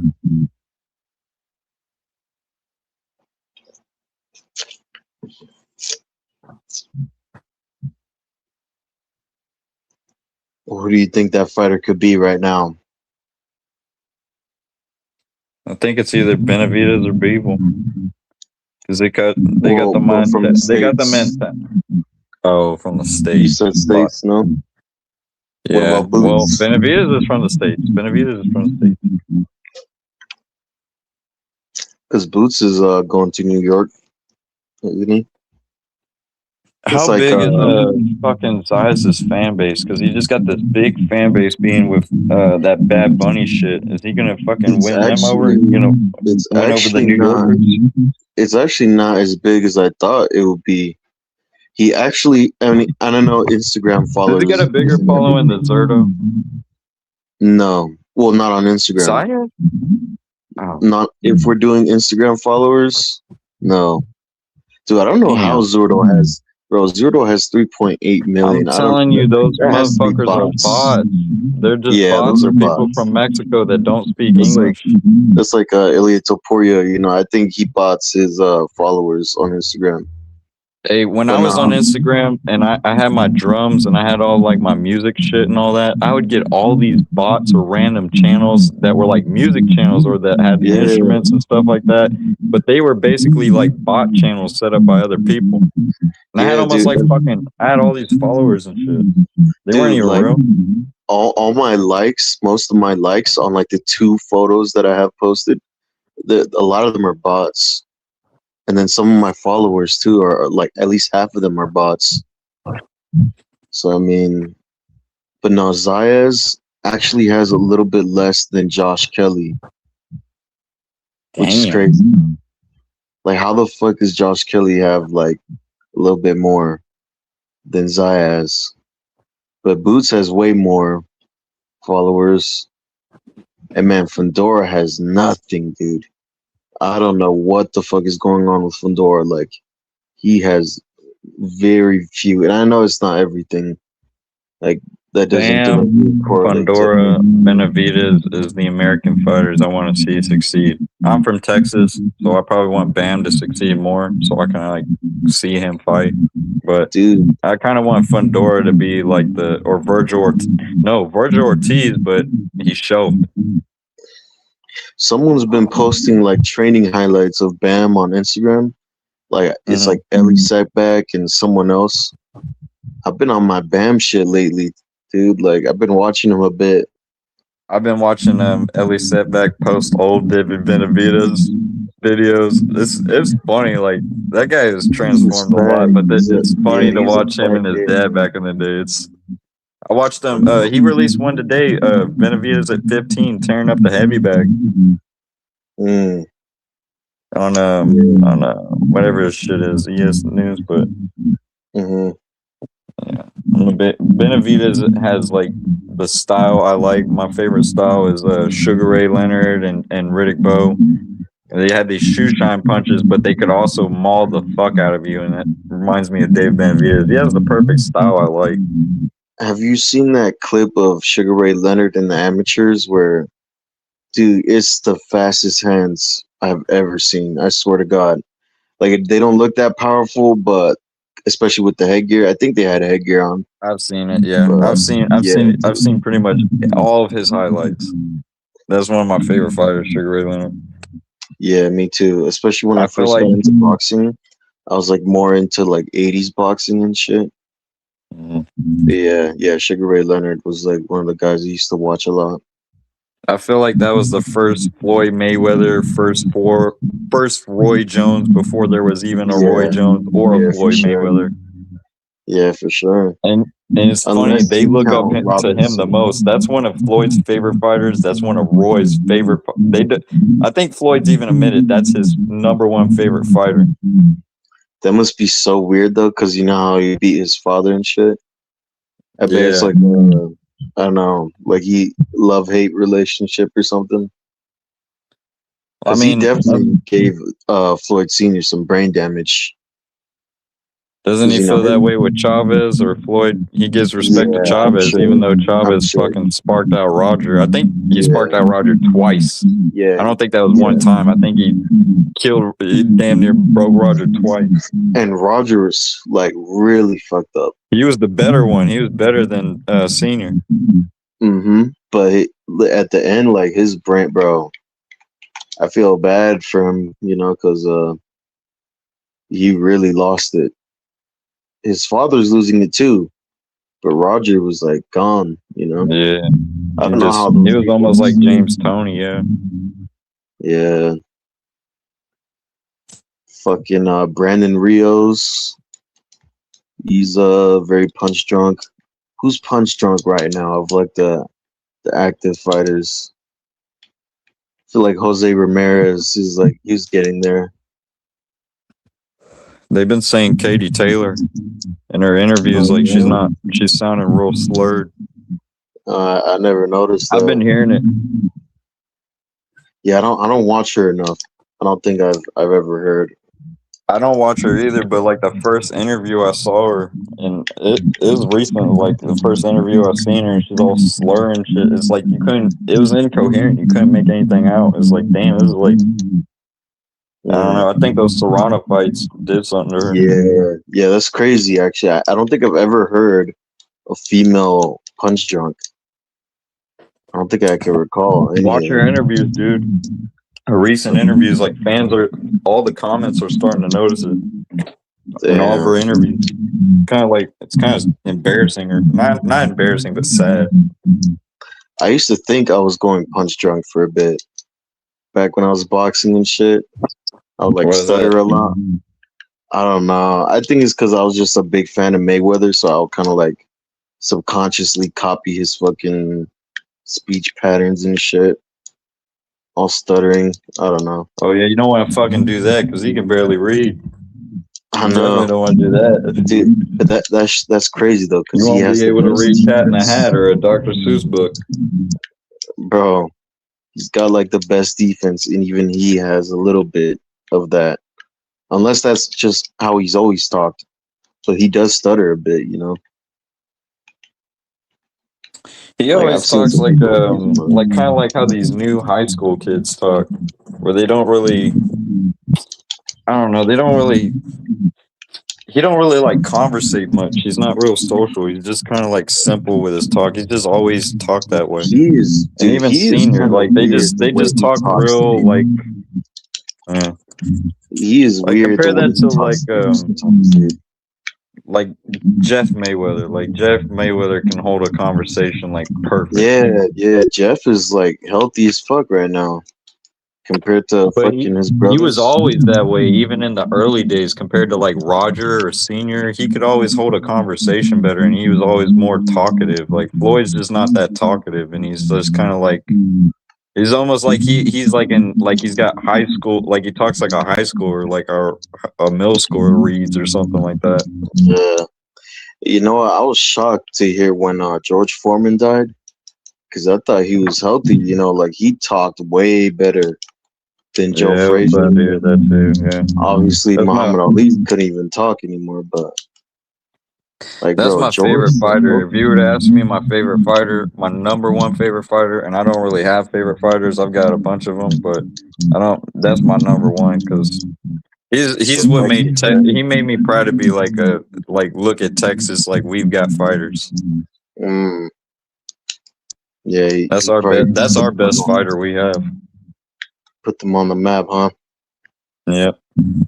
I mean, Jack Johnson did it back in the day, but we've got a bunch of Texas fighters, but it's like they really have to like work like extra hard to get noticed. Like a Virgil Ortiz or a Bam, like they have to work extra hard to get noticed.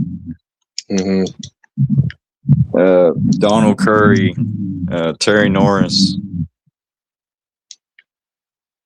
Cleveland Williams. Who's the other guy? There's a Mexican who was like 50-0, 80-0. Ricardo Lopez. Is he from here? I don't know. I was about to say Mario Barrios. Oh, why'd you have to say no? Don't bring up him. I knew not like him.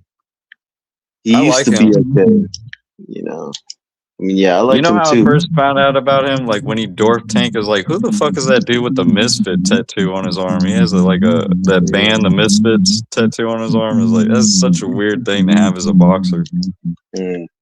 I know people that don't even know that band probably like wondering what the fuck is that skull on his shoulder. Yeah, I don't think I've noticed that. He's got a tattoo of a skull on his shoulder. It's a famous like a punk band called the Misfits, and it's like that's kind of like an obscure thing to have.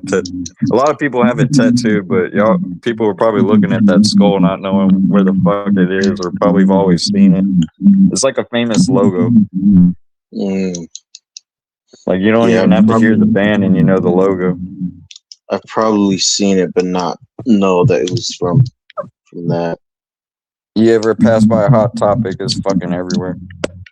But yeah, that's how I found out about Mario Barrios. I didn't find out about his talent or anything. Yeah, he really annoyed me with that Ryan Garcia performance and the Pacquiao one too. Man, it looked like that fight was fixed. I'm not gonna lie. The Pacquiao one? Looks like there's like it looked like he didn't try like he threw the fight like he purposely. Yeah, I hate to say that. Like I hate saying that about fighters, but he looked. Man, it looked like there's some fights that just look so suspect to me. Like Kovalev versus Canelo, like that shit. It's suspect, man. Morrell versus Benavidez, it's suspect. I'm telling you. I think the knockout, though, the Kovalev knockout, I hear a lot of people say it doesn't look right. But dude, he got hit by not just the knockout. The way Kovalev fought, he was throwing punches he never threw before, throwing at the fucking air, just doing all this. It was stupid. It was the same thing with Morrell doing all this stupid shit he's never fucking done before. It looks. You just have to look at his last fights and compare him to that one, and you know that like it makes you almost become. It makes you want to become a fucking wrestling fan. How fake this shit looks. How about Mayweather versus Tenshin Nasukawa? You remember that? Yeah, I think that was real though. I think he outclassed that little Chinese dude. Dude, he the way his head was getting knocked back. Like I wanted I have to watch it again to be honest. I haven't seen it in a long time. Dude, the way his head was getting knocked back, it didn't even make sense. Like he was getting hit with the right hook, and his head was getting knocked back to the left. Like it was going towards the punch after he got hit. Like, and look at that Tenchi dude now.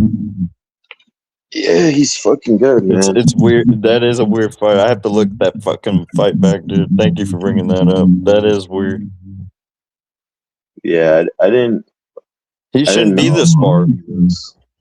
That kind of shows it's almost like the weight bully thing. They say they're not weight bullies, but they move up all these fucking weight classes or something like that. How is this dude a champion? How is Tenchi a champion now? That's. I have to look at that Floyd Mayweather fight, dude. That's a good point you just brought up. Like, dude, I mean, I'm still a Mayweather fan. Like when I first watched it. Oh like, yeah, hell yeah! I'm a pretty boy Mayweather fan. I love the early stoppages, Gotti and shit. I even like that Tenchi one because that was like it was a stoppage in his late career. I like that Tenchi one. That sucked that it was fake, man. I stayed up for that shit, dude. Like I was like a mega fan of Mayweather. That shit came on at like what 6 a.m., 7 a.m. or some shit. Because Mayweather wanted to like be Bolton or a Nui fought. Yeah, exactly. And they have like they do New Year's fights over there in Japan or some shit. I think it's like a special thing for them, the New Year's. So yeah, I mean, I stayed up for that fight. And you watched it live? Yeah, I did. I was recording it on my Snapchat. I think I still have the clip too. Did you think it was fake while you were watching it? No, I thought it was real. Because, you know, Mayweather's way bigger than him. He was. It's like the first time Mayweather's fought someone that small. So in my mind, it's like, yeah, it makes sense that he would knock him out. Like, he doesn't have to pay this dude to take a dive. Like, okay, and then so when did you start to notice something? Just if you see the slow motion, the way his head was getting knocked back, like the momentum doesn't make sense. Like let's say if you get hit with the left hook, your head's gonna bounce to the left, right? Right. This dude, he was getting hit with like a left hook, and his head was like snapping back as if it was getting hit with a straight right or something. Like his head directions, the way his head was snapping back wasn't making sense to me. And when he was on the floor trying to get up, like it looked like extra dramatic and shit. Like I don't know, it looked a little weird to me. But I think like, why would someone with like pride like that let that happen? You know, he started crying and shit. Like, bro, you don't need to convince people that much if it was fake. Oh, so there was an extra put on after the fight. Yeah, that's how you really can fucking tell a fight's fixed. That's what my point I was trying to get with Morrell is like Benavidez probably fucked him up, but I don't like how happy he was build up of the fight after the fight. And Benavidez was happy that he threw his belt at him and this was building the fight up. They actually liked each other, is what people don't know. They were actually friendly with each other, and that's I don't like that shit after the fight. If Tenchi did that, start crying and all that shit, that means he's putting on a fucking act. That Sean Strickland Kamzat beef was completely fake. Yes, that one too. That one is fucking completely fabricated. Yes, exactly. And now Sean's talking all this, oh, Kamzat is great and all this stuff, and fuck. No wonder that fight played out the way it did. I know, fucking. It's always the guys who act like they're about to murder each other and shit that have like the weakest fight. I think that Morrell fight was real, but I think they kind of like had a like almost agreement with each other to like kind of like carry each other. Like I think Morrell was doing a lot good than people give him credit for. Like he would hurt David Benavidez with just the minor shots he was throwing, because I guess Benavidez was just getting adjusted to that weight class.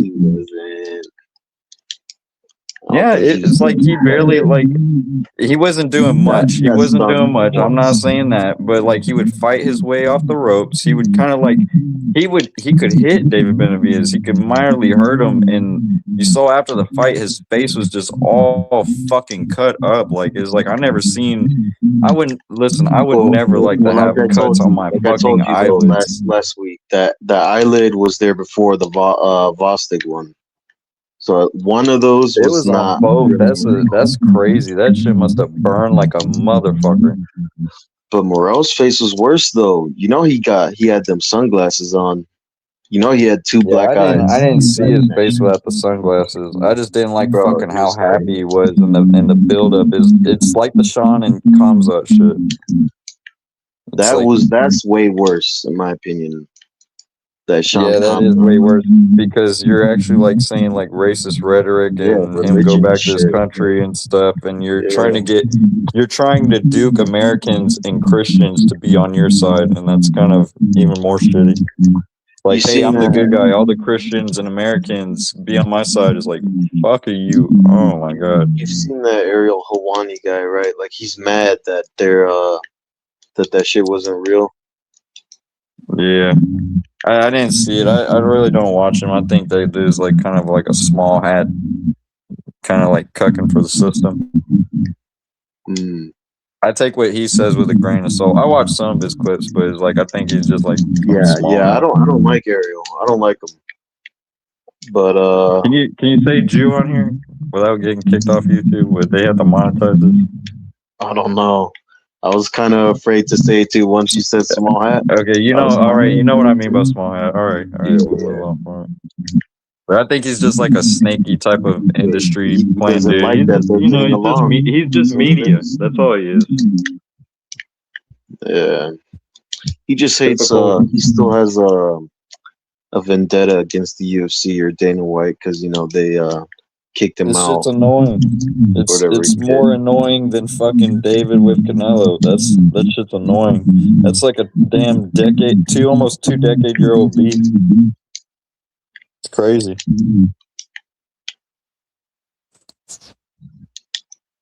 Yeah, that's another reason I don't really watch him, because he just finds a way to bring it back to Dana somehow. Whatever he talks about, or the UFC, is like, oh fuck. Yeah, basically whatever he aligns himself with, you just gotta expect that it's just because he doesn't like Dana. Like he was rooting for Ngannou big time when he came to boxing and shit. Because you know was he? yeah, Dana and Ngannou. Did he get a reaction, or did he watch it live? I don't think he watched it live. I'd like to fucking see Ariel fucking cry when he got put to sleep by Joshua, right? Yeah. Yeah, I know. I would have thought Ariel would be more of an AJ fanboy. Nah, he Yeah, just aligns Gaylord or something. He aligns himself with whoever hates Dana. That's all. He doesn't really care about Ngannou. He just wants to root for Ngannou because Ngannou left the UFC and shit. Yeah.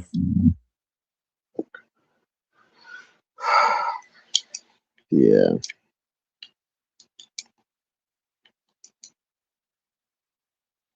I think he just always tries to start shit with the fighters. I'd like to see him work for the UFC again. I think that'd stir some shit up. Be fun. Bring some fans back. I mean, just for the drama shit, I guess. That's what Dane's about. Bring him into Power Slap. He loved that. He loved that press conference, man. He'd be trying to act like he don't want press conferences like that. Well, even Brendan Schaub, like, he got fucking kicked out of the UFC, and he still keeps talking about it. He's still jealous. Anybody who gets kicked out or something like that, or is, like, ostracized, they still want to be a part of it. Thing. Yeah, he's the same thing like Ariel. He's even worse because he's stupid. He'll dry snitch on you, and like you won't have a fucking say about it. He'll dry snitch on you. He has heavy CTE, like bro, like the okay, yeah. You want to bring up CTE? That is a perfect fighter. He don't got mental illness like Ike. That's a fighter that's got CTE, not mental illness like Ike. That's some Tito Ortiz shit going on. Yeah, dude, yes, exactly like a Tito. He's basically one step. He's about as smart as a Tito Ortiz. Mm-hmm. I remember Tito Ortiz said, "I want to live." What did he say? "I want to live longer than my kids." And Brendan Schaub looked at his friend Brian like, "What the fuck did he say?" That shit was funny. Yeah, no, Tito is like the most funniest, like unintentionally funny person ever. Oh my god, that was so stupid when he said that. I want to live longer than my kids. Oh my god. You know what? I kind of got into UFC because of that one podcast that Joe did, talking about how Brendan needs to retire and shit. Like, told him to his face. Yeah, told him. I don't think he would. I think he'd be surprised. Yeah, against Cain Velasquez and shit. Yeah. Oh, that was against Cain? Yeah, like he was telling him like, how do you think you'd fare in a wrestling match against Cain Velasquez? And he's like, "Oh, I think you'd be surprised, or people will be surprised." And Joe Rogan was like, "I think you'd be surprised. I think he'd fuck you up." Murder him. Cain would fucking murder Brent. I thought they were talking about some midget or something like that. They were talking about they were talking about someone else. They weren't talking about Cain. In that conversation, they were. He asked them about the kid because he's a heavyweight. They're talking about like, how would you fare against the best heavyweights? So that's why they brought up Cain in a pure wrestling match. And I pretend to ignore he even beat Krokop.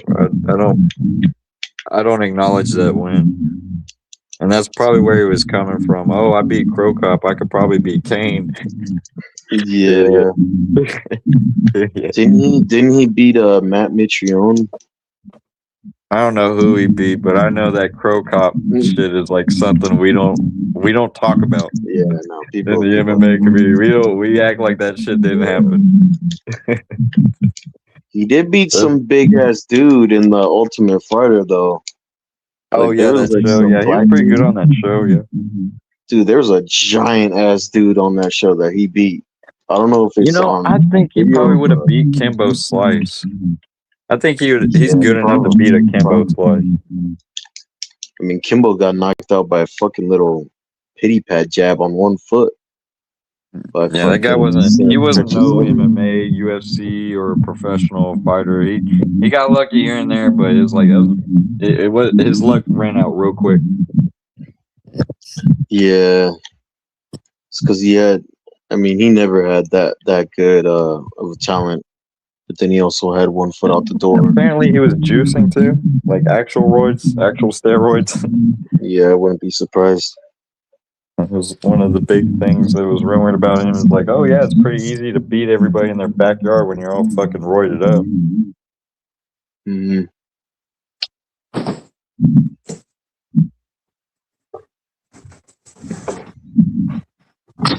I used to watch him for like a tiny bit,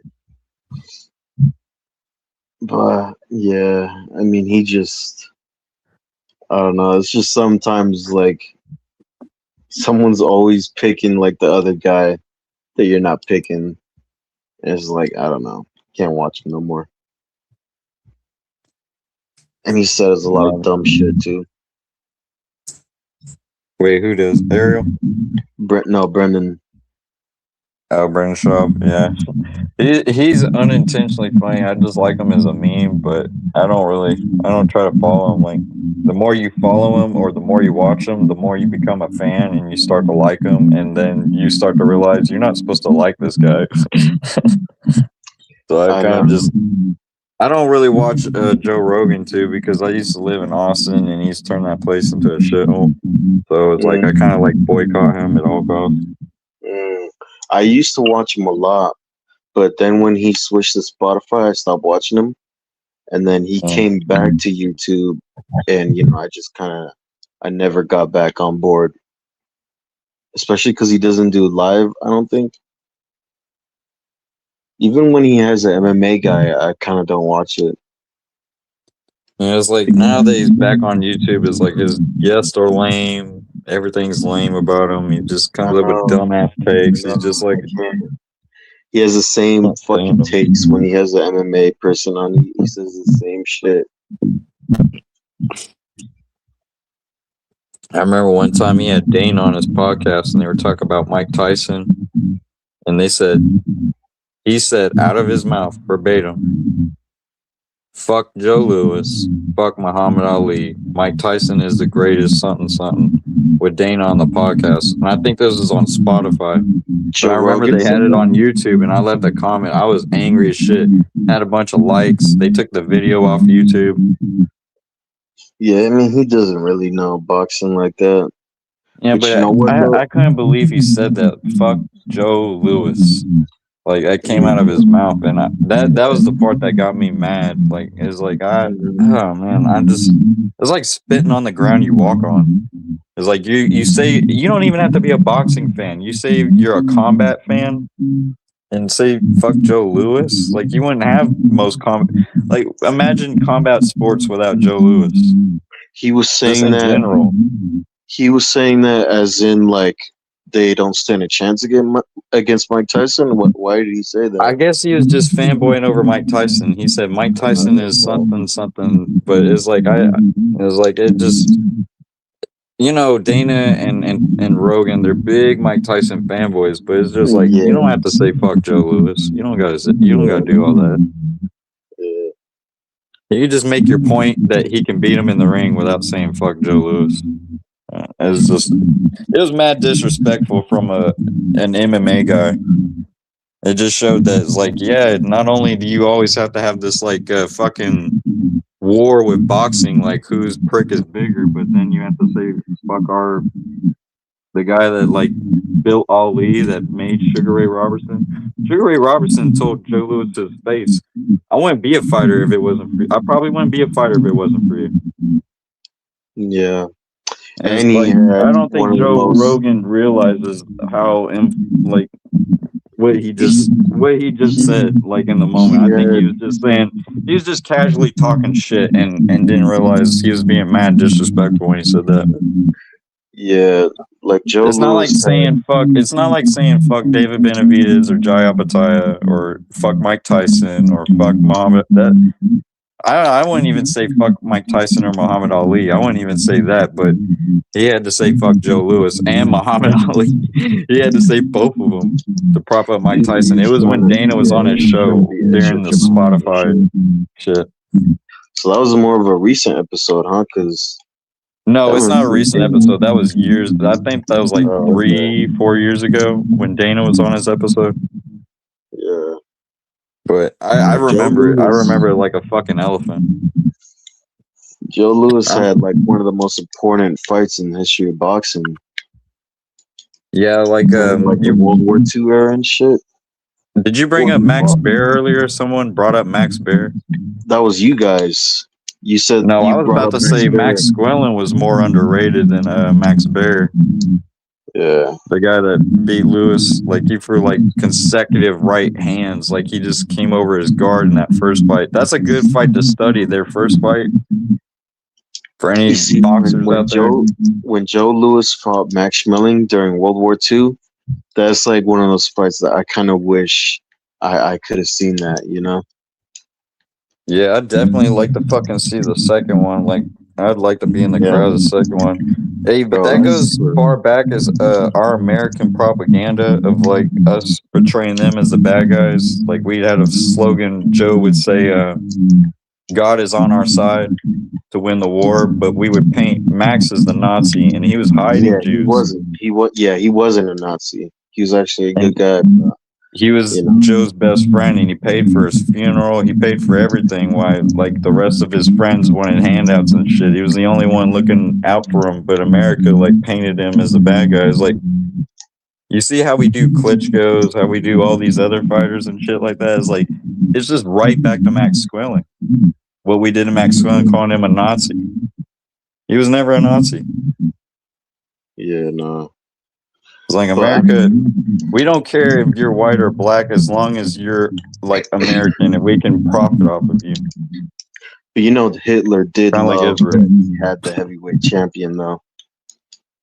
Like we did have to take him out, even though he wasn't a Nazi. Yeah, because I'm pretty sure if he did win that second fight or something, Hitler would probably push more of his propaganda. And, you know, Max Squellen didn't really have a choice in the matter. Kind of like Hitler was kind of like, if he found out Max Squellen was hiding Jews, you know, it would have been over for that dude. Yep. Do you think that fight is more important to boxing or defending the heavyweight championship against an intruder like an Ngannou or Rico Verhoeven? Oh, those fights don't even come close because you wouldn't have those without Joe Louis and Max Squellen. You wouldn't have all these. I know what you're saying, but I'm saying like, because if those dudes beat Fury or Usyk, man, that's a terrible look for boxing. Whereas Joe Louis terrible look too is more like a political thing. Like I don't think boxing dies. Oh, if you're talking about like political wise, yeah, it's not good for our sport, but it's not. It won't be the same as like a Lewis losing in his prime to a prime Max Squellen. Like I don't consider it like I'm a big fan of upsets, but upsets of fighters in their prime, not a prime fighter against an old fighter. Like it doesn't make sense. But in this case, these guys have never boxed before. They're not boxers, so it's kind of political. It's a bit more important. It is kind of like the Americans versus the Nazis, because if the boxers lose, then it just shows that MMA or whatever kickboxing is. I get what you're saying. Yeah, it's very different fights, but like they're important, man. I really feel like this Usyk versus Rico fight, like people are like they don't care about it, but I'm gonna be nervous that day, man. I am nervous, man. Like this is one of my favorite fighters. Like, why the fuck did you take this stupid fight just for AJ? And why are you helping AJ? It's like they don't care about you. They really don't. You think they'd give you a third fight if the other shoe was on the other foot? I put that on his channel, and I got a bunch of likes. Don't give him a trilogy because they wouldn't. If the shoe was on the other foot, you wouldn't get one. Yeah, nah, he better not do a trilogy with any of these dudes. Not But could you Fury, not imagine Joshua, not if the shoe Dubois. was on the other foot, how much these fans would be crying, or if it was Wilder, it's like, this is why we always get cheated. They would have made it racial and all this. Or if Usyk threw AJ's belt out the ring, can you imagine the shitstorm? Or Wilder's belt, could you imagine the shitstorm over here on these YouTube channels? Crying. But when it happens to Usyk, it's just like, you know, fuck that white Christian boy. Yeah, I fuck with Usyk, man. But it's like that dude gets done so dirty, and if he loses this fight, it's almost like boxing's kind of like over. I know, dude. I just want to be able to say that I saw him live and shit, and I feel like that'll be more impactful if he My retires. fucking friend Marco did, and he went to see the coolest fight. He went to see him in the Dubois rematch when he came out to Ava Marie. I don't know if you know who that is, but it's like almost like a. It's almost like one of those like Catholic.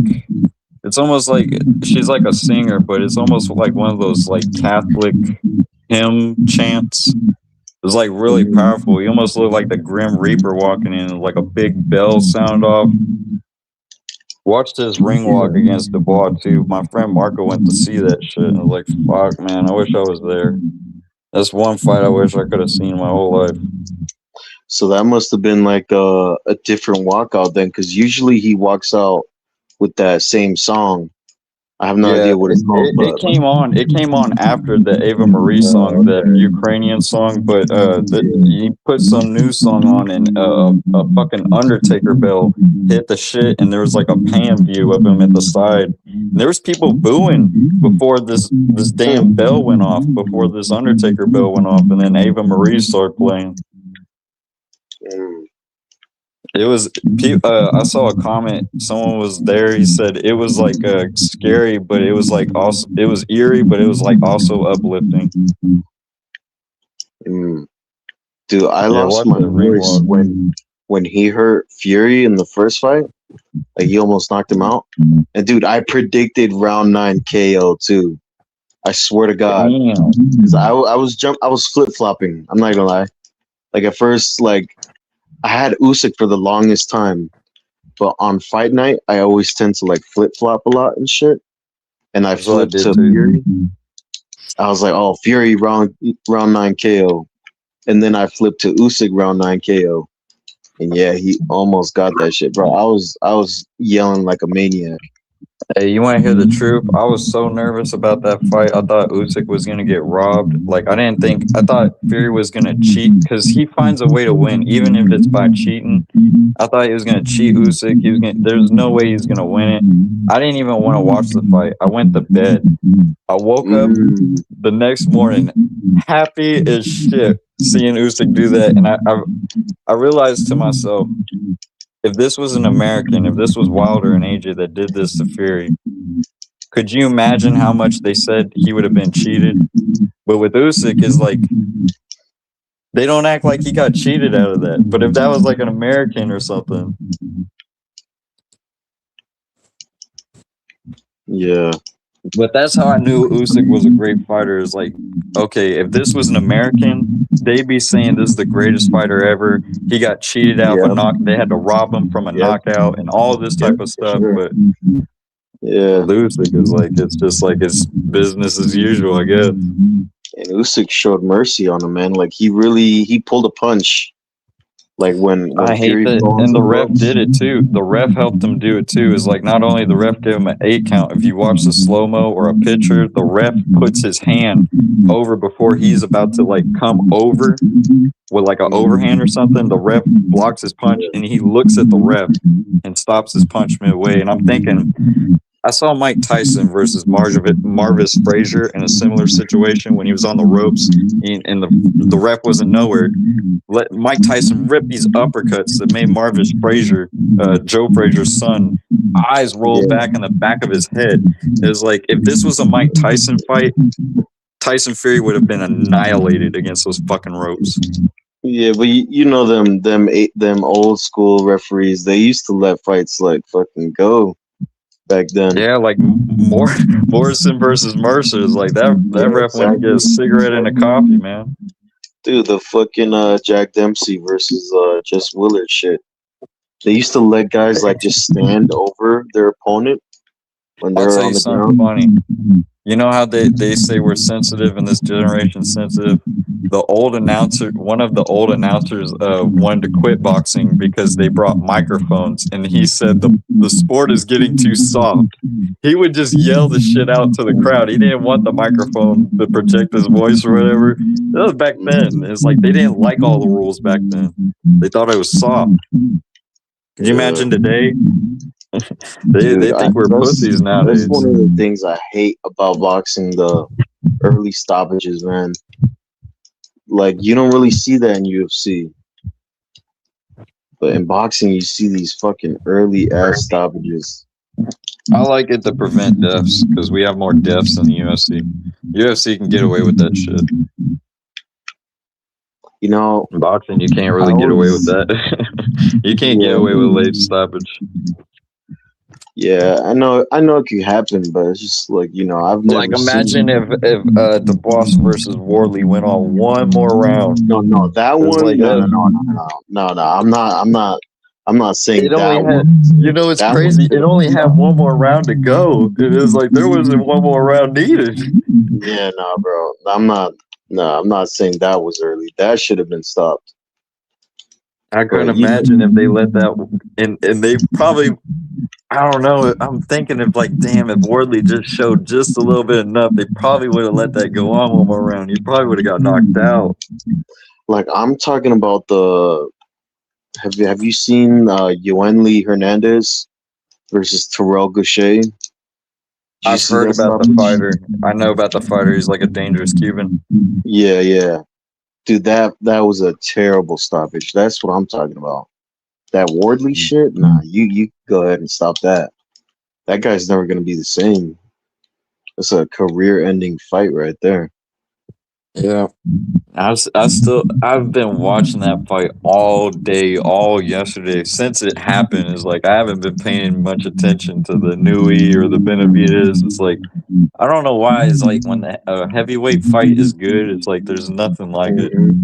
I know, dude. After I watched that There's shit, no better fight. it's what got us into ejaculated boxing. or some shit. Ali and the heavyweights. It's what got us into boxing.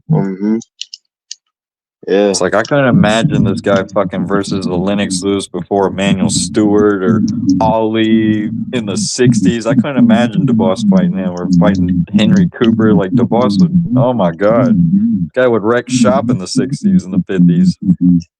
I know. I always wish that old school heavyweights could stand a chance. Yeah, I see guys like this Dubois guy. It's like, nah, bro. It's like you almost stand a chance. That's why whenever you hear old school trainers talking about he's an exceptional fighter or there's an exception, that's what they mean. Like everybody can't be an exceptional. You really have to pick like this guy, like someone that's almost like proved it throughout decades, like a George Foreman or a Larry Holmes. That's the best fighters of the '70s, I think, that you can have that conversation with over like a Jerry Corey or a Ken Norton or any of these fighters in the '70s. I don't think that's the best era of heavyweights. Like I think the '90s and 2000s are better. Yeah. But I think Holmes and Foreman are like the only exceptional fighters because they proved it in 2 decades. I mean, I like those older heavyweights because they're more American and shit. Because in the 2000s, that's when they started to go away. Yeah, some of those fights are just as brutal. Yeah, if you like violence and stuff, it's like those are fun fights to watch. Lyle versus Foreman, Holyfield versus Tyson, like those old school fights. Dempsey versus Willard, Dempsey versus Firpo. Have you ever seen that? Joe Louis versus Buddy Bear. Buddy Bear knocked him out of the ring. Firpo knocked Dempsey out of the ring. They came back, kicked ass.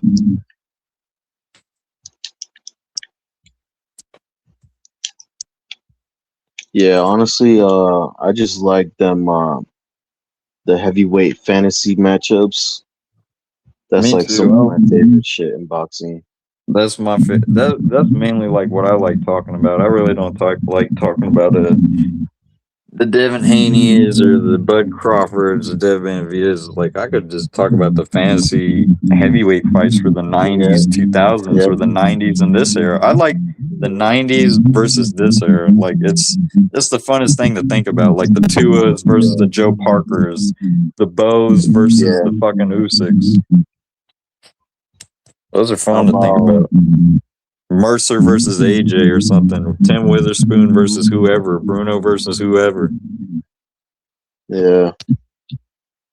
I always like the very powerful guys like George Foreman versus Deontay Wilder. That's one I always think about. Just really One I think powerful. about is Foreman versus Vitaly Klitschko. That's one I think about all the time. I think, man, that's tough. I Because they're think both Vitaly's he's like more skillful, but Foreman could definitely chin him. and they both throw awkward punchers. They're both almost kind of like alike in a lot of ways. Hmm. But Vitaly's got a fucking he's got a better jab. Like people don't give him his Yeah, credit for for his sure. jabs. Like he took Lennox Lewis's jab away. Yeah, that's like that's like the prototype of the heavyweights that we have today, like in terms of size and shit.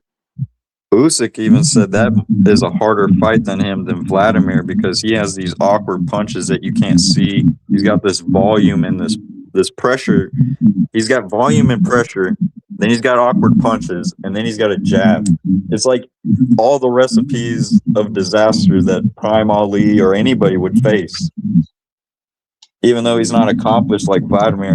And Vladimir, the younger brother, that one, he punches just as hard. Like the opponents they all say the younger brother punches harder than Vitaly, but Vitaly's got this work rate, pressure, jab, durability, awkward punches. It's just like Usyk even said that's a harder fight than Vladimir. I'd rather fight Vladimir. So you think that he would beat George Foreman? I don't know about that. I'm biased. I'm always gonna go George Foreman. I'm biased. That's one fighter. We could talk shit about Jai and Benavidez. I can say Jai do this, or we could say Benavidez do that, and I'll never be 100% sure. But George Foreman, I'm gonna tell you right now, I'm 100% biased with him, and You I don't see, know, that's but one. I hope one day, like it probably be 10 years from now, but I really want them to make a really good boxing game. Because the one that's out right now, I don't know. I don't think it's there yet. Like I want like a what really undisputed? good. Yeah, I mean I appreciate it. Don't get me wrong, but I feel like it could be so much better. And I feel like maybe 10 years from now, when the technology is better and shit, like I want to see like the heavyweights in there. Hopefully they could get all the fucking licenses they need.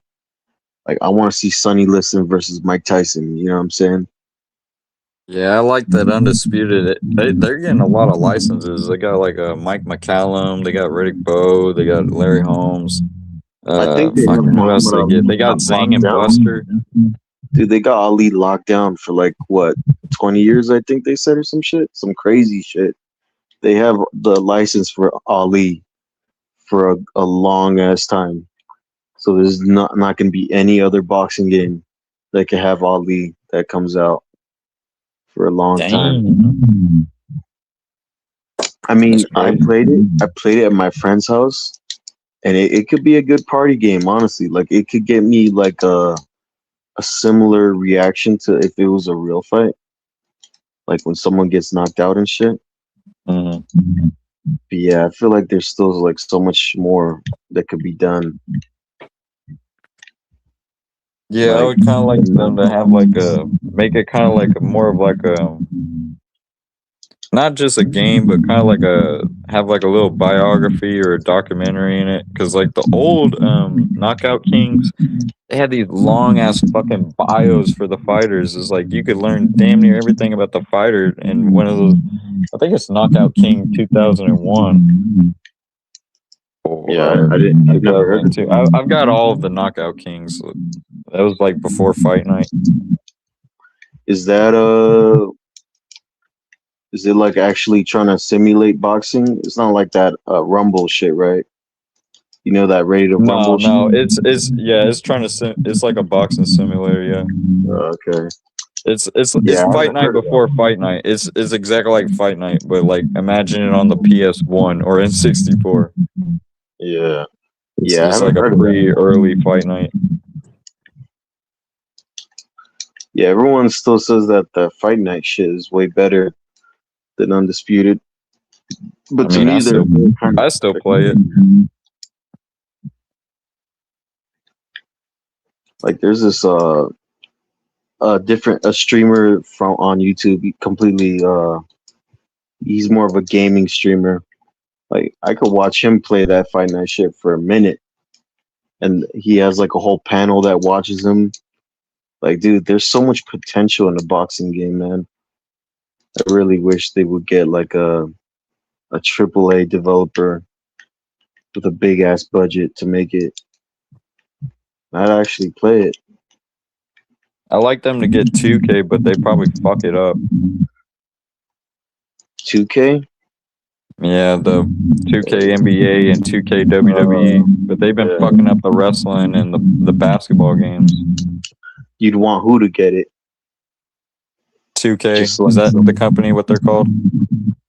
Or who's the one doing the new UFC game? Is it EA doing the new UFC game? Yeah, that's EA. Yeah, that's EA. They should do the new boxing game because the new UFC game actually looks good. I haven't seen it that much, but I do know that my boy Alex Pereira is the cover, so yeah, I'm good with that. You know what I'm saying? That's my boy. But apparently that's a curse. Every time someone gets put on the cover, they end up losing. So it's like fucking Drake betting on you. Yeah, exactly. You might as well just have Drake bet on you or Diddy. Uh-huh. Yeah, I don't think he's gonna lose anytime soon. I hope not, man. I'm honestly more worried about. I almost stopped watching the UFC when he did lose. I was like, "Fuck this shit." There's nobody fun to watch anymore. Dude, I'm in my golden age for UFC with that motherfucker fighting for the heavyweight, bro. Like, because literally, like he was on back to back, bam, bam, bam, saving the card during like UFC 300. It's almost like you couldn't like turn away to watch him. It was like I'd go out to a bar and he was up on the screen. It was like even my freaking father, like he has terrible memory. Even he remembers that motherfucker, you know. That's how often he would fight. That's what fucking Bud and something Usyk needs to do. They need to talk about like a Usyk. He needs to speak English, be popular in the States. It's like, no, he could just do what Alex Pereira does. Bud could just do what Alex Pereira does, just be in our algorithm all the time. Mm-hmm. And then you can't really avoid him. And Bud was kind of like in the algorithm all the time. He was like taking pictures with celebrities and all this. He's still in the algorithm. He's doing podcasts and all that shit. But Usyk ain't in the algorithm like that because he don't really do a bunch of American media. Yeah, that's facts. Podcasts I don't and stuff like see that. him around. He's like on his own YouTube channel. I watch him on his own YouTube channel, but that's pretty much all you hear from him is just on his own channel or with the Ring Magazine or Turkey. Mm-hmm. Or like some fucking interviews, seconds out or whatever. Bud, you can see him on Joe Rogan. You can see Bud on fucking 80 and Ross. You can see Bud on all this fucking shit. Mm-hmm. See Bud going to China and all these other countries. Yeah, Bud's got his own podcast. Like he goes to like all these countries and stuff. It's like on a world tour, I guess. Too. His tweets, like I don't see Usyk tweets. That's why I like that's why I like being a Bevel, a Nui, and Usyk fan, because I don't have to defend them. Because they're not on Twitter. They don't defend themselves. I've got to defend them. It's like it's perfect. But with the Americans, like they got a whole fan base defend them. It's like I like Benavidez and I like Crawford, but they got a fan base that just goes hard on Loma and Usyk and all these fighters. That fan base, they just mainly stay quiet. Like the Bevel fan base, what do you hear from the Bevel fan base? Like They're all you Russian. don't hear. They're just quiet. They're just over there waiting, just hearing y'all talk shit. Forums. Go to the Russian. I wonder what that beef was like when he fought Better BF. That must have been some crazy beef on them Russian forums. Who knows what the fuck they were talking about? Yeah, because I know Kovalev had some passion. I know, at least this is what I've heard. GG and Kovalev had some racist fans or passionate racist fans in Russia or Kazakhstan or like that. Yeah. Didn't he knock out? I'm pretty sure there was some of that.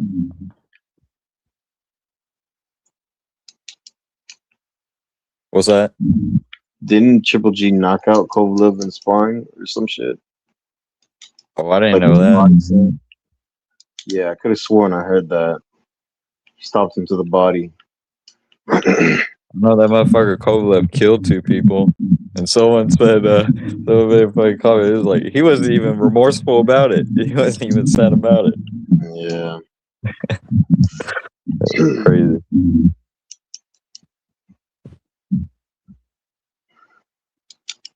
But what were we saying about fan bases? Yeah, Usyk don't really got that American media or Western fan base. From like UK is like the only one that like really supports them, and even they don't really like fuck with them like that. They're kind of like what's the term? Fey weather fans. Like they're here one day, gone the other. I don't know. I think that's the term, Fayweather fans. Like you see how quick they jumped on the Fabio bandwagon. Dude, I don't think them UK guys like him. I think it's all just to try to get him to fight another British guy. They want that. I think they did it against Fury because they didn't like Fury so much, and he made all these excuses, and he was becoming dislikable. So it was like a split. But now that he's beat Fury, and he's put in these like great conversations, or when he even beat Dubois and he was being mentioned with Ali, people are starting to not like that. It's like that's what you guys said was going to happen before he beat them. Like he was going to be mentioned in these conversations on paper if he beat them, like Tyson and AJ and Wilder were. Yeah. They just became undisputed, but they didn't. Dude, I remember before he came to heavyweight, like after Ruiz knocked out Joshua, I saw people in the comments saying some shit like, "Oh, Usyk's about to come up and take all them belts." And I was a doubter, dude. I was like, nah, he's not going to come up and do nothing. And look at him now. He's really undisputed. In my mind, he's undisputed. Like, Dubois is not a champion. I don't care if that's a real belt. Usyk, to me, is the real undisputed champ right now. He's basically just twice.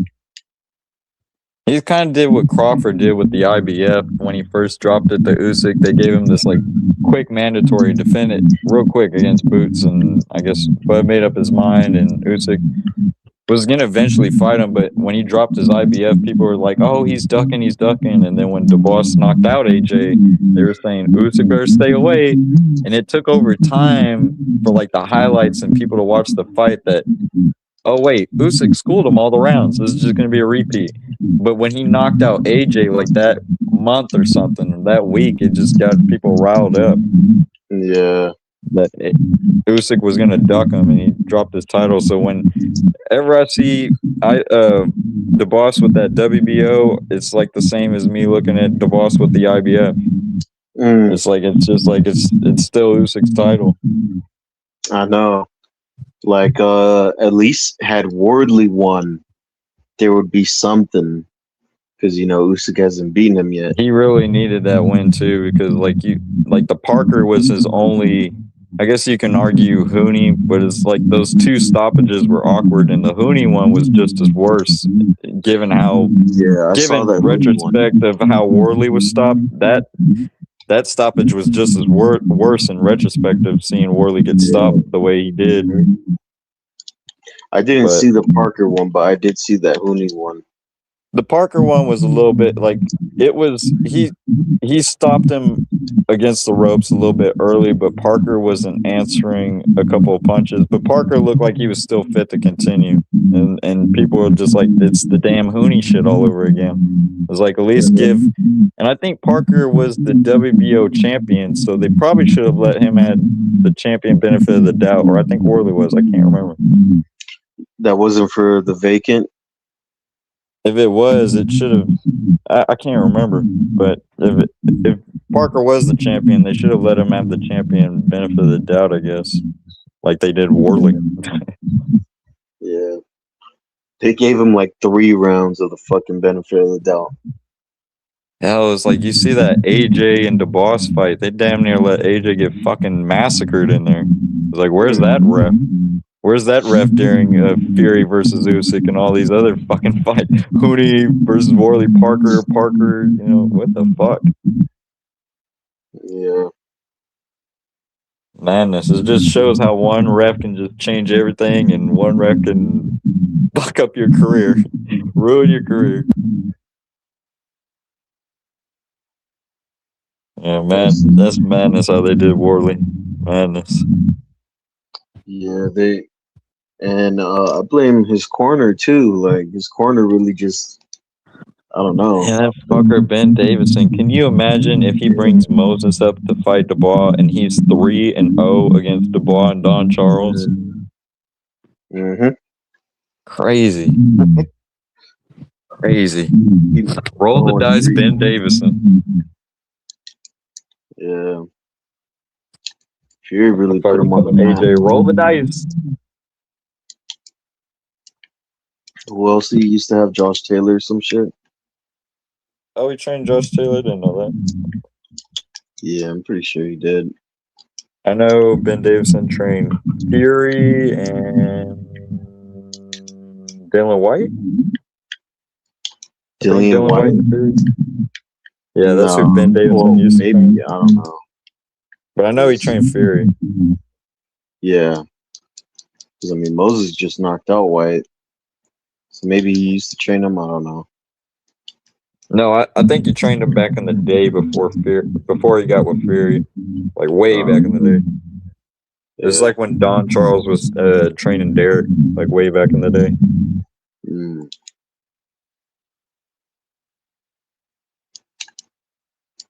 I can't imagine if fucking the boss fights Moses. He beats Moses, and Ben Davison is lost 3 times against Don Charles and Dubois. AJ. You think Dubois would win that? I'd have to favor him. You'd have to favor him. I mean, because he gets hurt still, man. Like apparently Moses has the style that he beat him up in sparring that he couldn't. And his first trainer, Shane McGuigan, Dubois' first trainer, said this, that he couldn't deal with Moses in training. And this is kind of like what we were saying with, we're acting like sparring don't matter sometimes, but there's an exception to that rule with Dubois when he sparred AJ and Worley and beat the shit out of him. Could just be the same exception to the rule that Moses might have his style. So I don't know, but I'd have to favor Dubois. I mean, he's definitely way more skillful than I thought he was. Like, he was timing Worley with shit. He was, I like his in and out movement and his jab, you know.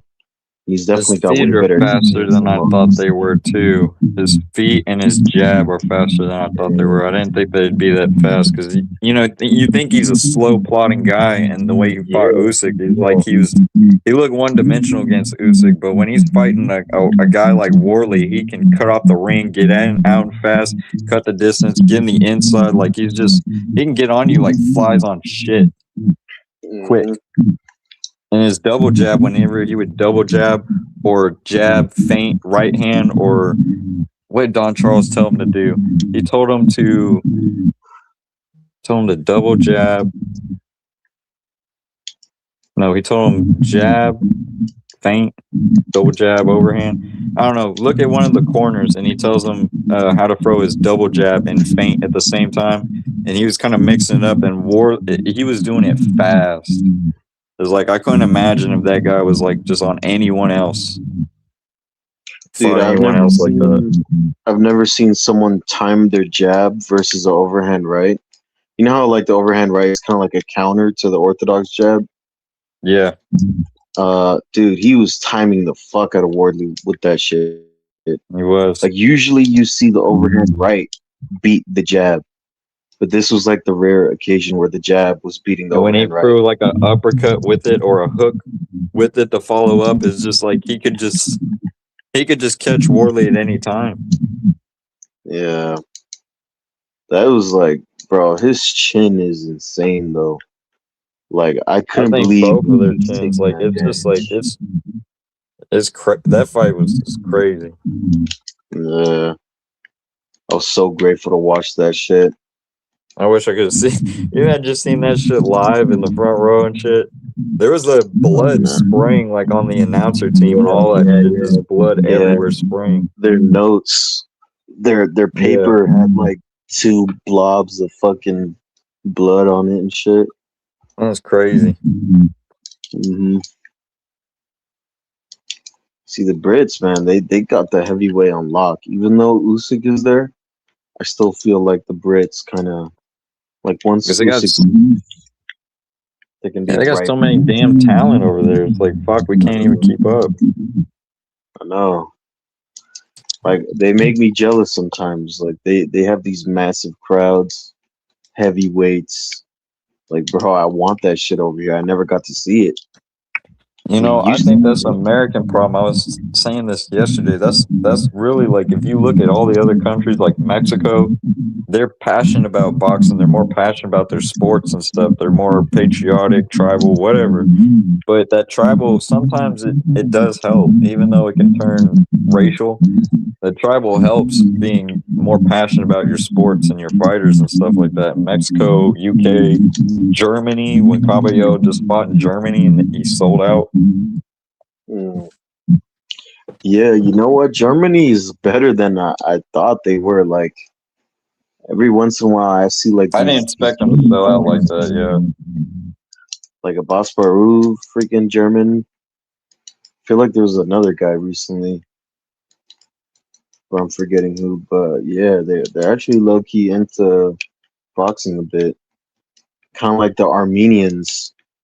Like there's a couple of Armenian boxers. Like there's like some countries that you forget that are just like they're actually into combat sports. But like Poland and Croatia, Poland does have some boxers and shit, UFC fighters as well. And yeah, Croatia has like Stipe and Krokop, Filip Hrgović, some guy with a mohawk that fought Lennox.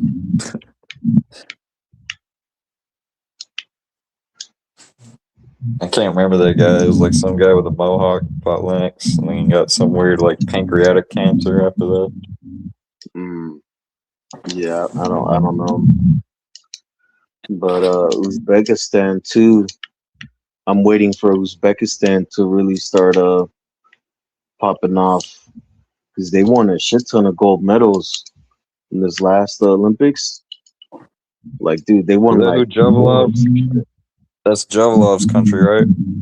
I don't know, but it's some they do speak Russian or some shit. They're somewhere up there. There's Kazakhstan, and Uzbekistan. Those three are like all near each other. I didn't know if Javalov was from one of those. Yeah, Majimov is from Uzbekistan. I think the Kazakhstans are better than the Uzbeks. You got Bivol, you got Gigi. I think Javalov's from Kazakhstan. Janabek was from Oh, over there. Janabek. Oh my gosh, yeah, that's crazy. Yeah, man, I really want to see that fighter again. That fucking sucks what happened to him. Yeah, I never really got to see him that much. I think I've only seen him like once. Man, there's a fucking video, and this guy's always doing this clickbait shit. It's like a vote sport or fight sport or something. Made a video. This is the guy to knock out Crawford, and it got 1 million in 2 days. And I see Bud channels; they do not like this video. Bud That fans do not guy, like this video. dude, that guy was gonna knock out Lara. Had that fight happened, I had him knocking Lara out. Yeah, some fucking YouTube channel made some clickbait video with Janabek like he KO's Bud, and now it's got people. It's almost made him popular. Fight Sports Talk? Was it Fight Sports Talk? Because that dude hops on the main on here. I actually want to look it up myself too. That motherfucker got like 1 million in 2 days. Like, goddamn, Janabek's going viral.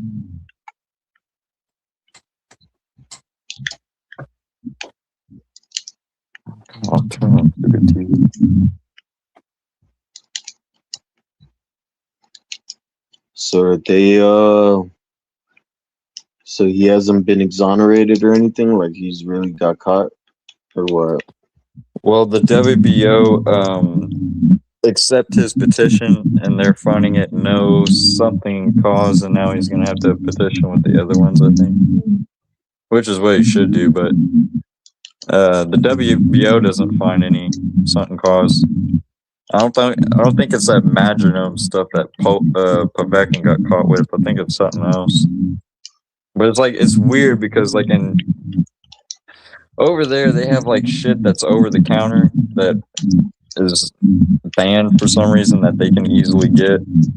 Like Meldonin or whatever, that drug that Povetkin got caught with, that's like a natural drug that you can get over the counter in like Mexico, you can get over in Russia, you can get that over the counter in a lot of places.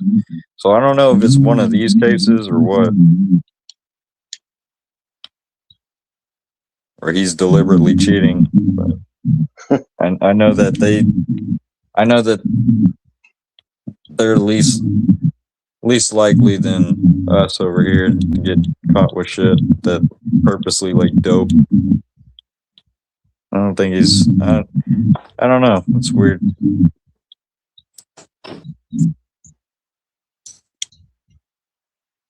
Damn, what was I looking up? Oh, Janabek.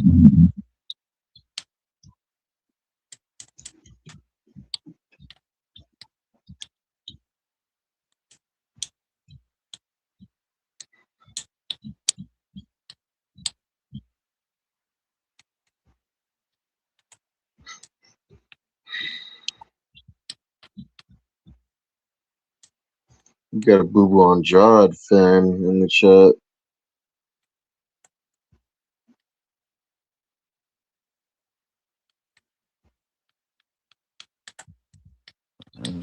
Yeah, Boucher did not get saved from anything.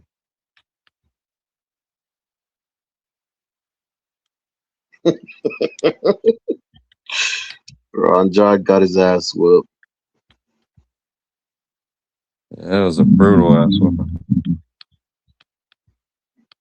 Is that Punch Drunk? There's got to be Punch Drunk right there. You know, Punch Drunk is a huge fan on Jod. Didn't he interview him? Yeah, he got him. He got his career ended. Fucking had a phone call with Punch interview him. What's that? Oh, okay. As this was the opportunity that he really had. The guy who.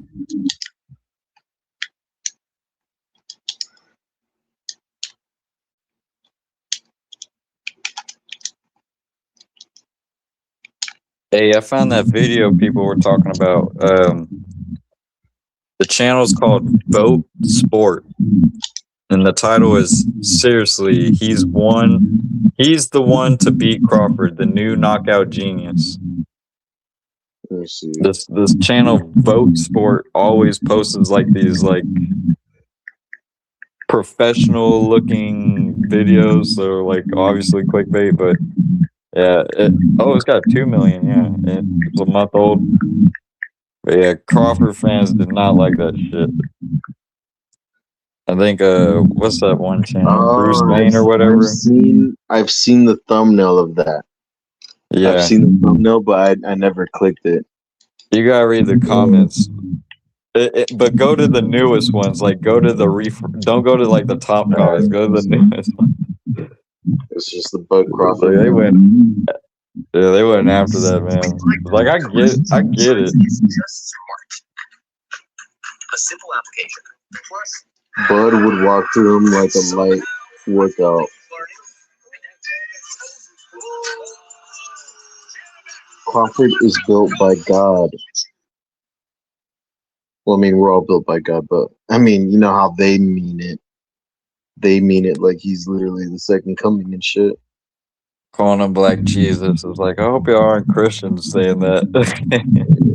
He said, no, he not. I wish people really go back, actually look at Terence Crawford and what he actually does. He's an anomaly. Yeah, there's a lot of them mad about this video. That's not a fight Crawford would come back for though. And it's not like he can't. It's not like Crawford can't beat him, but you know, it gets the fans so upset that there's a guy that could potentially beat him. Like if you even say Boots is, even if you say Boots, hey, I think Boots could do better than Amir Khan and Spence. The Bud fans, he hasn't done nothing to earn his shot at Boots. Like some of the Bud fans are just there's a couple guys that whiny or something. There's a couple guys that will beat him. But if you say anything, you're a hater and shit. But or Uncle Tom or whatever they come up with all sorts of names for you. You every name under the fucking sun if you don't like Terence Crawford. Yeah. You might as well just be a Satanist or something. You might as well just be like scum of the earth. Mm-hmm. But I've never seen a fan base like that. But Bud just got these passionate fans out of nowhere, like these bandwagon fans. Like, did they come from the Thurman, Charlo, Spence, Wilder, Adrian Broner, Fulton, pretty much every Black American fighter that got embarrassed or like sabotaged their career? Did they come from those fan bases to leech on Terence Crawford and promote this black excellence thing? Is like, you guys aren't really Crawford fans like that. Some of that for sure. Yeah, Fuck, what was I gonna say, man? I was about to say something. Oh yeah, like I don't know if you listen to the Boxing Voice.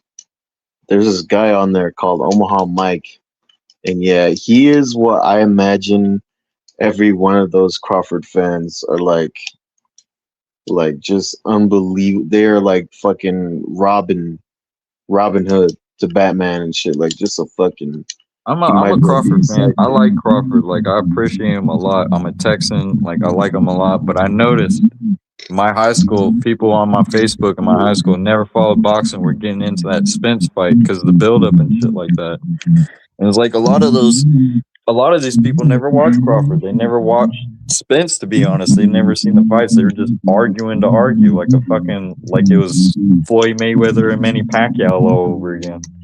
And that's why I hated that Floyd versus Manny Pacquiao fight, because it just created this argumentative environment on the internet. It's fucking annoying. People still argue about Manny Pacquiao and Floyd all these years on Facebook, on YouTube. It's like that fight caused like a cancer in boxing, I believe. Man, I remember I was in high school when that shit happened.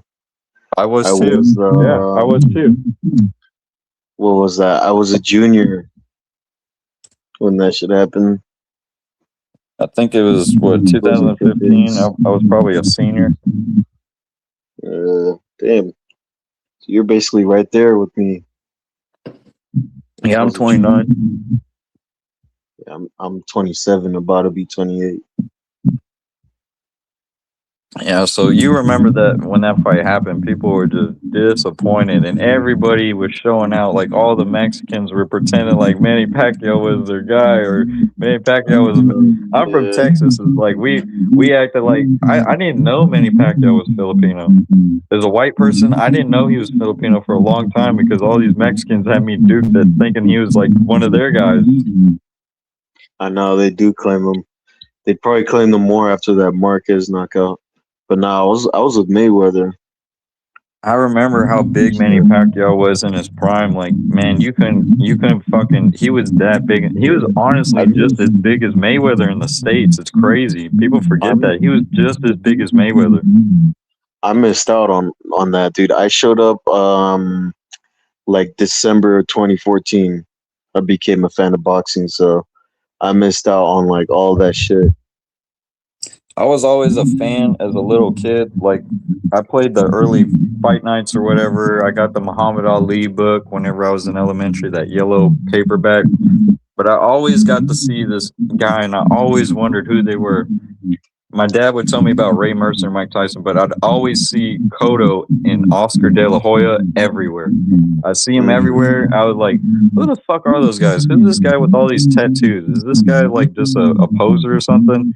And I thought that as a little kid, and I never got to watch him. But like, I guess during COVID happened around that time, like before AJ fought Ruiz or before the Wilder and Fury, before those happened, and Manny Pacquiao and Floyd, I started getting big into boxing, and then those upsets happened, and then I got real big into boxing.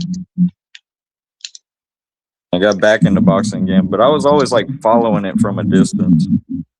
I remember like one of my earliest memories of boxing was like watching, like, you know how those courtroom drawings, you know how for some reason they do drawings of courtrooms. Yeah. And there's one of like Mike Tyson, and I remember thinking like, man, this guy's so intimidating. Who could ever beat this dude? Like, that's what I thought of Cotto, man. Yeah, that's what I thought when I was a little kid, first seeing Cotto with all those tattoos. Like, why is this dude on every magazine and everywhere in the hood? Yeah, that's what I thought of Cotto exactly, man. Dude, Cotto was actually one of my first memories in boxing too. Like, you know, you remember when he was big? He was fucking everywhere. I don't know why they had that dude on a poster, or like, I don't know if he was on commercials or what, if he was just like supposed to be advertisement or something. But I remember used to seeing him and Oscar everywhere, Manny Pacquiao everywhere. Didn't even know who they were. And like, I didn't even know Floyd. Like, I knew them before I knew Floyd, and they were just as popular. Yeah. People don't talk about that. As like Roy Jones, and there was a bunch of fighters that were popular before Floyd. It's like almost like Floyd got popular off of Manny Pacquiao, to be honest. Yeah. I hate to say that, and people are gonna fucking crucify me for saying that, but I remember a time where like people weren't really talking about Floyd Mayweather. They talk about Oscar, Cotto, and Manny Pacquiao here in Texas. My earliest memory of Mayweather is a clip of him getting picked up by Miguel Cotto, like in their fight and shit. Oh, damn. Yeah, I know. So it's like in that one press conference when Robert Garcia gave him like pink gloves. That's also one of my earliest memories of Mayweather. Yeah, I'll have no idea that I would eventually become like a big fan and shit. Just like a couple months later, really. Like, I always saw him, but I didn't know who he was. I didn't know he had any type of hype. I played whenever I was a little kid. We had like Knockout Kings 2000 on N64 when I was a little kid, and I saw his name. But I didn't put two and two together. I had no fucking idea. But like, if you go get the Knockout Kings 2000, I think that's the only video game he's actually on, to be honest. Yeah, I was about to say, because don't the fight night, he doesn't allow himself. No, he took his license off a long time ago. I think that's the only fighting game he's on. I hate that he does that, man. Like, he's so old. He doesn't want anyone to beat him. Petty like a motherfucker. You can't even beat me in a video game, motherfucker. You better not take a video of it. My licenses, you can create me and beat me, but you can't have my license and beat me. That's crazy, yeah. I don't think he does that intentionally. I think that's just money business. He just wants to get paid a bunch of fuckload of money. In video games, they pay you. There's he sees the money they're tossing around. He's like, I want to get that big money, but they just can't pay his budget, the price he's asking. They'd have to pay half the budget. They'd have to cut like damn near half the fighters off the fucking game. I know. It's like that. I'd rather have no Floyd Mayweather. I'd rather have no Mike Tyson or Ali if I can have a bunch of characters. If I can have a bunch of other boxers, I don't care about the main guys. I need the heavyweights, honestly. Yeah, I need the heavyweights. I need Mike Tyson and Ali. I hated when they didn't have George Foreman on so many of these boxing games. Like, George Foreman did the same thing. He's like, hey, no, I'm the burger flipper guy. You can't have me on your video games. I'm on burgers. Man. I feel like a lot of kids only know him off of that shit, dude.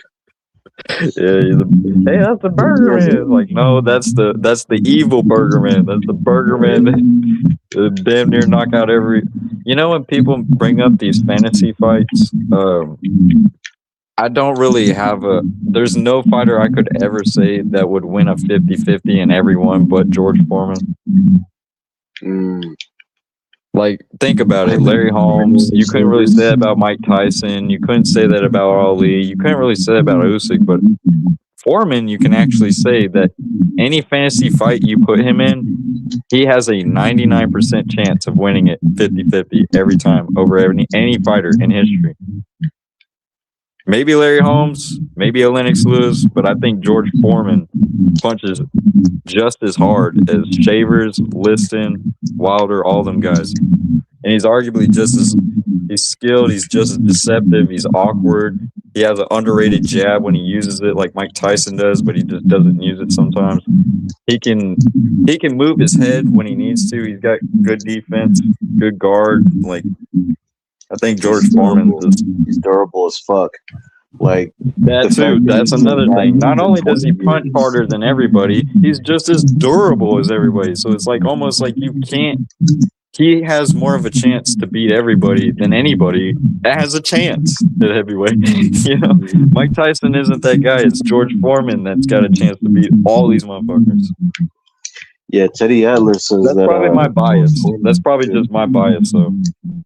No, I don't think it's just bias. I do think George Foreman could beat these dudes. The fact that he like came what back argument could you make that with any fantasy fight he would win pretty much 50%? Like any okay, if you say Riddick Bowe or George Foreman, it's 50-50. Like any fantasy fight you put him in, it's always going to be 50-50. That's the only heavyweight that you can make that argument. Any fight you put him in, it's a matter of the question is what George shows up. Yeah. Because if he shows up and wants to fuck you up, there ain't much you can do about it. We know he in his prime he really would have beaten Evander Holyfield. If he did as good as he did fucking 20 years after his prime and shit. You know, I'm surprised how many guys would lose to an older Foreman. An older Foreman is so it you know, it kind of kills me because he's so slow and he's had so many bad fights in his old age that he shouldn't have. Like Alex Stewart and who's the other one? I mean, that Ron Lyle one was fucking. That was. He fought a German more damaging than fucking the Ali fight. He fought a German named Axel Schultz that he should have lost, and he also got cut the fuck up. Like all of his face was just wrecked to shit against Alex Stewart in the 90s. And like, damn. Oh, it was like, that fight. I was about to think Tommy Morrison. But yeah, he lost to that, but it looked like. You know, to be honest, in that Tommy fight and the Holyfield fight, sometimes it looks like he was pulling his punches. And he did that against Briggs, and like confirmed against Briggs. And he was schooling Briggs, but he would tell Briggs, "Come on, is that all you got? You're fighting for the championship for this?" And he'd just like stop punching and talk to Briggs. Like, don't do that. You're schooling him. Shannon Briggs, huh? Shannon Briggs. Yeah, he schooled Shannon Briggs on his. He schooled him on his way out, and I guess the boxing establishment had to rob him or whatever. But that was kind of like him making up for the last two robberies, I guess, over Alex Stewart and Axel Schultz. Alex Stewart really wasn't a robbery, but Axel Schultz, they say it was. It's like some German dude that Klitschko knocked out.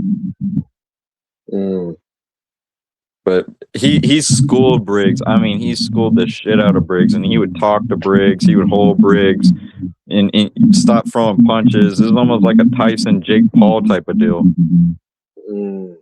But it was incredible, like how outclassed Shannon Briggs was. Fuck, man. And Shannon Briggs, to add insult to injury, he cherry picked him at the bottom of the list. Like Shannon Briggs just lost to someone because of asthma or some shit like that. His asthma condition. Something Wilson, Daniel Wilson. I can't remember the name, but with all these names, and George picked like the bottom of the list, Shannon Briggs, and completely schooled him. And then that guy got a title shot against Lennox. It's like fucking ridiculous. So they robbed Foreman of his lineal title to give to Briggs to fight Lennox.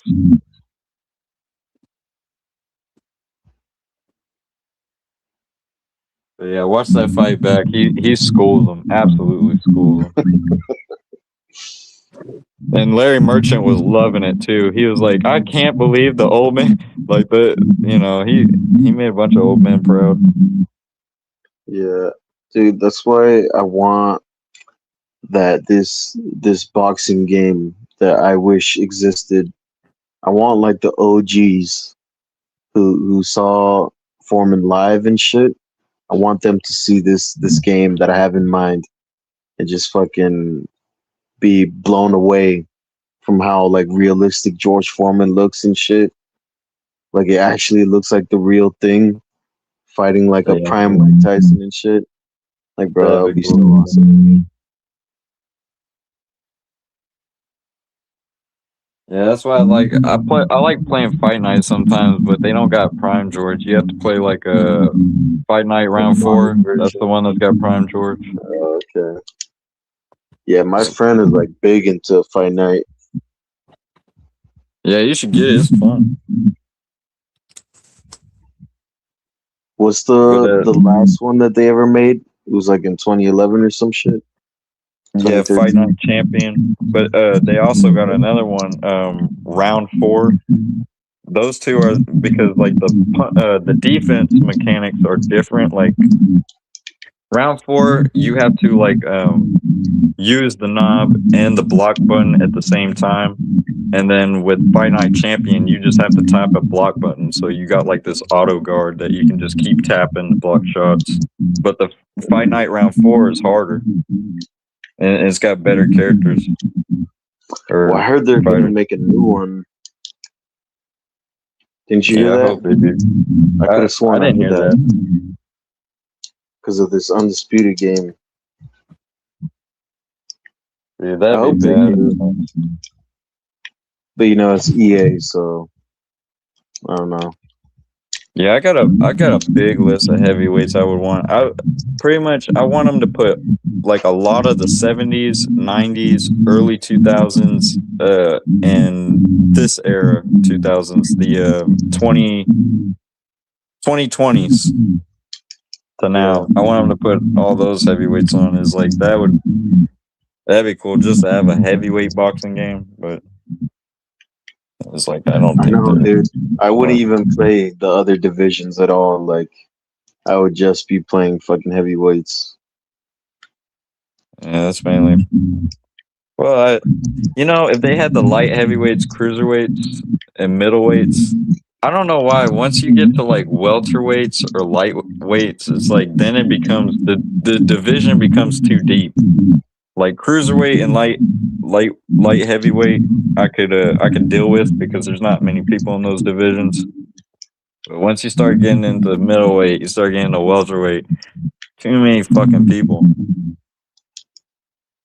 And there's a lot of people at heavyweight, but not like there is at, welterweight and lightweight. There's like, because I guess that's the average weight of a person around the world is not a heavyweight. It's actually like a middleweight, welterweight type of guy. And that's probably why those divisions have so fucking many fighters.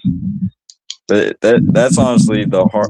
I could keep up with lightweight and cruiserweight and heavyweight. That's why heavyweight's my favorite. But it's like those little divisions. They got so many fucking fighters to keep up with. Even nowadays, it would be amazing if the animations were like really accurate to how they look like in real life.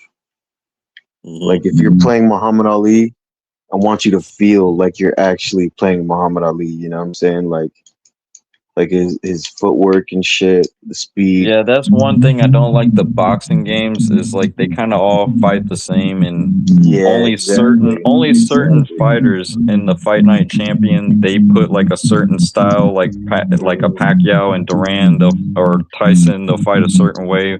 But the rest of the fighters, they don't. They kind of put them as default in their fighting style, because it's a lot to put in. It's like a lot. It's more complicated than like putting in the inputs of a wrestling game and all those fucking moves they got. It is a difficult task, bro. Like I'm not even like. That's why I try to put the fighting style of Vitaly Klitschko, and then Loma, and then you'd have to get someone that watches those fighters, or someone that has to go back and watch all those fights, or program all their fighting styles or tendencies.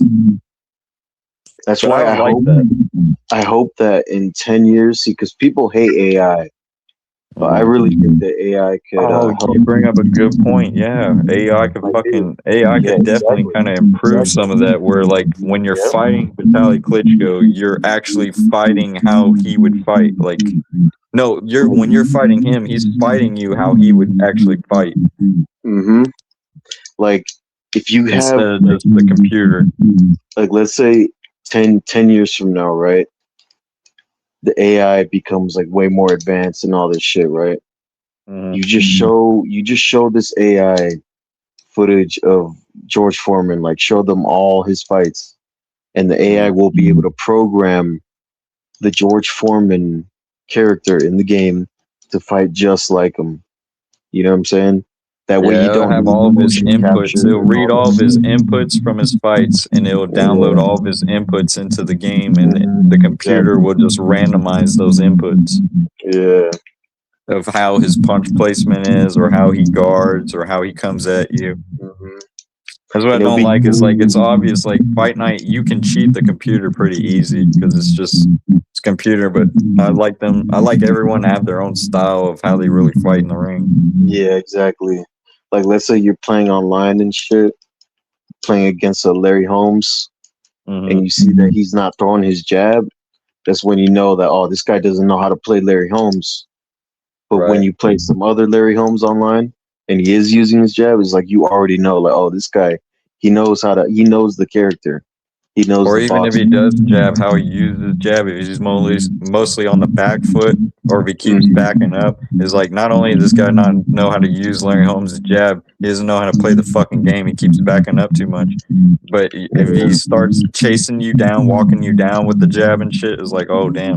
And he starts tapping the block, like catching and shooting while he's jabbing, is like, oh, this guy knows how to fucking do it. Yeah, exactly. I'd want, like, there needs to be character expression. You know what I'm saying? Player expression with the skills. I like the new Undisputed because they fucking made Larry Holmes and Riddick Bowe like look like the real thing, and Buster Douglas, and they got Zilly Zhang, Dempsey, and Joe Louis. But it's like the punch mechanics, they look a little bit robotic. Like when you see highlights or someone playing the game, it's like they're just it's almost like they're punching from the shoulder or something. They don't look as fluid as like Fight Night. Well, you know what? I haven't played it since the beta, so maybe it's gotten like way better. It has gone way better. You haven't played since the beta, dude. That was a long time ago. I know. Dude, I That's a went to my long friend's time ago. house. A lot has changed, dude. A lot of new characters and shit like that. A lot of new updates and shit like that. Mechanics wise, yeah, it's way different from the beta. Like, dude, But you got to it's a pay for good Zang party and Buster. It's game. like the new characters they got coming out. It's like you got to pay for them. It's like, damn, I don't want to pay for Buster and DLC Zang. pack for fucking Butterbean and shit. Yeah, I don't want to pay for Butterbean. He should be on there for Butterbean fucking pack. free. Yeah. Dude, it's a good party game. I'm telling you. Like, you could get people who don't know shit about boxing, play that shit, have them knock each other out. Like, that shit's funny, dude. I know it's like that Mario game or Super Smash Bros. Or it's like a Dragon Ball Z. Yeah, like I it's go to just my people friend's who get it, house, you know? play Dragon Ball Z or fucking Smash Bros. Or something And like then, that. That's what that boxing and game's then like. it could also be hardcore as well. You know, like I would want it to have like a lot of depth, you know. I like the Because online aspect of Undisputed. Like you can debate your contracts or something like that, and debate your purse split, negotiate your purse what the fuck? split, and all that. I didn't And know you can that. duck fights and all this. You could do all this business politics shit online with other people. That's funny. Yeah, It's I didn't know that. wild. But you can find the best fighter. You can take like the top fights and contracts or the top rankings, or if someone challenges you, you can do the duck shit. Like you can find out if you're a duck. Like you can literally find out how good of a fighter you are just by business. If you're ducking fights and shit, it's funny. It's like, damn, this game kind of breaks it.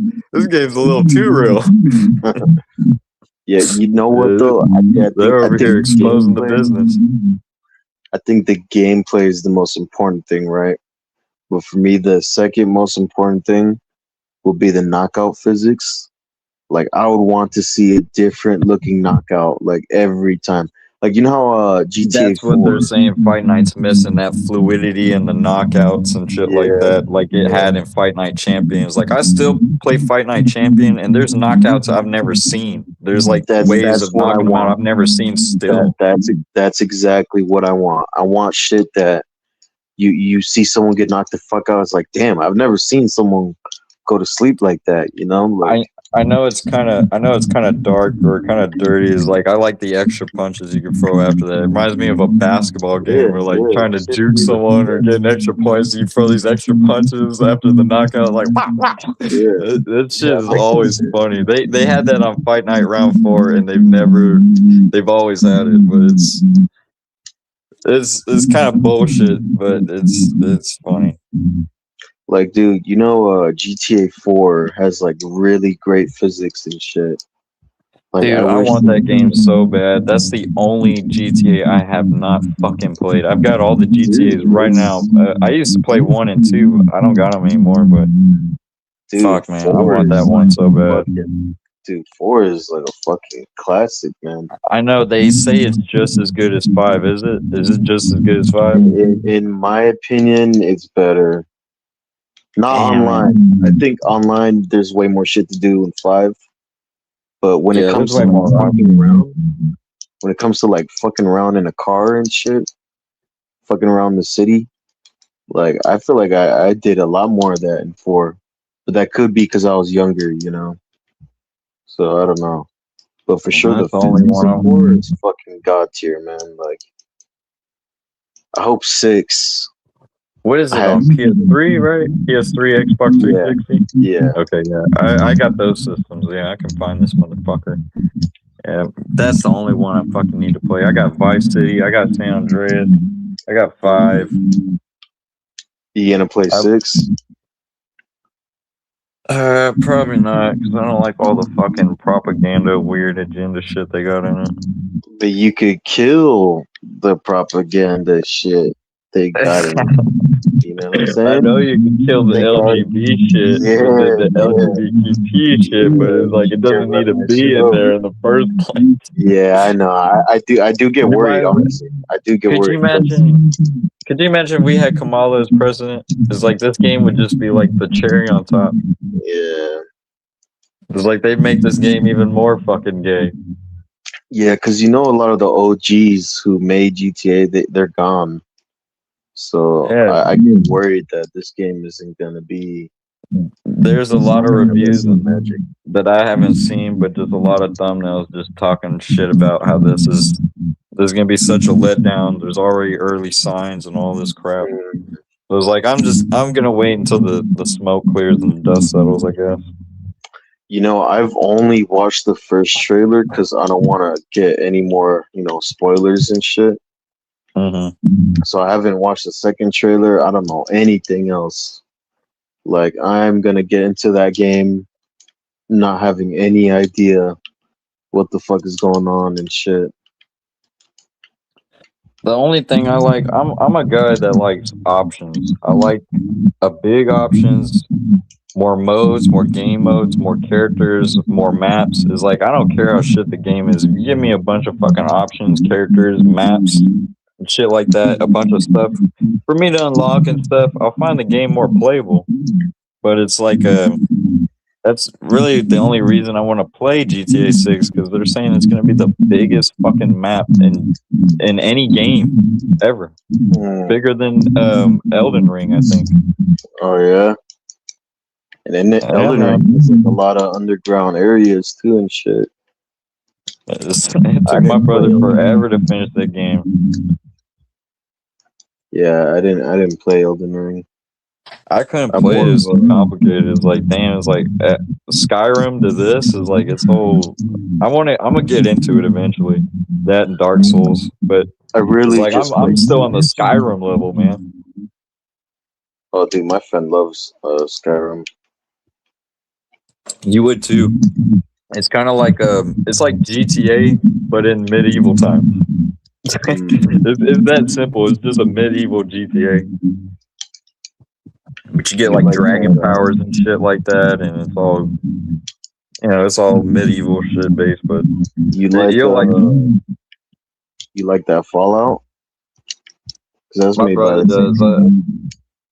I kind of do, but I don't at the same time because I've never been into like apocalypse themed stuff, whether it's movies or games. I've never liked apocalypse themed stuff. What about Starfield? My brother just got it, and I like it. I like that you can build like your own ships and add on to like. It's almost like I like that you can build ships like that and invade. Is that the one where you can invade ships too? I'm not sure. I think you can invade ships and like build them, but like a Gundam or something like that. Yeah, I know you could build ships. But that's like another GTA game, but in space. I you know. get to hijack fucking spaceships and shit. Yeah, I was about to say that. That's why I was kind of intrigued by Starfield. Cause I thought it was just like a kid's game, and then I saw my brother jack a ship and start stabbing people. I was like, oh, what the fuck? Yeah. He just went on a ship, started stabbing people, and took their ship, and then start adding like building blocks onto the ship. It was like, oh, you can like customize your ships like in a high tech way. There should be like a strip club in space in zero gravity. Hey, you ever watch Space Dandy?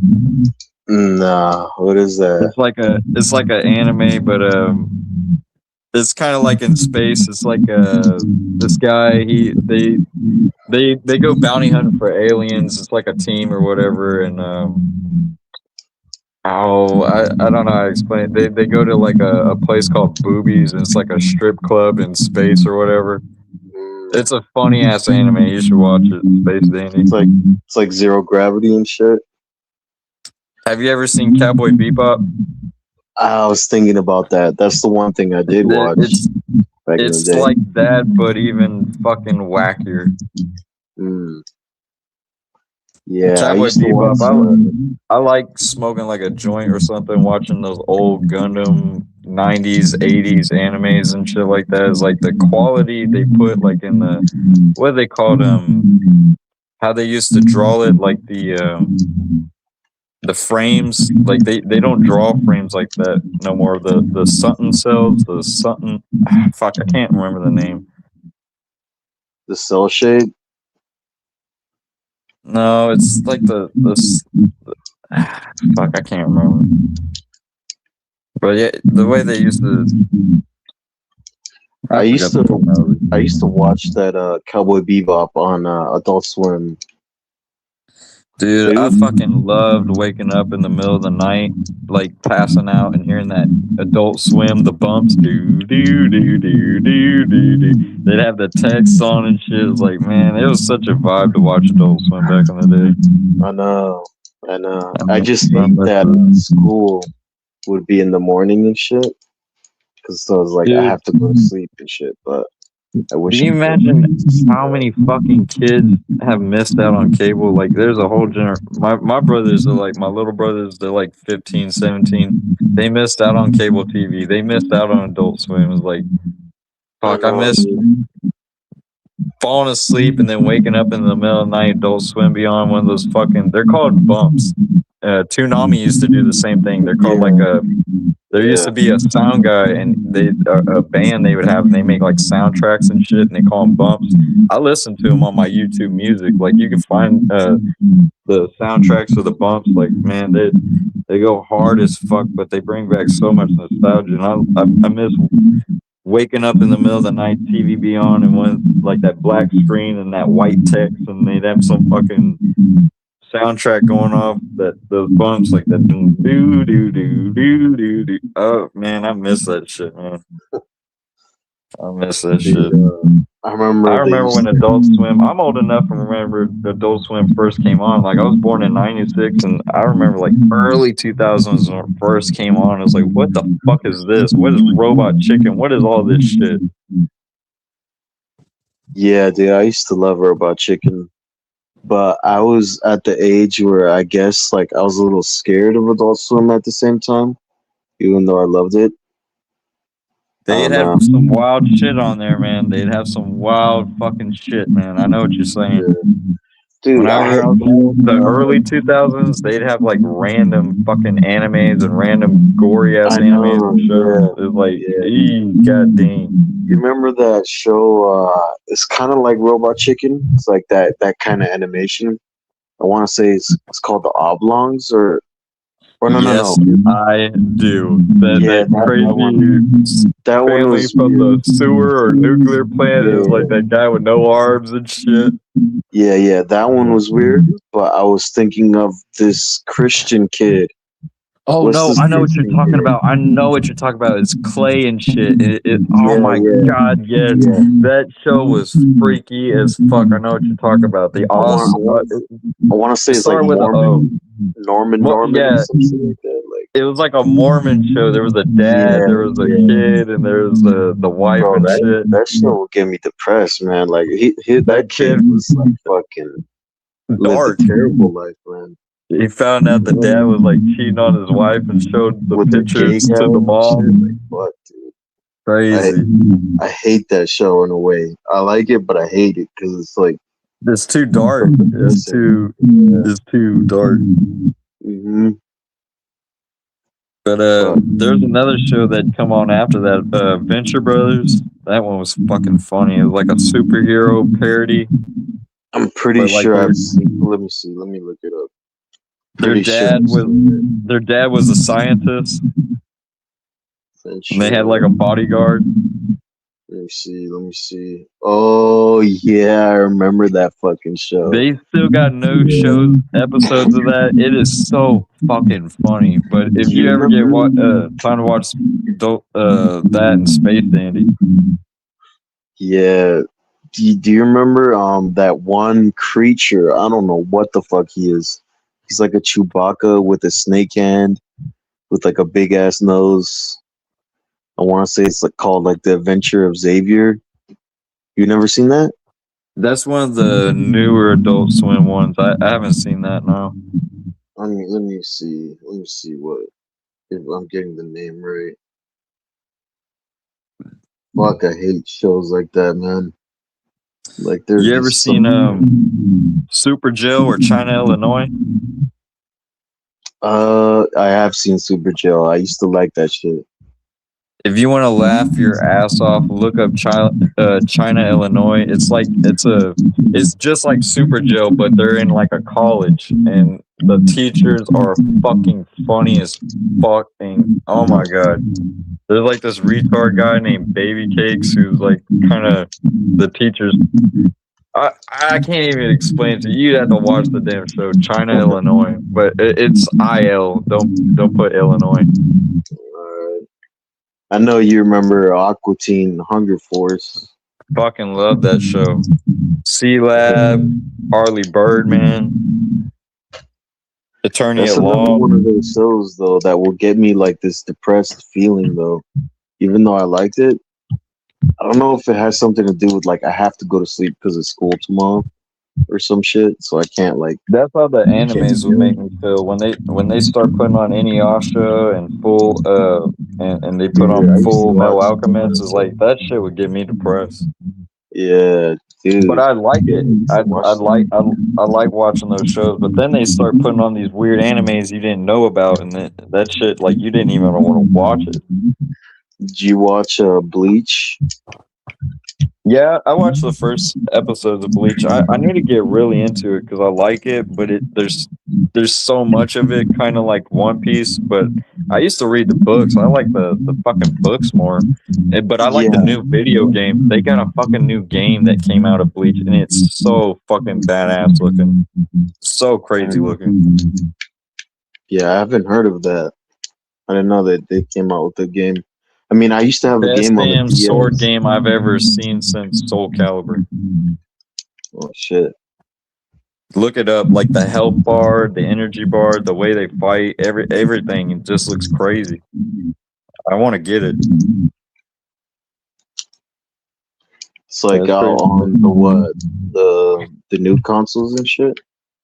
Is that kind of new? Yeah. Fuck. Yeah, I used to have a Bleach game on the DS. I used to love that shit. Oh shit.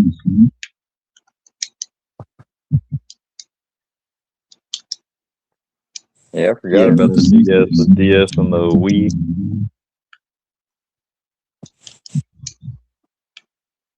You had the DS and the Wii, you said? Yeah, I remember when those were popular. Yeah, no, the fucking I never had a Wii, but I remember people were like so like into the motion controls and shit. Did you ever play the boxing game on the Wii? No, I didn't. That motherfucker is actually fun, and it's actually like more realer than playing Fight Night. Even though the animation is not real at all, it's like it's more like you actually have to like dodge shit and move and shit. You know what? That reminds me. One day they're gonna create like some kind of VR boxing shit, and you're gonna see boxers, like real pro boxers, using that shit. They kind of did at the fucking casino over here, the WinStar, one of the biggest casinos. It's Oklahoma. It's over Gainesville. They had a fucking game, like almost like a VR Mike Tyson game, where you could fight Mike Tyson and shit. It was huge. I was like, damn, they need to put this. You know, this is how it originally happened, right? Like Mortal Kombat and all the old arcades and stuff like that. They wanted to bring that to consoles in people's homes. So it was like, I was looking at that, I was like, damn, maybe they can. I couldn't imagine if they brought this into people's houses. Dude, hell yeah. I mean, imagine if boxers become better off of that shit. Like if you're getting ready to fight, like let's say fucking Noya Inoue, and the fucking VR kid like a replica of him for you to shadow box against. Or you say like flight pilots do the flight simulator, or NASCAR, exactly. or some of that Gran Turismo shit. They were doing the game, and then they became like fucking.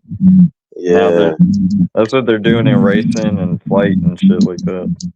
Yeah, I've talked to someone on fucking like the comments, Like they were arguing with me and shit. But yeah, they were telling me how they fucking use Flight Simulator to actually practice. You know that guy who kidnapped that plane, that Malaysian air flight or whatever the fuck? You heard that story, no? No, I did not hear about this. No?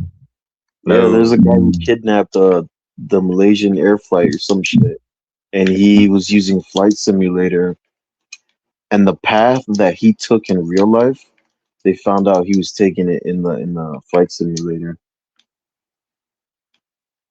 So I mean, people really do practice That's on that crazy. shit. That's crazy. One day they're gonna do that with boxing. Watch. Well, hell, we were talking about a fucking Rocky IV yesterday. How Americans had this propaganda movie in the 80s about the Russians, why we're in the Russian war, about how they were the drug guys and we were doing it the clean way, and they had all these computers and all this shit up to Ivan Drago.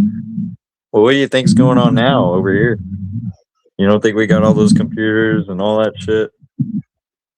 You know, I saw David Benavidez one time with like a mask on, like some type of oxygen mask, like trying to sweat shit, and it was almost like kind of like morbid because I've never seen that, and he didn't look healthy on this tank and this mask on his face. It was like, yeah, I saw that. I wonder if it almost reminded me of Rocky IV with Ivan Drago or some shit. I wonder if he was just trying to do some publicity shit, like. You know, I think he's cutting away like a Alex Pereira. Like you see Alex Pereira, they put that fucking foil over him. He lays on the ground and he just dies on the floor. I hate seeing him like that, dude. I fucking hate. Yeah, it was nasty. Yeah, they did him pretty nasty. He almost looked like a corpse on the ground. No, dude. When they did that. I hate it. But bro. I think that's what David was doing. Is just trying to like get as much water weight out, trying to cut the weight out because like he's a cruiserweight. That's what he should be. Yeah. But I think he was always that weight. I think he was always like trying to cut that 200, 190 limit to make middle. And I think that's what that oxygen tank and whatever he was with Snack for, they were helping him cut weight. I'd like to see him do a little boxing spar with Pereira. I've seen Pereira spar Khalil Cole. Yeah, Benavidez. I've seen Pereira spar Khalil Cole. You know, it's crazy. Like that would, you know, I would like to see Benavidez transition to MMA, but I don't think he's got the bottom half to do that. Nah, I'm saying just boxing sparring with Pereira. Yeah. Oh man, he probably put hands all over Pereira. Maybe, but fuck, dude, those are like two of my favorite. You know, Pereira times him. Is pretty much it. Yeah, he's a dangerous dude. Even in boxing, he's dangerous as fuck. Big ass dude. Do you think that guy arguably hits harder than Francis Alex? Nah. I know that machine. He hit that machine that shows that he does punch harder, but I don't think so, honestly. Is he yet to be proven at heavyweight? Yeah, I'm kind of jumping the gun. Yeah, you know what? He hasn't really knocked anyone out at heavyweight. I forgot about that. Yeah. If he fucking puts Gon to sleep with like one left hook, that heavyweight left hook from that's right, because Francis fought Gon too. He couldn't do that. Yeah. He had to wrestle him, but Francis was injured in that fight, I believe. Yeah, he had 2 knee braces on, so. Hey, that kind of shows how good Francis' wrestling was, because that's how he lost to Stipe. Uh-huh. Yeah, I didn't think Francis was that bad of an MMA fighter. I think he just kind of sold out his career. And he kind of got there late too. Like, he was like in his mid-30s already. By the time he got to yeah. Okay, that's not good right now. That's not good. Yeah, I don't want to. Damn, that John Jones fight is long gone now. Fuck, man. Oh yeah, ever since Ghana went to the PFL, it was definitely done. I felt like they both fucked it up. Now it's looking like Nagano is had really fucked it up because he sold his career out to boxing. Now he sold his career out to the PFL. Yeah. Like, fuck, man. Dude, he screwed over that PFL shit, man. He did. He did. He was gonna get that Africa shit and didn't even show up to their shit. Took their money. Said, "Fuck you." He did, man. Fought one time in the PFL and shit. How much did they pay him? Probably millions of dollars. Definitely more than he was getting paid in UFC. Man, he did them fucking dirty. Yeah, I don't blame him though. Like, he got his money. He screwed them up. So he won. I'd hate to talk about his personal life, but man, it's like he's had so much shit going in his personal life. Like, he had his daughter dying, and then he ran over someone with a bike, and it's like it just. I don't know why it don't seem like he's shown much remorse. I hate to say that, but it's just like he just seems like it's a normal day for him. Like, when you see him in interviews and stuff like that, it's like, you're kind of supposed to stay out of the media when this thing happens, like, kind of like for like months and years, not just like act like it's a normal day, Just my honestly, opinion. no. Honestly, I've always thought he was kind of an asshole. Way before any of that shit ever happened, I've always thought. Like, I've seen some interviews with him where he would be kind of rude to the interviewers and shit. Like, I remember someone was asking him something, and he didn't really understand the question or something like that. I forgot what was said. Oh, when he got mad? Yeah, he got mad. He was like, "Oh, you want to ask me that shit again or some shit?" I forgot what he said, but he got like really rude with the interviewer. And just from there, I already knew, like, yeah, this guy, that's how he is. This guy's a rude motherfucker. And according to Dana, he thought, like, Ngannou thought he was a god and shit. The way he would walk around back there, apparently. Do you believe what Dana said, that he threatened him or grabbed him or something like that? Honestly, it's probably not as bad as how Dana said it. Like, I bet he did. What did he say? I can't remember verbatim what the fuck he said. I don't remember either. I didn't. Did Dana? But you know what I'm talking. You know what I'm talking about, right? Yeah, I've heard of that. But I didn't know that shit was crazy. It was like, oh my god. Dude, he's like a third world country. I mean, I'm not trying to throw shade up. I know he's got the intelligence. I know. You can't. Sometimes you get called a racist or a hater if you say it. He's not the most intelligent. He's got the intelligence of. All right, yeah. We don't have to elaborate on it. They don't. Like, I've been to a third world country. Like, their manners just aren't the same as we have out here. That's what I hear. It's like that's what I hear in a lot of those countries. Like, driving down the road or something, it's like chaos.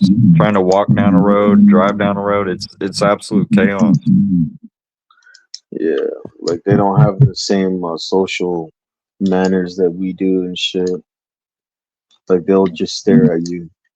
You know, we feel like it's not polite to stare. They don't really have shit like that. I don't know. I'm sure every third world country is different, but the one that I've been to, they don't have the manners that we do and shit. I'm pretty sure if you go in the Latin American countries, like, they're not. Some of them would do the same.